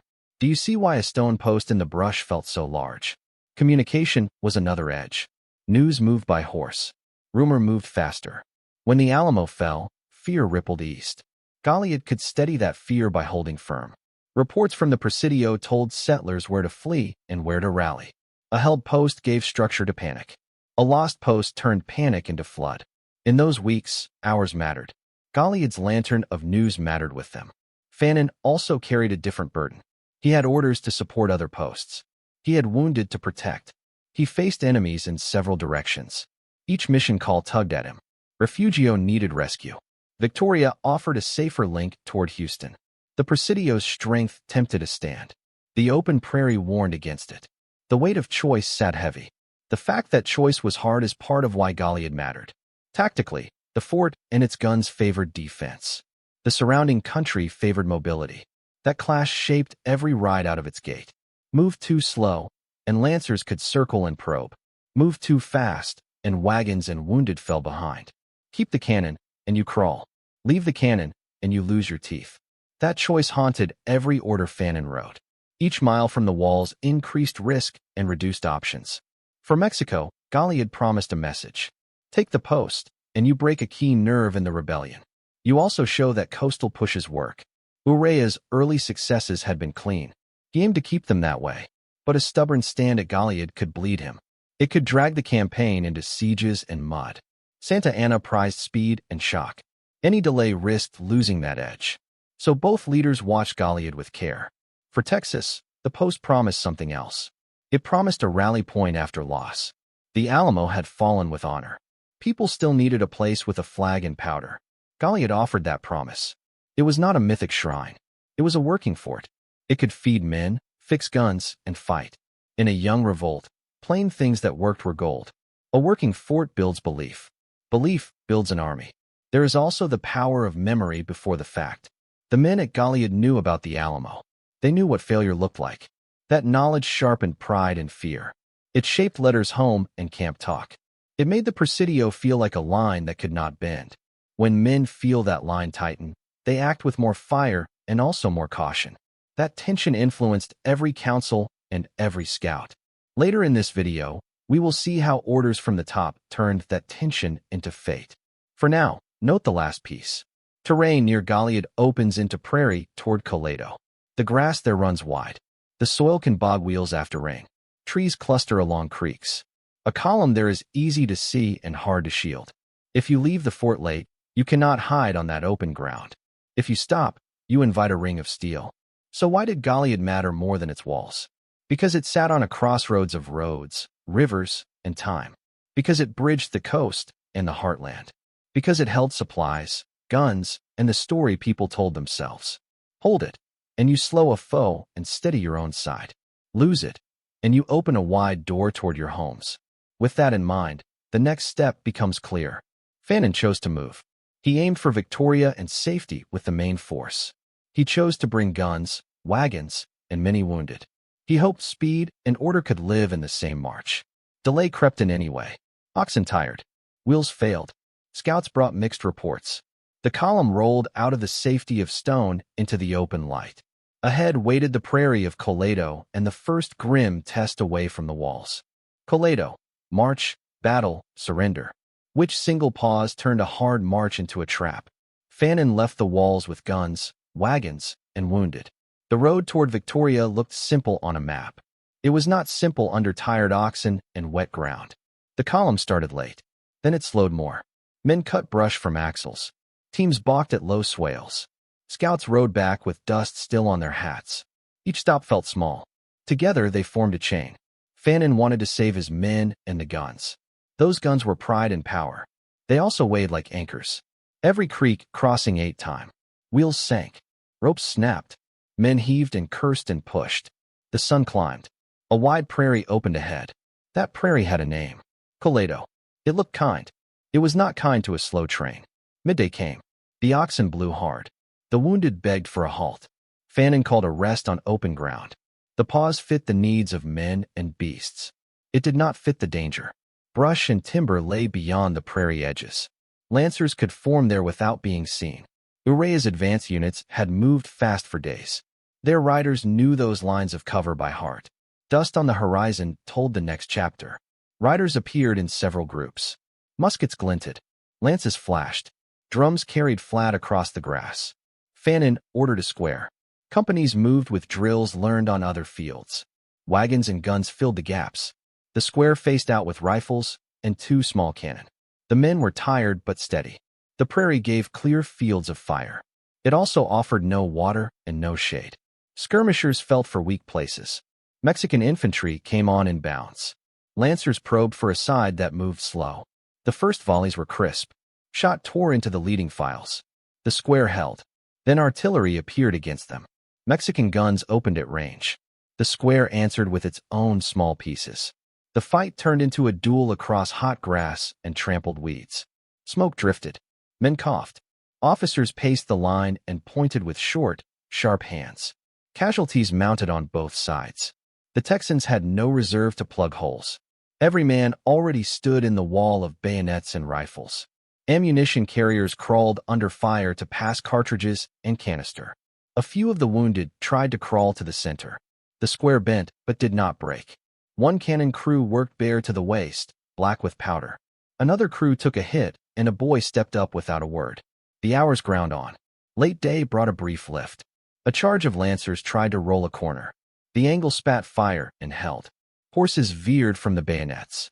A riderless horse tore across the square and fell. The men cheered once and then went quiet again. The heat began to drop with the sun. Shadows stretched. Water skins lay light and empty. Fannin himself took a wound in the thigh. He stayed upright with help and kept giving orders. Night pushed the lines apart. The shooting slowed to sharp, nervous bursts. Both sides pulled back a little. The square lay on its arms. Men licked cracked lips and listened for hooves. A few crawled to gather dropped cartridges and canteens from the dead. Groans carried in the dark. Officers walked the interior and spoke low. They counted cartridges. They counted men still able to stand. They looked at the guns and saw that the axles had new cracks. Across the prairie, Urea's officers counted too. They sent for more men and more guns. They set pickets tight. They planned to ring the square at dawn. Their skirmish lines would creep closer under dim light and grass. Their artillery would move in to better ground. They had the advantage of water and fresh legs. They had the edge of numbers and the use of terrain. They did not want to waste those edges in a rash attack. At first light, the ring tightened. Mexican artillery came up and began to speak. Their fire was more accurate now. The Texan cannon answered, but with fewer rounds. Water had run out in the night. Wounded men begged for a sip that did not exist. Some fired from their backs with set jaws. A corner of the square lurched when a ball hit a wheel. Men rushed and braced it with fence rails and rope. They held, but the cost rose each minute. Fannin and his officers met in the center. They faced a short list. Ammunition low. Water gone. Wounded heavy. No way to move the guns. No cover anywhere. Break out on foot and leave the hurt. Or hold and be ground down. Or seek terms and hope for honor. Do you choose pride or survival when both look thin? The council reached for a third path. They would ask for terms that treated them as prisoners of war. They believed regular officers across the field would honor those terms. A white cloth went up. Firing slowed and then stopped. Mexican officers came in with firm faces and measured words. The Texan officers stated their request. Treatment as prisoners of war. Protection for the wounded. No harm to non-combatants. Transfer to Matamoros and eventual parole. The talks moved with the stiff pace of men who had bled each other. The situation on the ground favored the side with water and guns.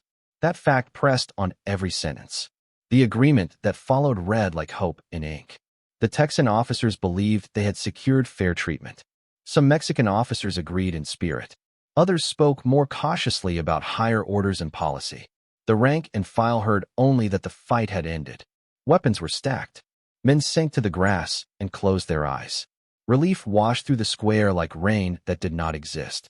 Companies were formed again and marched under guard toward Goliad. The wounded went in carts and on doors used as stretchers. The road back crossed the same prairie that had burned them. Some looked down at the ground and tried not to think. Others looked back and tried to fix the scene in memory. The Presidio walls rose again at last. Prison registers opened. Cells filled. Rumor filled them faster. Here lies the hinge. The men believed they had bargained for life. They had not bargained with the only man whose will would count. Santa Anna's policy on invaders waited like a sealed letter. The next chapter would open that letter. It would show how orders outran mercy and how mercy tried to run after them. The field of Coleto had ended in a surrender that felt safe. Inside the Presidio, safety would prove to be a word with a short life. The death order. Who made the choice that turned hope into doom? Inside the Presidio, the men waited with faith in their terms.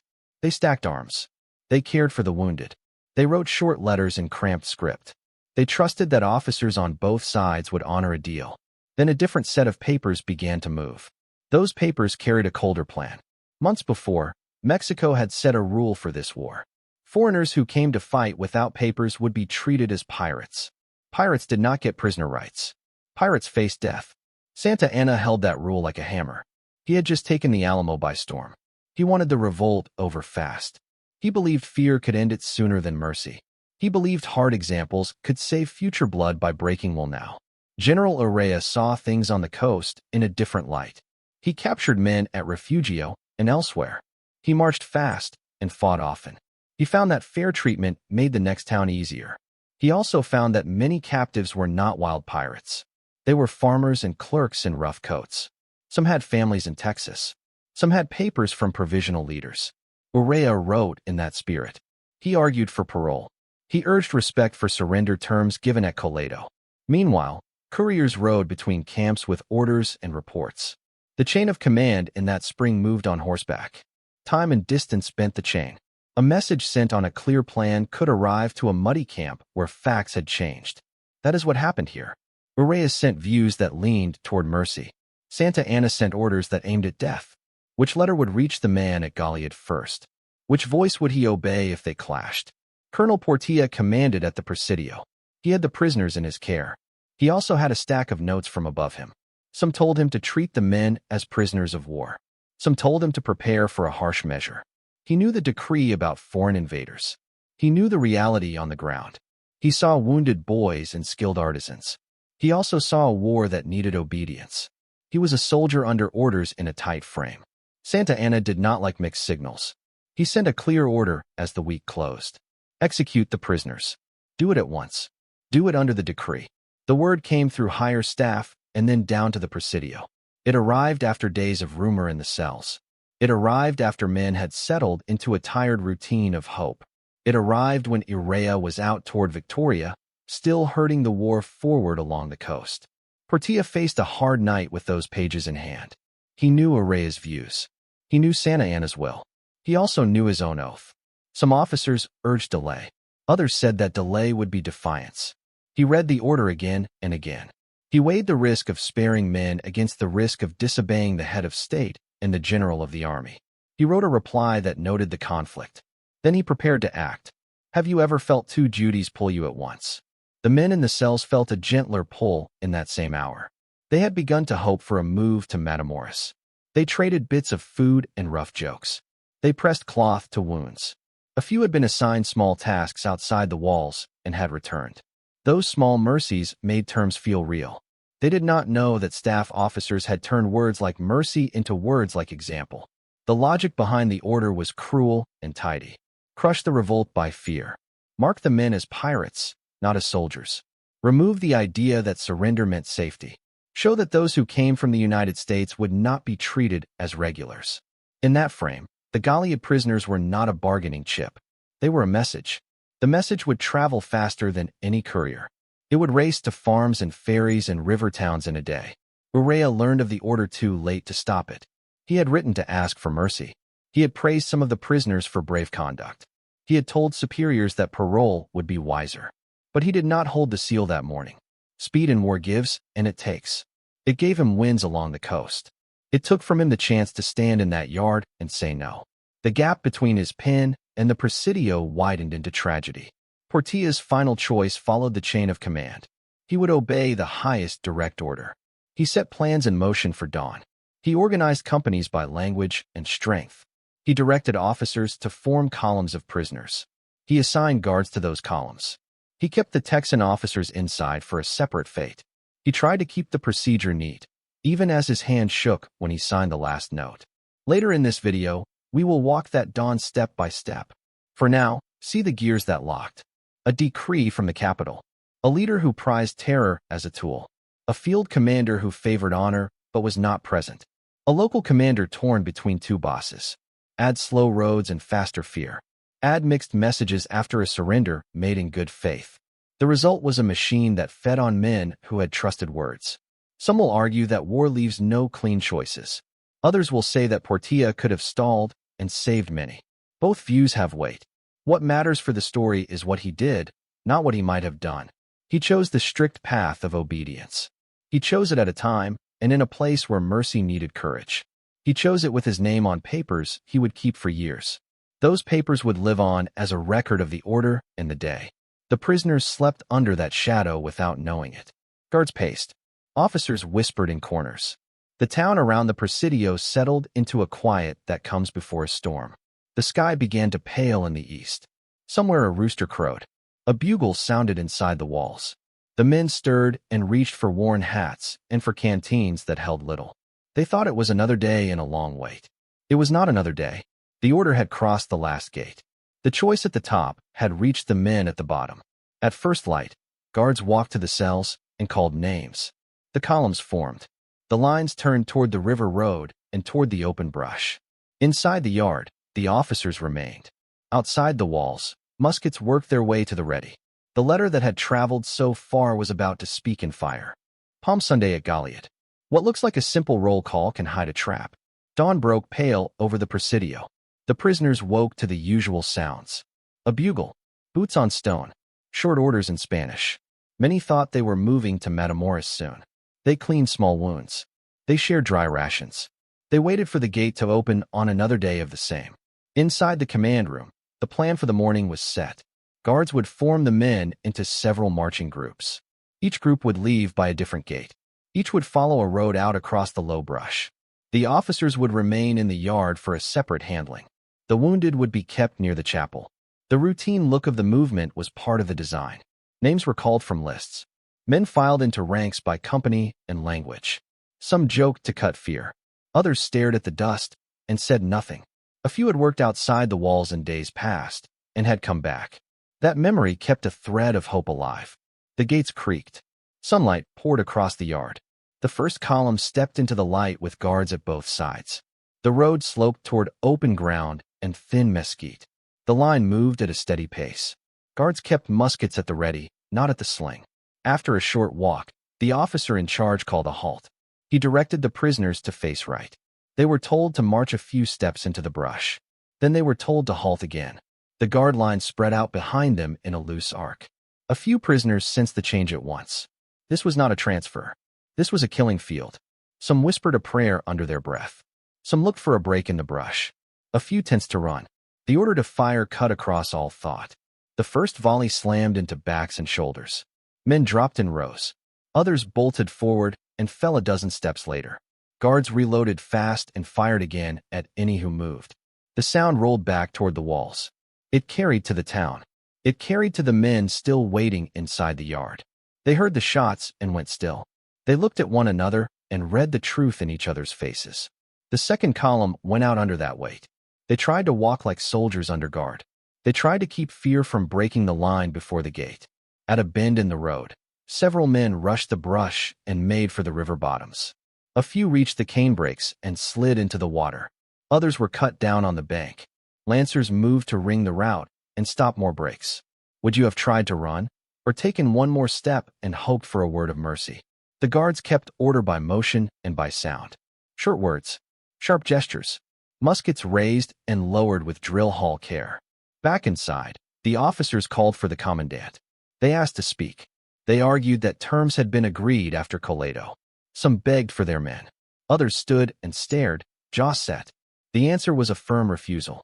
The orders were clear. The executions would proceed. The officers would be dealt with last. The order to continue went out to the waiting companies at the gates. The third column left under a hot sun and a thicker cloud of rumor. That group included men who had been nurses or cooks in the makeshift hospital.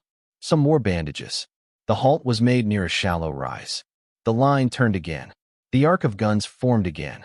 A chaplain among the guards made a fast sign of the cross. The volley came. A few fell quietly. Others cried out for water. The shock rolled over the field like heat. Within the walls, the officers heard the distant firing and then the near silence that followed each volley. They were led to the yard and placed before a detail. Fannin came last. He had been wounded at Goliad. He faced the squad with a set face. He asked for 3 small mercies. Spare his face. Aim at the heart. Give his body a proper burial. The squad fired. He fell where he stood. The yard went still after the smoke drifted away. In the town, some civilians watched in horror. A few pleaded for a halt. Others turned away and shut doors. The soldiers kept working through the list. They were not eager, but they were thorough. Non-commissioned officers kept timing. Officers checked names and numbers. The goal was to complete the order before confusion or pity could change the pace. The work of killing was treated like any other duty. By noon the main columns had been dealt with. The guards combed the brush for any wounded who still moved. Some men lay silent and lived by that choice. Others crawled and left trails that drew fire. A handful who reached the river hid under cut banks. They waited with faces pressed to wet clay while riders searched above. Hours later, they slipped away through the reeds and began slow journeys toward safety. The dead lay in lines and in ragged clusters. Some bodies were burned in piles near the roads. Others remained where they fell. The smell of powder and blood pulled flies. The sun lowered and cast long bars of light across the field. Back inside the Presidio, lists were closed and sealed. The commandant wrote a report that the decree had been obeyed. He signed his name with a steady hand and a heavy heart. A small group of prisoners had not been placed in the columns. They were artisans and doctors kept for labor. A few boys and a few men with needed skills were pulled from the ranks. That fact did not change the nature of the day. It only proved that the order left narrow lanes for use and none for mercy. Most who left the gates did not come back through them alive. Toward evening, guards eased. Civilians ventured out to look for kin among the fallen. The river moved on at its slow spring pace. The Presidio walls turned orange in the light. Inside, the remaining prisoners sat in silence. Outside, the town carried the weight of what it had seen. News began to ride east that same night with those who escaped. The word spread faster than any courier's set pace. You can measure a day like this in shots and bodies. You can also measure it in the way it changes the talk in cabins and camps. Men who had wondered about surrender now had an answer. Families who had weighed flight now packed. Commanders who had weighed bold strikes now sharpened a simpler idea. Remember Goliad. The phrase would load the next battle with a charge no powder could match. In the next part, we will track those aftershocks. We will see how the news from Goliad moved troops, councils, and hearts. We will follow the line from this yard to a muddy field east of the bayous. There, a short battle would repay the morning's cost with speed and certainty. The road from this dawn leads straight to that afternoon. Aftershocks. What did one grim morning change by sunset across Texas? The answer starts with speed. News rode on fresh horses. It crossed ferries and prairie and rough towns in a day. By night, cabins east of the Brazos whispered one phrase. Remember Goliad. It was not a slogan yet. It was a warning and a promise in the same breath. Families on the road felt the shock first. The long drift east had already begun. People called it the runaway scrape. Wagons creaked. Children cried. Men looked back from the traces.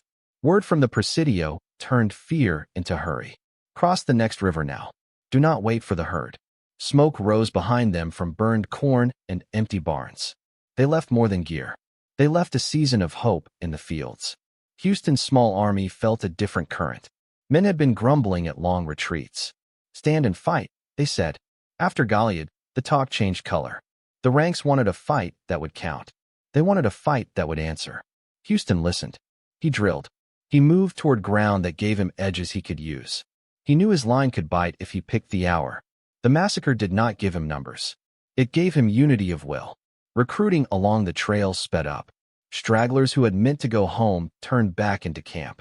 New riders who had hesitated signed a roll. A few old rifles from cabins came out with fresh flints. Ammunition wagons got pushed a little faster. Quartermasters who had begged for help now got it without words. The army was still small. It was still rough. It was now aimed like a spear, not dragged like a chain. On the Mexican side, the message cut a different path. Santa Anna believed examples end wars. He wanted settlements to see the cost of revolt and fold. Some garrisons cheered the firmness. Others worried about the cost of hatred. Araya, still on the coast, saw a harder road ahead. He had argued for parole and order. Now he knew that every skirmish would carry the taste of revenge. That taste makes men wild at the edges. Wild men make mistakes. Inside councils, paper clashed with passion. Leaders in flight argued over bridges, ferries, and records. Save the archives or save the families. Keep the government moving or stay close to the army. The Goliad news forced choices in hours, not days. Messengers rode in, read the lines, and rode out red-eyed. The small nerve center of a young cause had to function in mud and fear. It did not break. In camp, discipline got sharper. Officers knew that any captured man might face the same fate. That fact closed gaps. Pickets stood longer. Stragglers got pulled in. Drills got shorter and harder. The watchword at dusk remembered two places now. Men said it under their breath. Remember the Alamo. Remember Goliad. The pair of names linked grief to duty in a way no speech could match. When Santa Anna's main body moved near Buffalo Bayou, the spring air felt heavy. Houston scouted low ground and timber. He looked for a place where noise could hide. He looked for a place where a short run would carry men into shock range. The anger in the ranks became a resource only if held tight. He kept it tight. He waited through the hours when a lesser commander would have lunged. The strike at San Jacinto came like a door slam. The cry rose and carried both names. The line ran, fired once or twice, and closed. The rout was fast and total. Many Mexican soldiers died in the flight. Some tried to surrender and were shot in the crush. That is where controversy still lives. Did fury erase restraint? Did men in the line act under orders or under rage? The truth is tangled. The field was chaos. The wounds from March burned hot in April. War is not a clean trade. Houston was hit in the ankle. He still tried to pull his men back to order once the line broke the camp. Prisoners were taken. Many more were killed running. The field itself argued for blood. The names shouted had trained the hand. Yet even in that hour, command began to reassert. Guards formed. Flags rose. Officers barked hard words, and men obeyed. A wild start ended in a captured president. Santa Anna was taken the next day. He came in a plain coat and tried to pass as a common soldier. Recognized, he faced a ring of men who wanted revenge on the spot. Houston, hurt and pale, stood against that. He ordered protection. He ordered a tent and a guard. He ordered treatment that looked forward, not back. That decision was steel under velvet. It was also cold politics. A living captive could end a campaign in one stroke. The treaties of Velasco grew from that moment. They were not clean. They were argued, signed, and then disputed by Mexico later. But in the short run, they gave Texas a breath. They pulled the main force south and out. They calmed the roads and ferries a little. Families still ran, but some turned and looked west with new hope. A brutal morning at Goliad had set the stage for a short afternoon at San Jacinto that changed the map. Across farms and towns, memory work began fast. Graves were marked as best as people could. Names were listed and argued. Sermons tied lost to duty. Simple markers rose where the roads bent.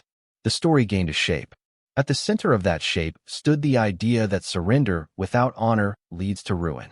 That moral taught itself in a single day. Men who rode later wars learned it by ear long before they read it in books. The Mexican army and state paid other prices. The executions darkened their cause in foreign eyes. Support from some quarters cooled. The image of harsh rule stuck. That image made it harder to win hearts on the frontier later. Santa Anna himself gained and lost power many times after. Yet the stain of Goliad never quite washed out. Leaders can win fields and still lose stories. Stories are what nations carry forward. For Texas, the shock forged a grim unity. It did not create virtue. It did create resolve. It taught lessons about command, speed, and the use of terror. Use terror, and you may stiffen the very people you meant to break. Treat prisoners as men, and you might buy quiet with mercy. In that spring, both sides learned which path cut deeper. One choice closed options. The other opened them. Have you ever watched grief turn into action in a single week? That is the arc here. A field of bodies west of the coast gave fuel to a fight near a bayou. A cry at dawn became a charge at afternoon. The next months were still hard. The years that followed were harder still. But the will had turned. The new republic would live long enough to make its case upon the world. So what did that morning change by sunset? It changed how men marched, how they fought, and how they treated victory when it came. It changed which leaders could govern a fear that might have broken them. It gave words to a cause that needed spine and not just songs. And it set a lesson down in plain lines. Use cruelty and expect a storm. Answer cruelty, and then hold your hand when the field is won. That is how a nation begins to stand.